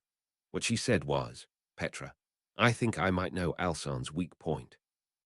Felt, so the one who put Reinhard's mother to sleep was Reinhard himself. Having hesitated to put that to words, something quite unusual for her, Felt thought bitterly of herself. And that was not because it was a matter concerning Reinhard. No, in a sense it was. Since their initial meeting, Felt was constantly being thrown off balance by Reinhard, and regarding incidents involving him, there were many times where she could not pass judgment or make decisions typical of herself. that was influenced by him, continuing to forcibly prevent the results of her decisions, and to take it a step further, was influenced by the fact that he had seen her with a teary face near the loot house at the very beginning. But likely the greatest factor was that Reinhard had given up on many things. That was what made Felt hesitate to fully accept Reinhard. Simultaneously, it was the reason why Reinhard would never entrust anything to Felt from the bottom of his heart. There was a philosophy of the slums that resided within Felt, a wise saying that went, "Live strong." No matter where one was born, no matter who one was, the saying believed that a person's spirit could survive no matter what might befall them. When taking that philosophy into consideration, Reinhard was not living strong. Be it as a lion, as a dragon, or as a human being, Reinhard was half-hearted. But if part of the reason for that was the truth that Felt had just come to realize, if that's so, it doesn't add up. However, Felt immediately refuted the hypothesis she had just come up with. With a certain conviction, Felt carefully examined the relationship between Reinhard and his slumbering mother Luana Astrea. But supposing that Reinhard was aware of the truth, his actions and conduct up to this point would not make coherent sense. Of course, it was not impossible that Reinhard was concealing that truth from Felt, calmly covering up the fact that he was involved with the cause of his mother's inability to wake up. Felt, not a chance. That klutz could never pull off something so shrewd. Was there anybody else in the world besides Felt who could have described Reinhard like this? Well, those who foisted their ideals and dreams upon the Sword Saint would surely harbor objections, but the garbage treatment of Reinhard within the Felt camp had been relatively normalized. The sisters Flam and Grassis had known him for a long time, and took advantage of their familiarity to embarrass Reinhard with their cute sarcasm, and the stray dogs divorced from notions of respect, Gaston, Ratchins, and Camberley, incessantly bombarded Reinhard with a well-grounded stream of bad-mouthing. Ezo, who frequently interfered with the management of the Astrea family's territories, was often greatly troubled, saying, "How have they managed up until now?" And Ramjay, who seemed to not harbor a favorable impression of the Sword Saint, never changed his blunt demeanor towards Reinhard since the beginning. And of course, the one who lambasted and insulted Reinhard the most in the world, besmirching his title of the supposed ideal greatest knight, was none other than Felt. The various words and actions from the camp's individuals, Reinhard had taken it all. And when taking it, what did he do? He smiled. In a truly joyful manner, he smiled. In those moments alone, it was as if he had not given up on anything at all. Felt, even if that fuckface hides his true feelings, that sorta smile can't be faked. That was Felt's conclusion, and unlike the people who placed their excessive hopes in Reinhard, it was an idea that could only be produced by someone who saw Reinhard in such a manner. Hence, besides Felt, the only ones who could talk about Reinhard in this way were the members of her camp, the knights who were Reinhard's close friends, and Felt. I'm tempted to add the fact that he's your kid to the reasons why I think he's incapable of hiding things. Before Felt as she scratched her head, having been socked in his mug, Heinkel was down on one knee gripping the sword that had been tossed back to him with a face as pale as could be. Pouring too much strength into his hand gripping the sword, the fingers and hand had turned white, trembling in a rattle. The emotions behind that were neither anger, nor fear, nor sorrow, but they were clearly communicated to Felt by Heinkel's quivering blue eyes regardless. If those emotions were to be expressed in a single word, despair would likely be the most apt. A truth that he could not afford for anyone to discover had been discovered. Such was his unavoidable, inescapable despair. That deeply etched despair bound Heinkel in his entirety and had driven him into a corner. His figure was so exceedingly wretched that it gave Felt the illusion that Heinkel's very life had been plucked away by despair. But in all likelihood, Heinkel would not die so easily. If his life was one capable of being stolen by a despair that swathed him entirely, it would have happened a long time ago. Heinkel, repeatedly opening and closing his mouth, Heinkel continued to mutter in a voice that formed no words. Narrowing her red eyes at Heinkel's reaction, Felt contemplated the relationship between Reinhard and the man before her eyes, as the starry sky looked down on them through the gap in the rocks. With her decision to take part in the royal selection, Felt had made Reinhard her knight. From Felt's perspective, Reinhard was the strongest knight in the world, known as the Sword Saint. But at the same time, he was the person responsible for separating Felt and Ramjay, and who furthermore was a loathsome individual who annoyed Felt by trying to refine her and make her wear dresses and shoes with high heels. Since that impression existed within Felt, she had never made any effort to pry into Reinhard's circumstances, but she came to hear about them whether she liked it or not. About how Reinhard was treated by the Astria family and how he was perceived by society.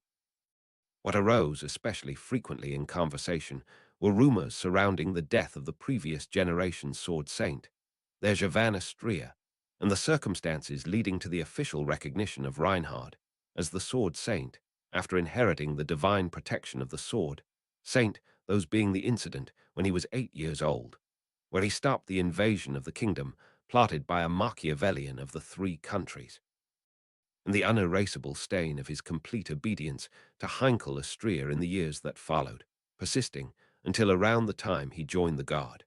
Reinhard did not speak much on any of these events, and Felt had not questioned him about them either, but it now gave her a strong feeling of unease. The most extreme idea being that Reinhard was at one point completely obedient to Heinkel. If that was the truth, then what exactly was Heinkel fighting so hard for?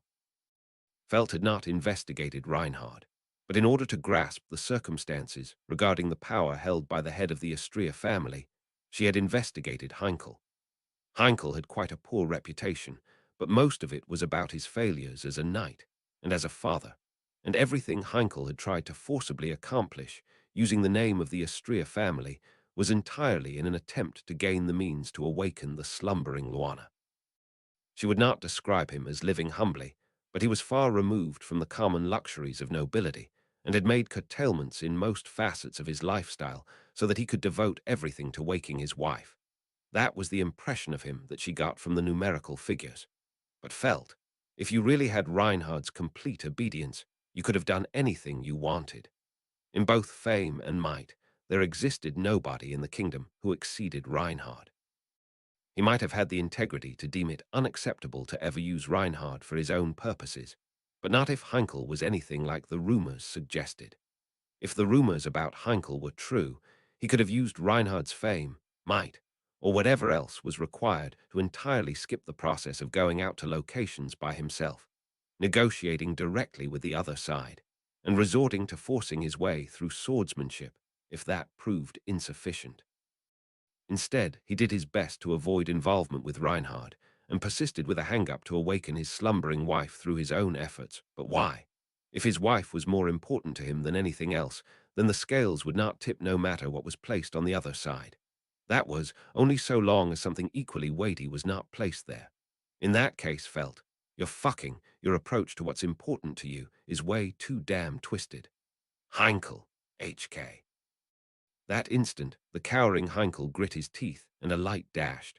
Feeling the upsurge of swordly aura as a gust of wind, Felt understood that what had appeared as a flash was an attack of Heinkel's sword, unsheathed in the blink of an eye, whose chilly point was now fastened to her neck. Heinkel, stop going on and on about what's none of your damn business. Felt, oi, I'll say this now, but Heinkel, don't move a fucking muscle. With eyes bloodshot and spittle foaming at the corners of his mouth, Heinkel's shout caused Felt to bite the inside of her cheek, lamenting her own blunder of excessively pressing him. Unlike earlier when she had hit him back, when it was clearly just a threat, the current aura being emitted from Heinkel was charged with a definite intent to kill. She understood that the source of that intent was neither hatred nor indignation, but rather a certain kind of defensive instinct. But that was exactly why she realized she had drawn out far too troublesome emotions from him.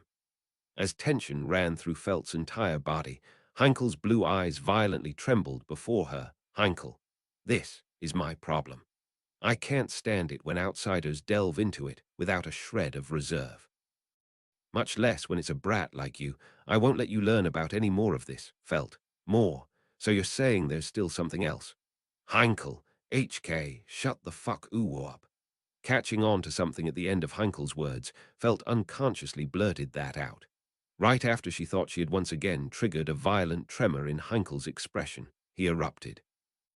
Then the tip of his sword was drawn back for but a moment before accelerating, and it thrust forward a step further. It happened the instant before that could come to pass. I'm begging you, please don't do anything to provoke the old man. Heinkel, Gah! A figure swooped down, and in its hand was a stone sword with a stone dow. It had mercilessly struck the temporal region of the kneeling Heinkel, causing the latter to fall flat onto the ground. As Heinkel fell over, his eyes rolled into the back of his head. Standing beside him and shrugging his shoulders in exasperation was Aldebaran, who had intervened when the situation grew perilous, and in response to Aldebaran's entrance, Felt softly snorted her nose. Felt, bastard, you were just watching until I was in serious danger, weren't you? Aldebaran, though you were also just talking to the old man with a hunch that I was keeping an eye out to make sure you didn't carelessly get yourself killed, Felt-chan. That ain't a cute way of conducting yourself. Felt, after all, I absolutely hate being called cute. Sticking out her tongue with a bear, Felt gave Aldebaran no thanks whatsoever for being saved. Only, checking to see that the collapsed Heinkel had not died, she sighed. From Heinkel's last few words there, it seemed like there was still something else with Reinhard. He was the sword saint, seemingly the reason behind his mother's slumber, and something else on top of that which Heinkel was hiding. Felt, feels like it'd be irresponsible to say I won't ask anything until he speaks up. Aldebaran, well, that's a fine declaration of your intent. Do you understand the situation? Felt, from what you say, you've got no intention of harming me, and once you've finished everything for your objective, you'll let the royal selection resume, yeah. I think it'd be best if you were defeated, but for now, whether you win or lose, the things I've got to do from here on out are the same. Aldebaran, can't argue with that. As Aldebaran light-heartedly waved his right hand, Felt snorted once more. Taking the sword still clutched tight in Heinkel's grip, she aligned its tip with the scabbard and sheathed it. The moment before it fully returned to its sheath, the blade of the sword inscribed Astrea shimmered in a manner that appeared excessively merciless and cold to Felt's eyes, irritating her all the more.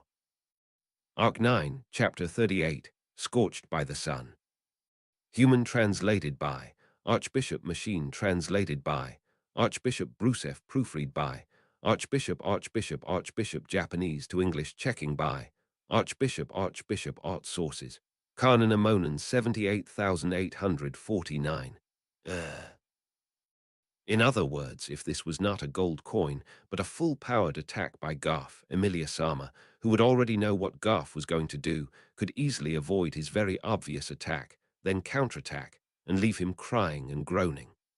Emilia, I see, so that's what you mean. But wait, it would be bad to make Garfield cry. I would rather find a way to befriend Garfield instead. If so, you would not have to fight back, because if Emilia-sama can just keep a cool facade and effortlessly avoid Garth's attacks, eventually Garth's mind would break, and the matter would be settled amicably. Emilia, then that is reassuring, really, even though it would break his mind. Emilia said that with a big question mark over her head as Rem handed her back the gold coin. At the moment, in her mind, Garfield was too busy crying like a child, or collapsing to his knees in despair. Rem, who had taken over the role of explaining Aldebaran's authority from Ram, was relieved to hear that she had managed to give a brief explanatory overview of Aldebaran's authority, turning back time. Ram, you're amazing. Rem, you did a great job of getting Emilia-sama to understand. Rem, happy to be able to help Nisama, even though Garth had to be sacrificed. Ram, if all it takes is for him to cry and be depressed to keep things going, Garth would happily endure it. It sounds like he's sleeping peacefully, so Ram will have to go and visit him later. Ram, yes, that's right. Garth would be delighted to have Nisama visit him. Seeing Ram shrug her thin shoulders dismissively in exasperation, a complicated, bitter feeling ran through Rem's heart. Now that Rem had regained her memory, she remembered that she and Garfield were originally at odds over Ram. From childhood, Rem had disliked Garfield for the way he dared to nurture feelings for Ram without knowing his place, such that it had resulted in them arguing with each other many times. However, when she thought back on Garfield's efforts in the Empire and the conversations they had on the way home, she felt extremely guilty about the way she had treated and viewed him as she had in the past. More importantly, Garfield was unable to fulfill his role of protecting Subaru, Beatrice, and the others. When he finally woke up from his slumber, he would surely be extremely depressed and most likely blame himself. Rem, it's sad to hound Garf like that, but I understand. Rem will have to let it go. Now we need Garf to recover as soon as possible and become a part of our fighting force to help rescue that person.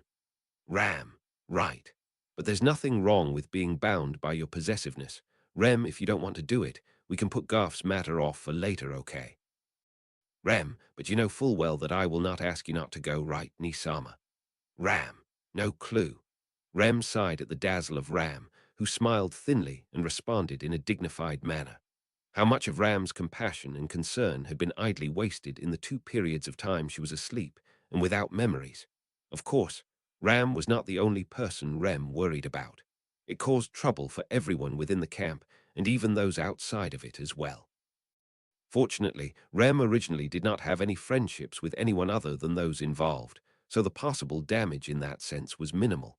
Rem. Rather, it seems that before my memory returned, I was able to interact better with Katia-san, Maiselda-san, and others than I did when I regained it. Looking back on the recollection of her life story, Rem had those impressions. Even though she was transported to the Valetian Empire by chance and had to survive, it was not surprising that Rem had been more open to establish relationships with people when she had no other choice.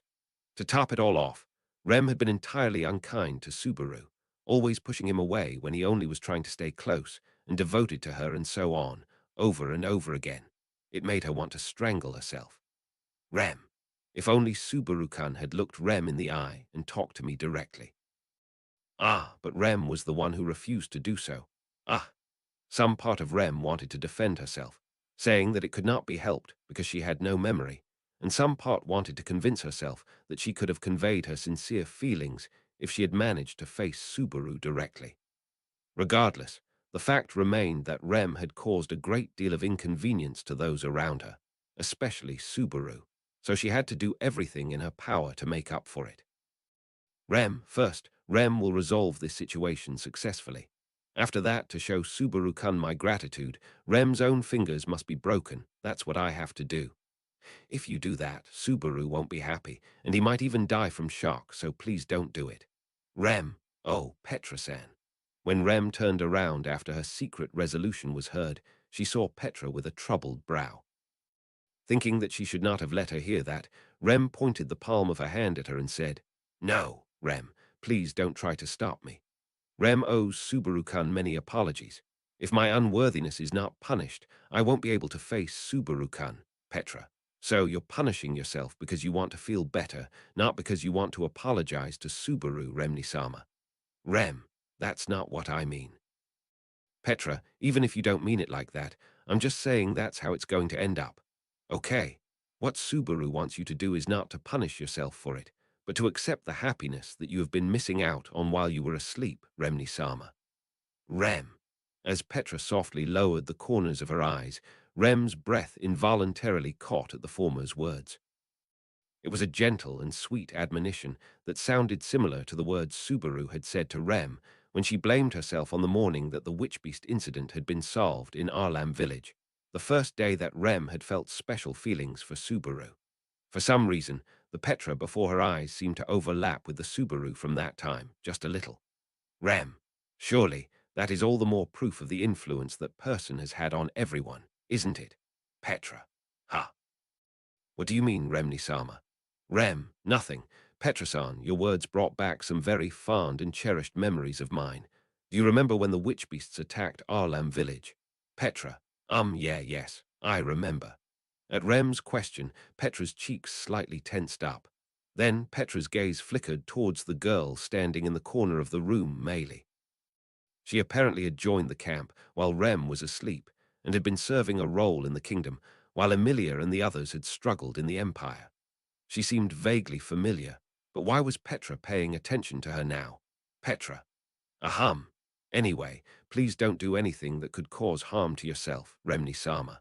The world would fall into darkness if your precious white and delicate fingers were to get hurt. Rem, Petra-san, Petra. If you absolutely insist on doing it, I'll take responsibility and break my fingers too. Rem, Petra-san. When Petra suddenly clenched her small hands into fists, Rem's voice involuntarily pierced a shrill note. Petra smiled mischievously at Rem's reaction, and she continued, "That's why, Petra, you mustn't do such a thing, yes." Rem, "Yes, understood." With that reminder from Petra, Rem nervously gave her a nod. This was partly because she had succumbed to Petra's enthusiasm, but it would be more correct to say that the Subaru-like impression she was getting from Petra blocked any room for a counter-argument. She also seemed to have overlapped with Subaru just earlier, but the way she held back Rem, now the way she had offset Rem's hastiness, by crashing directly into her with her own extremes, was very much like him. Rem, getting a keen sense for the magnitude of Subaru's influence through Petra, Rem fell silent. In a way, Petra's current state seemed to indicate that she understood Subaru better than Rem did, and it would not have been strange for her to harbor jealousy or feelings of envy. But oddly enough, Rem did not feel any such emotions towards Petra whatsoever. She did not know why that was, but thinking of Subaru just now, another splinter caught in Rem's heart. That was Rem, Aldebaran San's authority, that which she had just finished explaining to Emilia by using a gold coin, the authority of turning back time. Thanks to Ram's very patient explanation, Rem had comprehended just how terrifying such a thing was, but as she thought about it more in order to explain it to Emilia, some suspicions began to simmer within herself. An authority to observe the future that laid ahead, and avoid that which was undesirable by turning back the clock, Rem. That person as well. That spark of suspicion that had faintly sprouted grew quickly within Rem, spreading like an inferno as it burned through the fields of her thoughts. Then, amidst the scorched ashes that remained, there laid a number of embers that had ignited, feeding the flame even more. For instance, how there was always a thick fragrance of miasma that hung over Subaru. For instance, how miasma would often grow deeper and more intense, as if it was enveloping Subaru. For instance, how Subaru would read into situations with inexplicable insight and find a path through to the solution. For instance, how a multitude of deaths had been averted thanks to Subaru's presence, with Rem having been one amongst them. When taken individually, these elements would seem like nothing more than nitpicking, but when taken with that single rule-breaking factor at its core, an authority, everything fit together surprisingly well.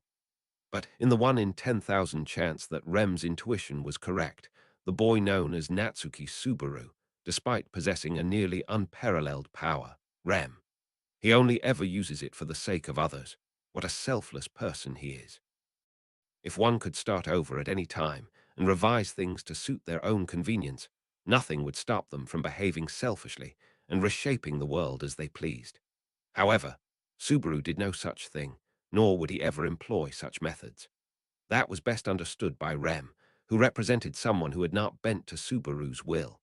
If Subaru had been utilizing his power to bend people's minds to his wishes, then Rem would never have managed to break Subaru's fingers. In other words, the fact that Subaru's fingers had been broken was proof of his sincerity. Maybe Rem should also break her fingers to match Subaru-kun's after all. Petra, even though I just got you to give up on doing that. Rem, you're mistaken, Petra-san. This time is not for some backwards, negative reason like being unable to face him, but a forwards-facing, positive one like wanting to share the same pain as Subaru-kun, Petra. Whether it's forward, backward, upward, or downward, that's a big fat no. With nobody willing to listen to her, Rem's enthusiasm fell flat. Anyhow, putting aside the matter of finger breaking, Rem's idea that Subaru possessed an authority of the same type as Aldebaran's was one that she was only growing more confident in. But even after hearing the details of turning back time, it seemed like Ram, Emilia, and the rest had not arrived at the same conclusion that Rem had. Perhaps it was because Rem harbored a deeper understanding of Subaru that was not the case. Rather, it's the opposite. Unlike Rem, the reason why Emilia and the others had not arrived at this notion was because they, continuing to live whilst Rem slumbered, knew just how hard Subaru had been working each day until now. From what she had been told, during the time Rem had been asleep that lasted greater than a year, Subaru made a contract with Beatrice and had worked tirelessly to become a knight worthy of Emilia. Because they knew of Subaru's efforts, they would not have harbored any suspicions that any other elements had contributed to his successes. And though it was so vexing that it felt as if her heart was on the verge of being torn asunder, Rem knew nothing of those efforts. That was why there was such a massive gap between her and those who had surrounded him in their perception of what Subaru was capable of. But that in no way diminished Subaru's heroism. Above all, the fact that Subaru had now fallen into this situation meant that even if he possessed an authority, it was not omnipotent, and therefore the reality that Subaru had mustered up all of his wisdom and courage to take the hands of others and move forward remained unshakable. So even now, there still remained plenty of opportunity for Rem to become Subaru's strength. Rem, knowing that, Nisama, the captive Subaru, needed their help. With that certainty in her own thinking, Rem hastened to share her thoughts with Ram and everyone else, hoping to increase the fuel for their discussion. It was a theory based on intuition and the Oni's ability to smell miasma, so it would be difficult to convince them. But she was sure that Ram, who was very intelligent, and Emilia, who was very accepting, would listen to what she had to say in earnest. With that thought in mind, Rem was about to speak out to Ram and the rest, the former of whom had turned towards her and asked, "What's the matter?" "We have now returned. Tardiness." It happened at that moment. In the hall of the royal residence, where Rem and the others had gathered, two men appeared as if in the blink of an eye. One was Clind, a handsome man wearing a monocle that gave off an impression of intelligence. And the person Clind had brought alongside him was Rem's master, whom she had known for a long time, and owed a great debt of gratitude to. "Emilia, Roswell, you came." "Roswell. Yes, Tilda, Clind has informed me of the situation. I've now heard about Subaru-kun and Beatrice's predicament, and of the circumstances that could possibly shake the very foundation of the royal selection, but I'm simply too exhausted from our travels to the Empire." I could never afford Tilda to say such a thing, Tilda. "Emilia, that's really reassuring. We'll fill you in on all our discussions right away, but before that, Roswell."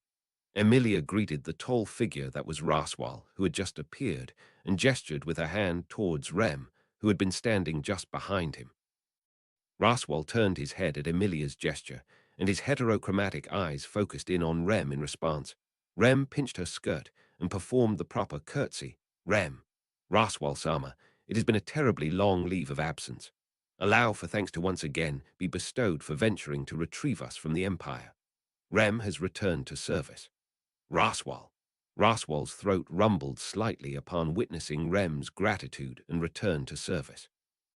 The next moment, his tall body began to stagger as if he were dizzy. Roswell-sama. Roswell. No, I'm fine, I'm fine. It was just so sudden, as if I was about to drown in information." Standing by his side, Ram quickly steadied his body, to which Roswell responded with a wry smile.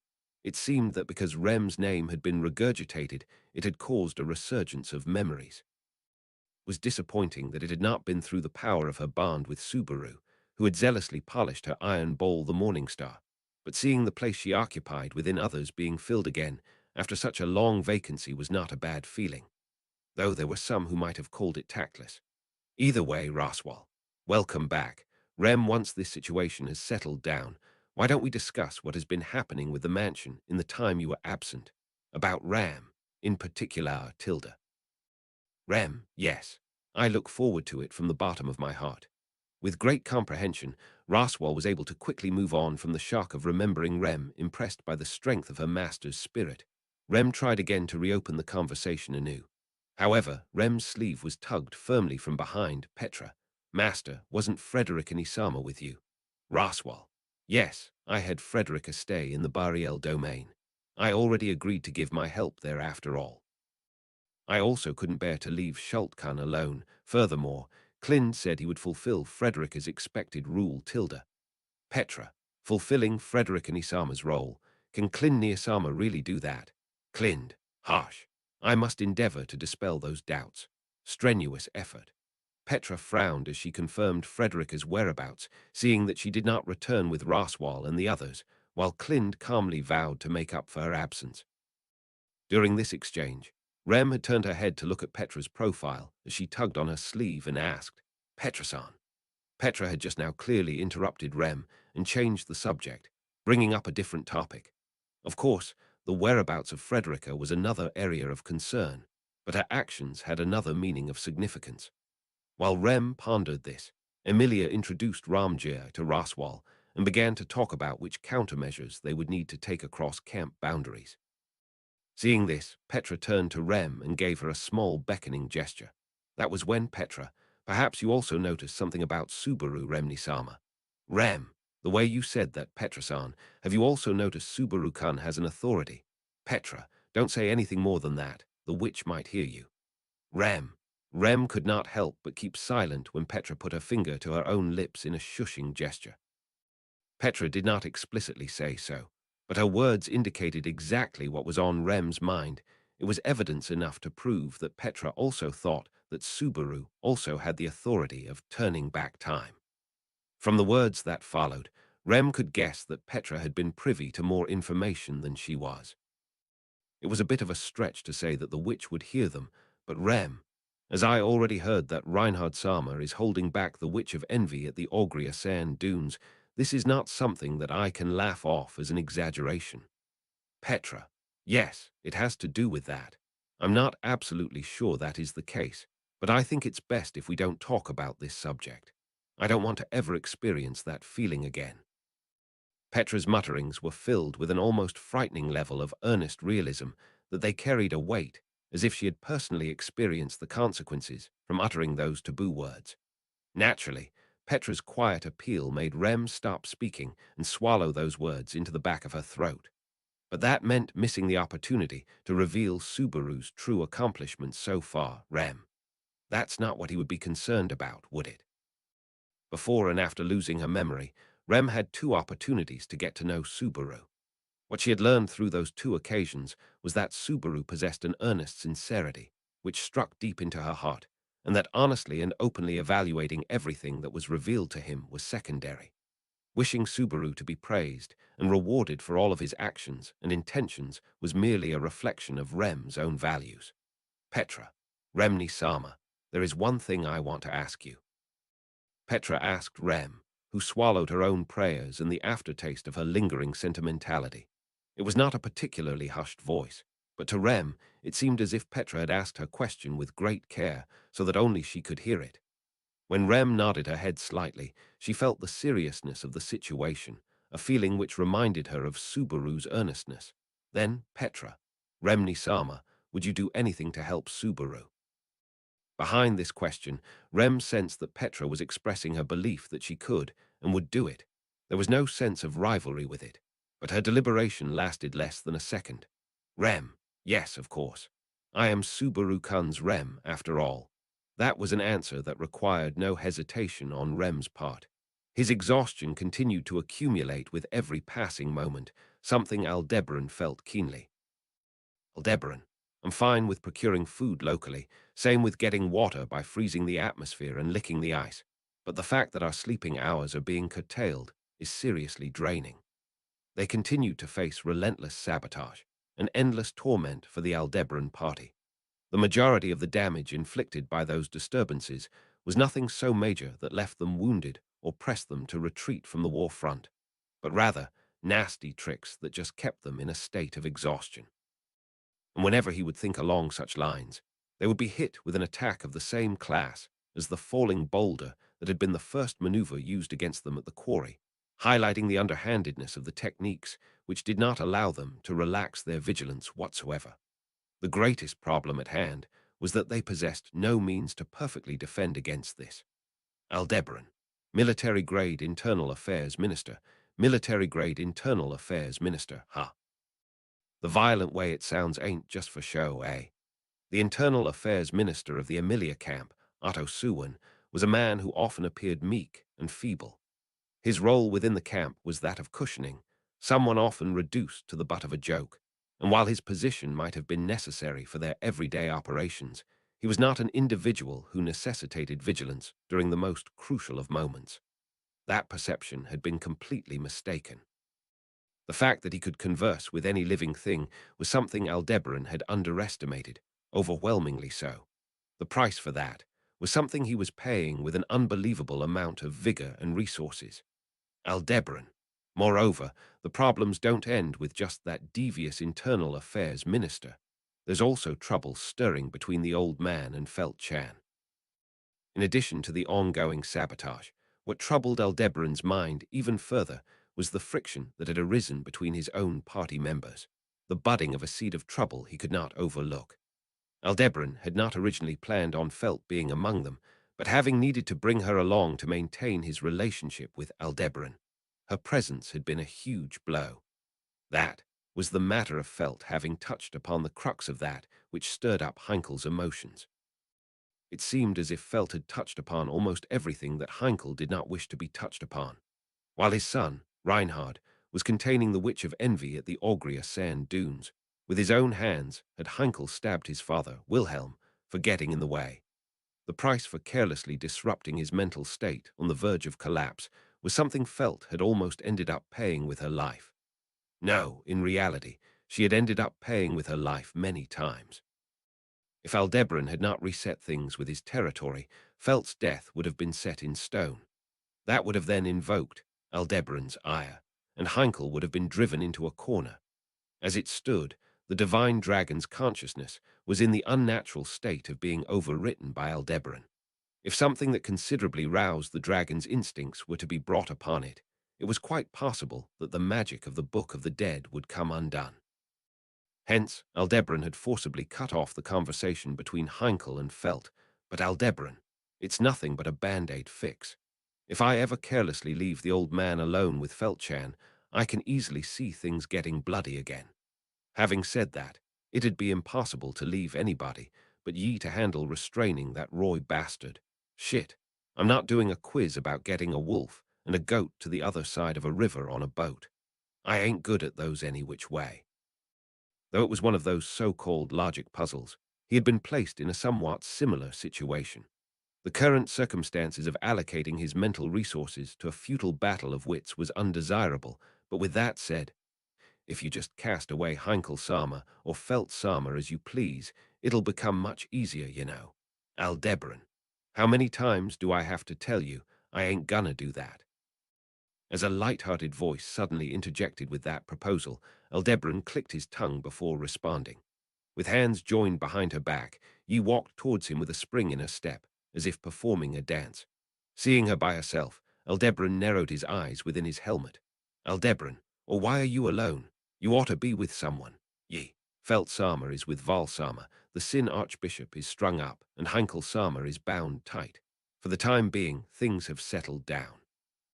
Aldebaran, even so, that doesn't mean we don't have any holes. Yi, that would be correct. But it currently seems like Alsama has the potential to become our biggest hole, you know, Tilda. As she spoke, Yi hugged one of her knees as she crouched down before Aldebaran. As her cat-like red eyes peered into him, Aldebaran experienced a taste of discomfort. No matter how bluntly he answered, her judgment was correct. Without a doubt, the one most clearly exhausted among their members was none other than Aldebaran. Aldebaran, but that's a matter of course. The goals I'm aiming to accomplish are the biggest and most numerous. Hence, it's natural that I have to shoulder the difficulties. Yi. As a result, if Al-Sama were to be crushed halfway through, wouldn't it be unbearable to watch? Aldebaran, what is it you want to say? Yi, like Tilda of Tilda bin Tilda saying, that which Yi-chan wants to say is the same as it's always been. Before you get crushed like a bug, Al-Sama, you should rein in your conditions for victory. Aldebaran, I told you already that. Yi, why is it that you must cling to such clean methods, Al-Sama? Resting her chin in the arm upon her folded knee, Yi posed a sharp question. Yi's eyes narrowed to a thread's breadth, faintly opened, and sensing that the playfulness of her voice had vanished, Aldebaran was unable to muster any immediate response. And taking advantage of that silence of Aldebaran's, Yi resumed. Yi, our opponents will come at you with reckless abandon. It's only natural. After all, Al-Sama, you robbed them of their companions, wounded them, and at the end of it all, put the fate of the world on the line. After all that, of course, they're going to be willing to risk their lives, Tilda. They won't hesitate to use methods that go against the righteous road, fair and square. Aldebaran, I know that I'm causing you a lot of trouble. Not only are you being endlessly harassed, but you even ended up clashing with the sword demon in the royal capital. Yi, you're mistaken. It's not that I want to complain, no, in a sense. This might just very well undoubtedly be a complaint, though. Aldebaran, what are you trying to say? He had been unable to finish his words. Without dodging Yi's hand as it suddenly reached out, it pushed down on Aldebaran's forehead, causing him to fall backwards. Then, as Aldebaran blinked his eyes, Yi glided on top of him after pushing him down. Aldebaran. At that close proximity, Aldebaran and Yi crossed gazes. That instant, Aldebaran immediately poked the drug package prepared behind his molar with his tongue, intending to commit suicide so that he could redo this moment. Yi, the madam has passed away, Alsama.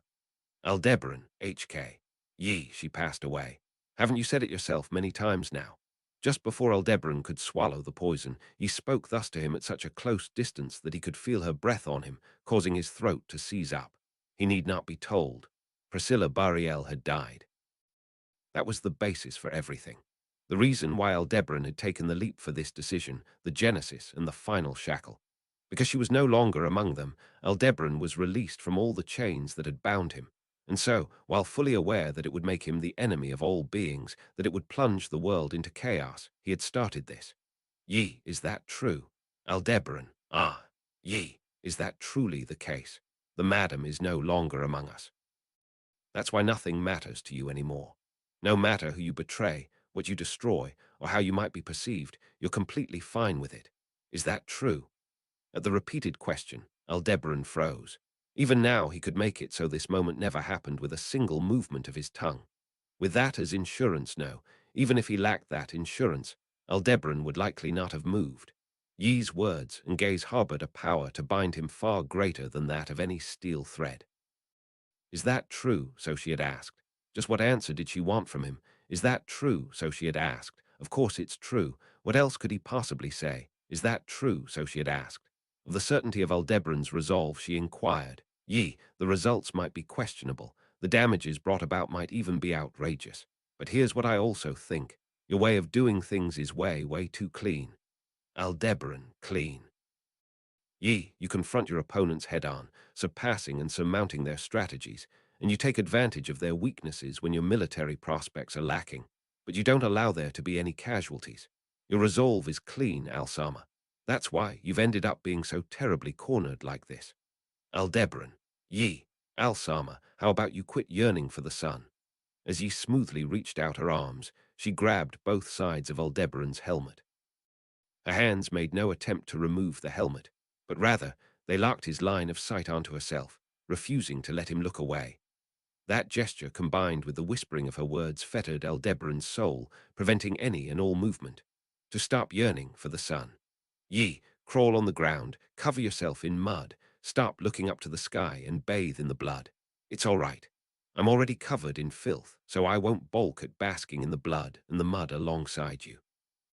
Aldebaran, no matter what you say, Ye, you've no need to give up that which you aren't willing to. But if that's what you wish, then please don't try to be clean. If you would just give up on being clean, then pausing there, Yi's lips curved into a gentle half-moon. That smile of Yi's, tinged with the hue of blood, was terribly transient, overlapping with the smile of someone else. Yi, nobody would be able to defeat my Alsama. That was the smile of someone engraved into his soul, the one who had molded Aldebaran. Aldebaran, with a bloody smile, as Yi spoke in a manner as if clinging to him, as if cherishing him, as if lamenting him, as if pleading with him, as if threatening him, as if despairing of him, Aldebaran heaved a long sigh. Then Aldebaran, expand territory, matrix redefinition. In order to not relinquish that which was truly difficult to let go of, he thought that just maybe he ought to cover himself in mud and blood. Ugh. A strong, throbbing pain gouged into his brain, causing Otto to let out a small groan.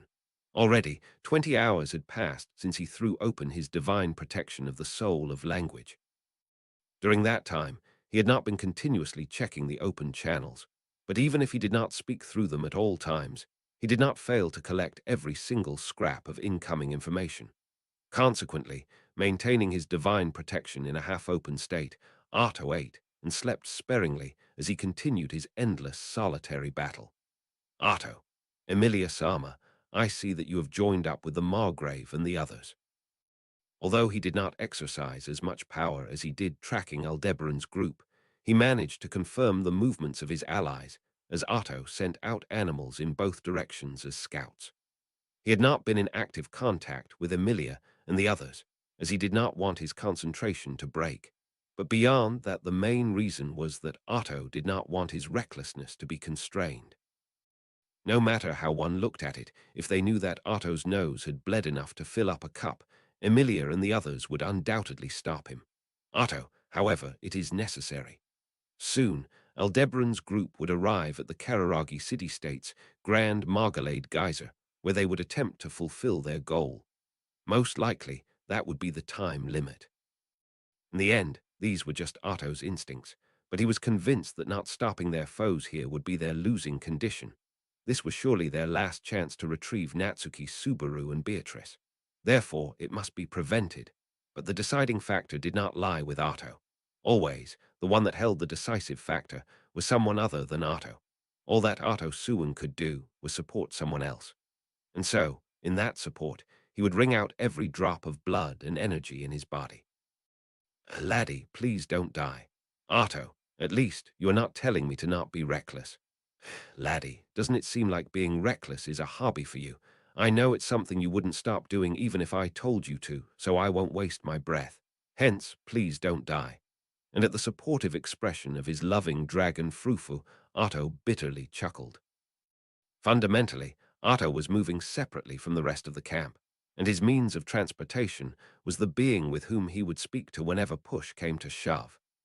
In case his divine protection of the soul of language steeped him too deeply in the thoughts of other living creatures, and he had to avoid becoming unable to return, he made sure to always travel with at least Frufu by his side. As expected, since Frufu had known him since childhood, she seemed to be able to read Otto's mind and had often saved him with her dependability. This was especially true when they were alone in the mountains, far from human habitation. Frufu, I don't know if this will help, but why don't you get some sleep? As you said earlier, that group is currently resting. Now you don't have to worry about losing sight of them. Why don't you take a break? Otto, what are you talking about? If he is resting, then he is not being hindered. Instead, right now is the greatest time for profit. Frufu, treating this situation as a time for reaping profits, your bad habit is slipping out, laddie. Frufu shook her large head in exasperation, her tone and demeanor carefree. Considering the current situation, one would think she was too easygoing. But Otto knew that this easygoingness was intentional so that he did not become anxious, so that he could not get irritated. Actually, while talking to Frufu, his willpower had steadily recovered. Thanks to this, it seemed he would be able to hold out a little longer. Frufu, that's not what I was trying to do, you know. Otto, even if you did not mean to, you are helping me. My Frufu is really the best partner. Frufu, you really have a way with words, laddie. A low groan of dissatisfaction rumbled from Frufu as she smiled, while Otto took a deep breath. Then, once again, he drew his consciousness to his channels, towards the birds, insects, and schools of fish that he had entrusted with tracking Aldebaran's group, trying to figure out as much of the enemy's movements as possible. Of course, since he needed to exchange information with the animals, Otto's pursuit of Aldebaran was just slightly delayed, and there was some amount of lag. Still, that he had not lost sight of Aldebaran's group, and he had been able to continue chasing them without loosening his grip, was due to the great power of the Zada bugs. Most animals were frightened by the presence of the divine dragon that accompanied them, and no matter how earnestly he begged them, they refused to go beyond a certain point. However, Zada bugs were different. Rather than the individual, they were more concerned with the survival of the swarm, and so they could fearlessly draw close to the divine dragon, making them terrific for reconnaissance. Once this was over, including the peaceful place that he had promised to them, they needed to be treated as kindly as possible. Frufu, if you're too supportive of the Zada bugs, Miss Frederica, Miss Petra, and the others will be even more grossed out. Otto, I know that for some reason, a lot of women hate Zada bugs. But if they become aware of their contributions this time, maybe that will change their perception. Though Otto understood that there was very little hope of that. It was not just the women's side. After Otto's battle in the sanctuary, Garfield had also seemed to develop some reluctance towards them. Subaru and Beatrice, too. Once they were safely broken free and heard about the work the Zada bugs had put in, what kind of face would they make? Otto, at the very least, they should convey their gratitude to the head of the swarm directly. Well, that will be a little difficult, don't you think, Tilda? Otto. Just then, caressing Otto's ear, was a voice that did not belong to the insects, nor the small animals, nor Frufu. Immediately after he gasped, Otto's body suddenly shot into the air. Frufu, laddie. There was no dragon carriage, so as Otto's weight, which had been straddling her back, suddenly disappeared, Frufu let out a desperate cry. Frufu's cries were in vain, as Otto was hanging from one of the trees on the mountain, kicking his legs as his hands and neck were constricted by something that felt thin. Just barely, he had managed to get his fingers in front of his neck and escaped being asphyxiated. Otto, coo-ah. You don't seem like a fighter, but it was amazing that you reacted immediately. Is this what they call always being prepared for battle? Oni-san, you would be a great shinobi, you know. As Otto was hanging, dangling and shaking, a slender shadow appeared from beneath his feet. A girl with crimson hair and a maid dress with Wasu elements, all the features matched. She was one of the people in Aldebaran's group, an enemy that Otto must eliminate.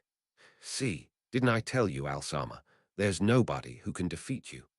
The crimson shinobi, Yi Tenzin, as her cheeks blushed red, looked up at the hanging Otto. Arc 9, Chapter 39, The Final Line. Translated by Archbishop proofread by Archbishop Art Sources Rakaroka Archbishop. Yi, Alsama, how about you quit yearning for the sun? When she had spoken those words, he did not know what sort of emotions or expectations she had harbored. His own position was that of controlling her through fear, binding her with hatred, and utilizing the guarantee of her desires for revenge. From her perspective, it ought to have been satisfying to see him so cornered. Only, the fact of the matter was that she had given many reactions that were not coherent with that line of thought. In that case, just what were the true motivations hidden behind her contradictory attitude? He had given up searching for that answer. Only one thing was certain. Aldebaran. Expand territory, matrix redefinition. The advice given by Yi Tenzin had removed a single shackle that had been present within Aldebaran. Though not deliberately self-imposed, it had been an subconsciously placed shackle, inhibitor, hurdle psychological chains that had slammed the brakes on the overpowering quality of Aldebaran's authority.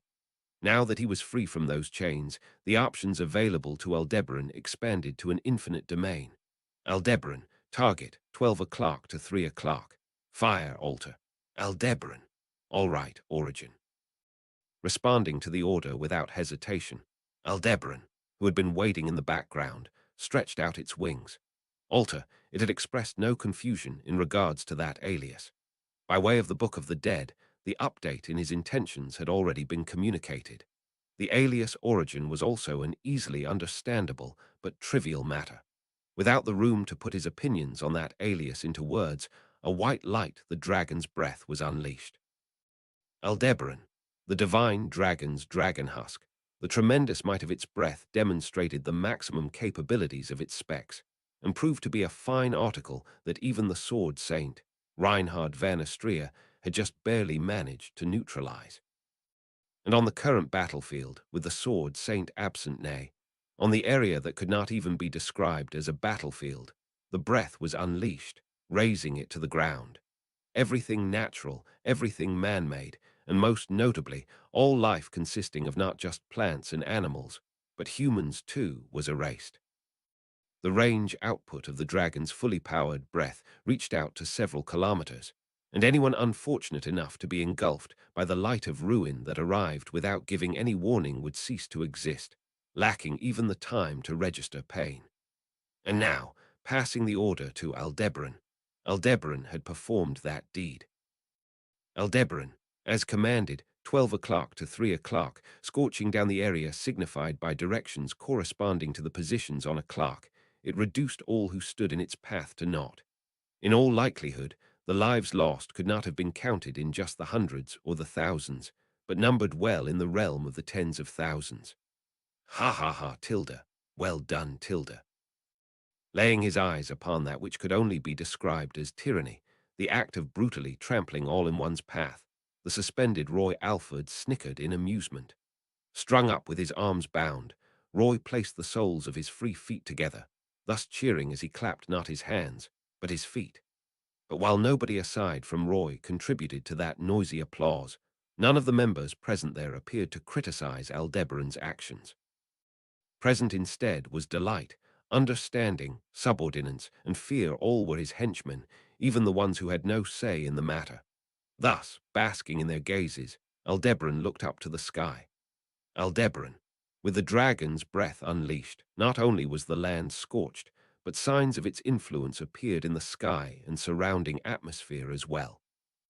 With the clouds torn asunder, and the rain and wind that were supposed to have occurred banished from the land, the traces of the dragon had been deeply engraved, ravages of the dragon's rage, so to speak.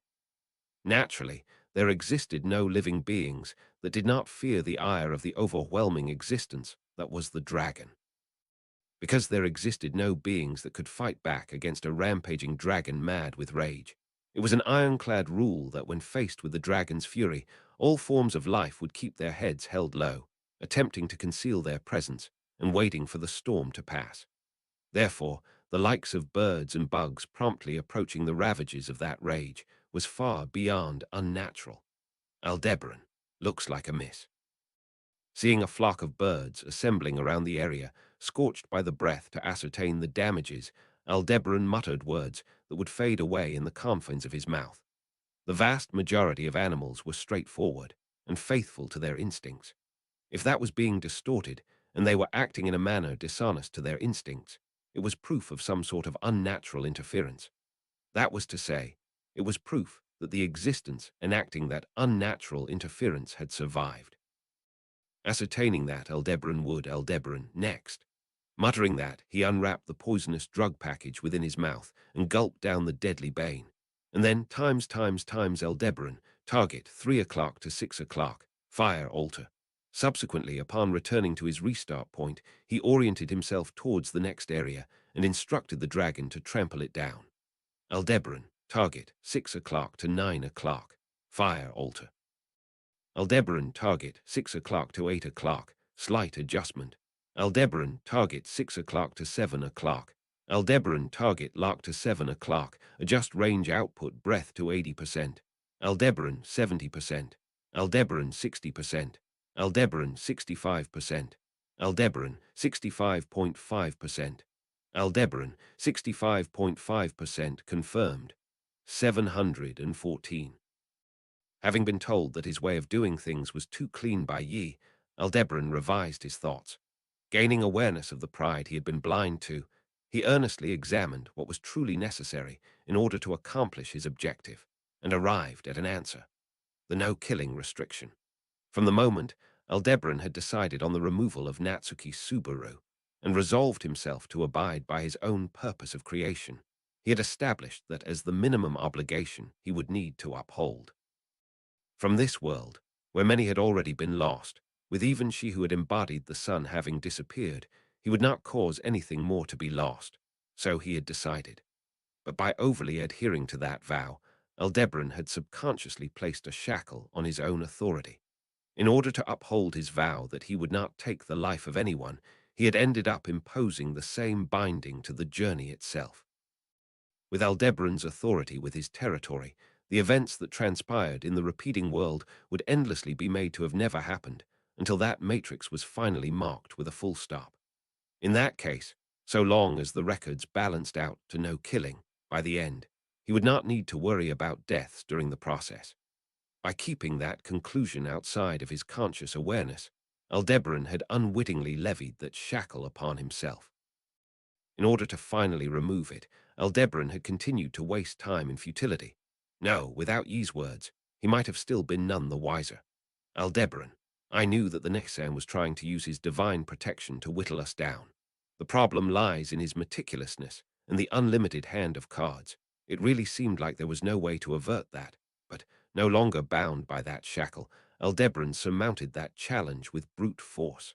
Nothing about it was difficult.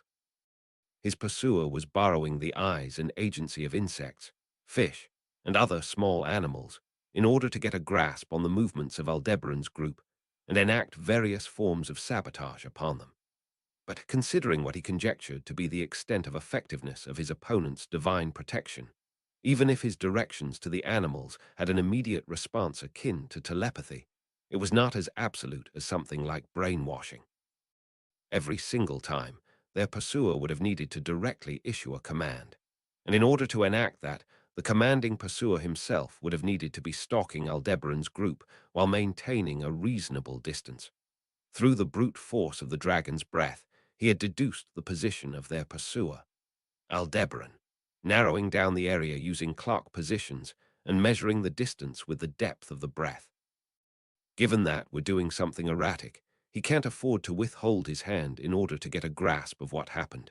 Then, the act of playing his hand is proof that the Nixen made it out unharmed. But what about when he doesn't play his hand? His hand without the leeway to mobilize the troops he had allied with his divine protection, it would have served as proof that he had vanished from the world.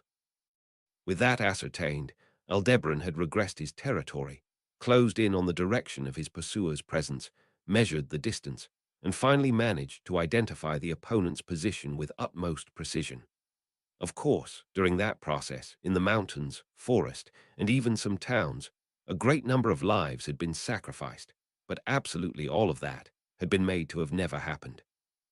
By balancing the records in the end using his territory, the casualties outside of Aldebaran numbered 0. No, Aldebaran's death was not counted, so the casualties numbered 0 total.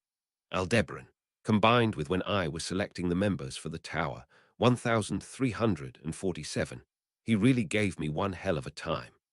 There was nothing more exhausting than someone thought to have already been dealt with pulling the carpet out from under him yet again. In that sense, it would have been no exaggeration to say that the pursuer Otto Suwon had given Aldebaran more trouble than either the Sword Saint or the Sword Demon had. If it had been his suggestion to send Emilia to Aldebaran and Wilhelm to Yi at the royal capital, then the damages he had caused this group amounted to far more than just Aldebaran's 1,347 deaths. Of course, it was precisely because he had judged him to be such a large threat that Aldebaran had spared no cards in his hand, thus succeeding in stringing up that formidable enemy. Yi, Alsama, over here, Tilda. Waving her hand, Yi beckoned to Aldebaran and the rest from below. In accordance with Yi's call, Aldebaran perched down on the ground, and Aldebaran hopped off of its back. Halfway up the mountainside, behind Yi, who had arrived first at the target point, was a green internal affairs minister strung up to a tree, and a ground dragon lying on its side with its limbs tied up. Perhaps because the ground dragon had so fervently struggled against the steel thread bindings, its pale blue dragon hide was stained with blood, and even now it continued to desperately writhe while panting in exasperation. Aldebaran. As expected, the loyalty of a ground dragon's quite something. Thinking back, the current generation's Patrash was also like that. Yi, the idea to make an example out of it flashed through my head, but it seems like he's the type to just become even more stubborn instead of breaking, so I decided not to. How was Yi Chan's judgment? Aldebaran, I think you got the right answer. Besides, there's no point in a warning if he can't even see it. As Yi greeted him while tilting her head, Aldebaran scowled within his helmet. In his vision, present above the writhing ground dragon, the strung-up internal affairs minister Otto was cocooned in steel threads from his head down to the tips of his toes, which of course included his eyes and mouth. It was a state in which he could not do a single thing. By nature, a single steel thread was so thin that one would need to strain their eyes to even ascertain its presence. Since they now appeared as an opaque tool of restraint, he could not imagine just how many had been wrapped around. Yi, unable to get a glimpse of any light, unable to even make a peep, it'd be possible to form communication with the outside through even just breathing, let alone whispers. And so, I've wrapped his entire body up with no gaps, save for a single airway connecting to his ankle. With this, he'll be too busy focusing his breaths on clinging to survival to have any leeway to fill them with intent. Aldebaran. I know this isn't about you getting revenge, and is instead just proof that you're taking precautions. After all, this Nixan would actually be capable of plotting something against us if we gave him any room to speak. Yi, I'd never operate on my personal grudges, Tilda. Yi-chan isn't that bad of a shinobi, you know. Placing a finger to her cheek, he was in quite a good mood as she made a cutesy smile. Given how much complete and utter hardship Otto, the harassment specialist, had put them through until now, she would have likely had a substantial amount of resentment built up even if she said she bore no personal grudges. To begin with, the industry leaders of carrying out harassment and conducting wars of attrition against enemies were none other than the shinobi, Aldebaran. So now that you've finally dealt with that, I guess you'd be in a good mood, yeah. Ye, Tilda, you really are a gentleman who can't understand a woman's heart, Alsama. It feels good to pin down an opponent who persistently made attacks of the nastiest kind in a sly, exhaustive, relentless manner, you know. Aldebaran, isn't that pretty much exactly what I said? Ye. But the number one thing is that you're finally acting as the monster you truly are, Alsama. Without a shred of concern for your trivial humanity, you fully embrace the monster within. Aldebaran, ye. For that reason, even something like having Valsama fling me at full strength was nothing so outlandish. Aldebaran, seems like you've got your fair share of complaints with that strategy. As Yi was correcting Aldebaran's mistaken impression, she added that bit onto the end. With the modification to how he utilized the territory, he had located their pursuers' whereabouts. After completing that, they had needed the quickest means to reach their opponent before he could discern their intentions that had resulted in having the airborne Aldebaran hurl Yi to the target position. On top of being crude, it was a plan that had greatly imperiled Yi's life. But because the opponent was located in the mountains, which provided a great amount of buffering material, Yi, with her ability to create cushioning with her steel thread technique, was deemed to be the most suitable candidate for it. Yi, even though this duty was most suited to someone who won't die no matter how far they're hurled away, there was no way we could entrust it to Heinkel Sama in his current state. Aldebaran, an old man-shaped hole might have bored through the mountain while the old man remained alive and well. But you're right about entrusting any important duties to him with his condition right now. Between Heinkel and Felt, a considerably deadly rift had formed. In response to that issue, he had worked out a countermeasure to stabilize it for the time being, but that had incurred Aldebaran's displeasure and was nothing more than a temporary band-aid solution. Because it was the type of problem that could resurge for whatever reason, Aldebaran and Yi had decided that it would be best to not touch on it for the time being. Anyhow, Aldebaran, finally, it's checkmate. With Otto's movements and resistance sealed, Aldebaran looked up at the opponent whose current state ought to be dubbed a silver chrysalis, and keenly felt the victory he had attained in this round of the game, which had gone on now for a long, long time. However, the opponent Aldebaran was playing against was not just Otto. It was a multifaceted bout against many challengers on a kingdom-wide, even worldwide scale. Just because he had managed to make it through a single round successfully did not mean he could continue to carry that around as a source of satisfaction. Above all, in order to ensure that they would never make a comeback as a challenger, he would need to be thorough with their elimination. Yi, though you know, even if I cut away his eyes, ears, tongue, and limbs, I'd still technically be obeying your orders, Alsama Tilda. Aldebaran, Yi. Yi, Phi Tilda Ni, Alsama Soskar Tilda Rai. To inflict wounds beyond any hope of recovery, thereby forcing withdrawal from the front lines with only their lives intact. Doing so would be naught but a hollow pretense. For Aldebaran, the no-killing restriction was not something so flexible that he could say he kept it so long as nobody died, and it would be troubling if it was. That sort of thing was tantamount to declaring that world peace could be achieved by cutting off the arms and legs of everyone in the world. Hence, Aldebaran would not rob Otto Suwon of his eyes, tongue, arms, or legs. Instead, that which he would take from him was his reason for fighting. Aldebaran, Roy, I'm relaxing the curse mark's functionality. It's your time to take the stage. Aldebaran, Roy, I'm relaxing the curse mark's functionality. It's your time to take the stage. Every inch of his body constrained, Otto Suwon, with certitude, heard the pronounced voice of the opponent looking up towards him. On merely one point, Aldebaran and the rest were mistaken about the efficacy of Arto's divine protection of the soul of language. The soul of language, namely that which was called voice, was the reverberation of sound. Those reverberations would always touch Arto's body should he be within range of its reach, even if his ears were plugged. The divine protection of the soul of language did not translate sounds that entered the ear. It sensed and picked up the reverberations of intent that touched the entity named Arto.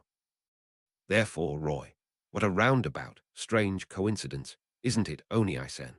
Even though both Lei and Louis missed out on eating Oni-sen despite desiring to in Prestella, in the end you've been set on the dining table before us like this, so it would seem. The voice of the Sin Archbishop of Gluttony licking his lips, Roy Alford, was also detected by Arto as a thing of certainty. Arto, however, to much frustration from the depths of his heart, there was no longer anything Arto could do. He had still been detecting the voices in his environs through the divine protection of the soul of language, but with his mouth obstructed, his limbs restrained, and now obturated from even transmitting his will, Otto was helplessly powerless. Frufu, what are you doing? To Laddie, stop, please stop. He heard the painful beseeching of an agonizing Frufu immediately below his hanging feet.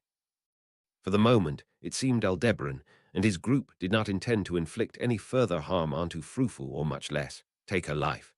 Hence, he wished for Frufu to quietly wait for the storm drifting through to pass. That was his utmost desire at that moment. The rest, Arto, HK. With a voice that fell short of being voiced, Arto's heart consternated in trepidation for his comrades not present here. Emilia and Ram, Petra and Maylie, Rem, Clind and Roswell, he had heard that even people of the Felt camp were cooperating. They would surely come up with an ingenious plan. Had it been possible, Otto wished to give a serious blow to the opponent with his own hands, even on Garfield's behalf. Moreover, for the captured due of Subaru and Beatrice. Roy, how sad, Oni-sen. How painful, Oni-sen. But we'll treat those cries of agony alternating in joys and sorrows altogether and give them love. After all, this world is gluttonous drinking. Gluttony. In Lento, he sensed the polluted, violated appetite of gluttony drawing near him, creeping close to him. Without any means to resist, Otto accepted it. There was nothing he could do besides be chewed and digested. Thus, for however long, Otto Suwon continued to pray, continued to wish, continued to dream, for his own final stratagem to fall into place. Roy, well then, let's eat. Roy, thank you for the treat. With the efficacy of the authority of gluttony invoked, the hanging Otto Suwon was devoured. The deed was unaccompanied by any befitting effects generated, no shining visual effects. Nothing so flashy or gaudy occurred. In only quiet and solemnity, the feast dished up onto the platter settled into the stomach of an ill-mannered diner. What had transpired was merely this commonplace meal. Yee, although I barely saw anything just now, it truly feels like foul play. The feeling of tension in the threads vanished in an instant, after all. Her voice laden with unhidden repugnance, Yi whispered whilst touching the rings that sent forth the steel threads. What her words suggested was that the opponent imbibed, Otto Suwon, his resistance in order to escape from the constraints of the steel threads had disappeared. That was evidence of the efficacy of Roy Alford's eclipsing manifesting. 1. Aldebaran. On top of that, we still remember that Nexan. As promised, you only ate the memories. Seems like you really held yourself back. Roy, ahaha Tilda, what's with that? So short on gratitude and wonderment, Tilda. Just so you know, separating just the name or just the memories and chewing it is pretty tough, you know. It's trouble like sifting through the grilled ingredients in between a sandwich without opening up the bread, you see, Tilda. Aldebaran, don't care. Don't do it and you die, that's the end of that. Separate and eat quickly and cleanly. Aldebaran snorted at Roy as he spoke of his authority's hardships in front of Otto Suwon, limp and motionless, whilst entangled in the steel threads. In reality, Aldebaran had no intention of hearing out Roy's advocation of what a high deed it was. Should he blunder, he would simply die, his soul scorched by the effects of the curse mark engraved on his body, bound by an oath with Aldebaran. Of course, it would be a problem for Aldebaran were Roy to die at this time, so he did intend to redo at every instance of failure and search for a way to ensure Roy did well. Yee. Alsama Tilda, as for that Sin Archbishop, isn't he getting a bit cocky? If you're going to restrain his actions with the effects of the curse mark, then rather than appeasing, persuading, and winning over his heart, wouldn't you have had ways to make him abide more suitably with lesser strings attached? Aldebaran, engraving a curse mark isn't as light a job as you're thinking it to be. To begin with, in curse marks bound by oaths, there's a risk for the engraving party as well. The opportunity for engraving a curse mark is limited to exactly one time in someone's entire life. It's a trump card to make the kinds of people who won't ever listen seriously obey. Yi whispered into Aldebaran's ear, who pressed her forehead whilst answering. As the name suggested, the engraving of a curse mark, a kind of curse art, was a deed that had existed before magic and curse arts branched into separate sects. The nature of it was rather close to the origin of magic. Speaking further of the impression given by the curse mark based on its impression, the one who taught Aldebaran how to engrave a curse mark and the nature of them would likely bestow the plight of a half-day long tedious lecture about it. Roy, for you to be so kind and use that valuable opportunity for us. Very nice, so nice, quite nice. How very nice, really nice, isn't it nice, as we can believe it to be nice, gluttonous drinking. Gluttony. By this point that is love is nigh tilde T. Yi, wah. Are you saying over this adorable, sexy, and devoted maid that is Yi-chan, you prefer the nasty-teethed Sin Archbishop? Alsama, you infidel. Aldebaran, right back at you. Start matching paces and linking up with the Sin Archbishop. Aldebaran winced at the combo of the blabbering Roy and the yabbering Yi. On Yi's end, she likely had had no intention of getting along with Roy there, or ever getting along with him for that matter. But the way she utilized anything to sway Aldebaran's heart was truly befitting of a shinobi. On the other hand, Roy bore the attitude of being conversible and comprehending for a Sin Archbishop, and had almost bestowed him with that misunderstanding. However, he mustn't misunderstand. For Aldebaran, both Yi and Roy were equivalent, used for his goals, and targets of fear for potentially backstabbing him depending on the situation. And that was Aldebaran. Roy, don't get too cocky. Start talking. What was the nixan you just ate scheming? That's what I fed him to you for. A chilly warning was issued by Aldebaran, who kept Roy contained well within attack range.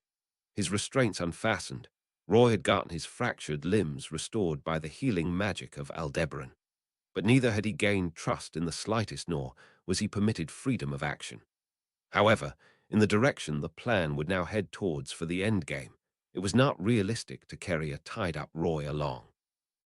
As an example, should he ever seek to rely on Roy's authority as gluttony like he just had, to keep him turned face down as a card that could not be used immediately would be some excessively maladroit handling.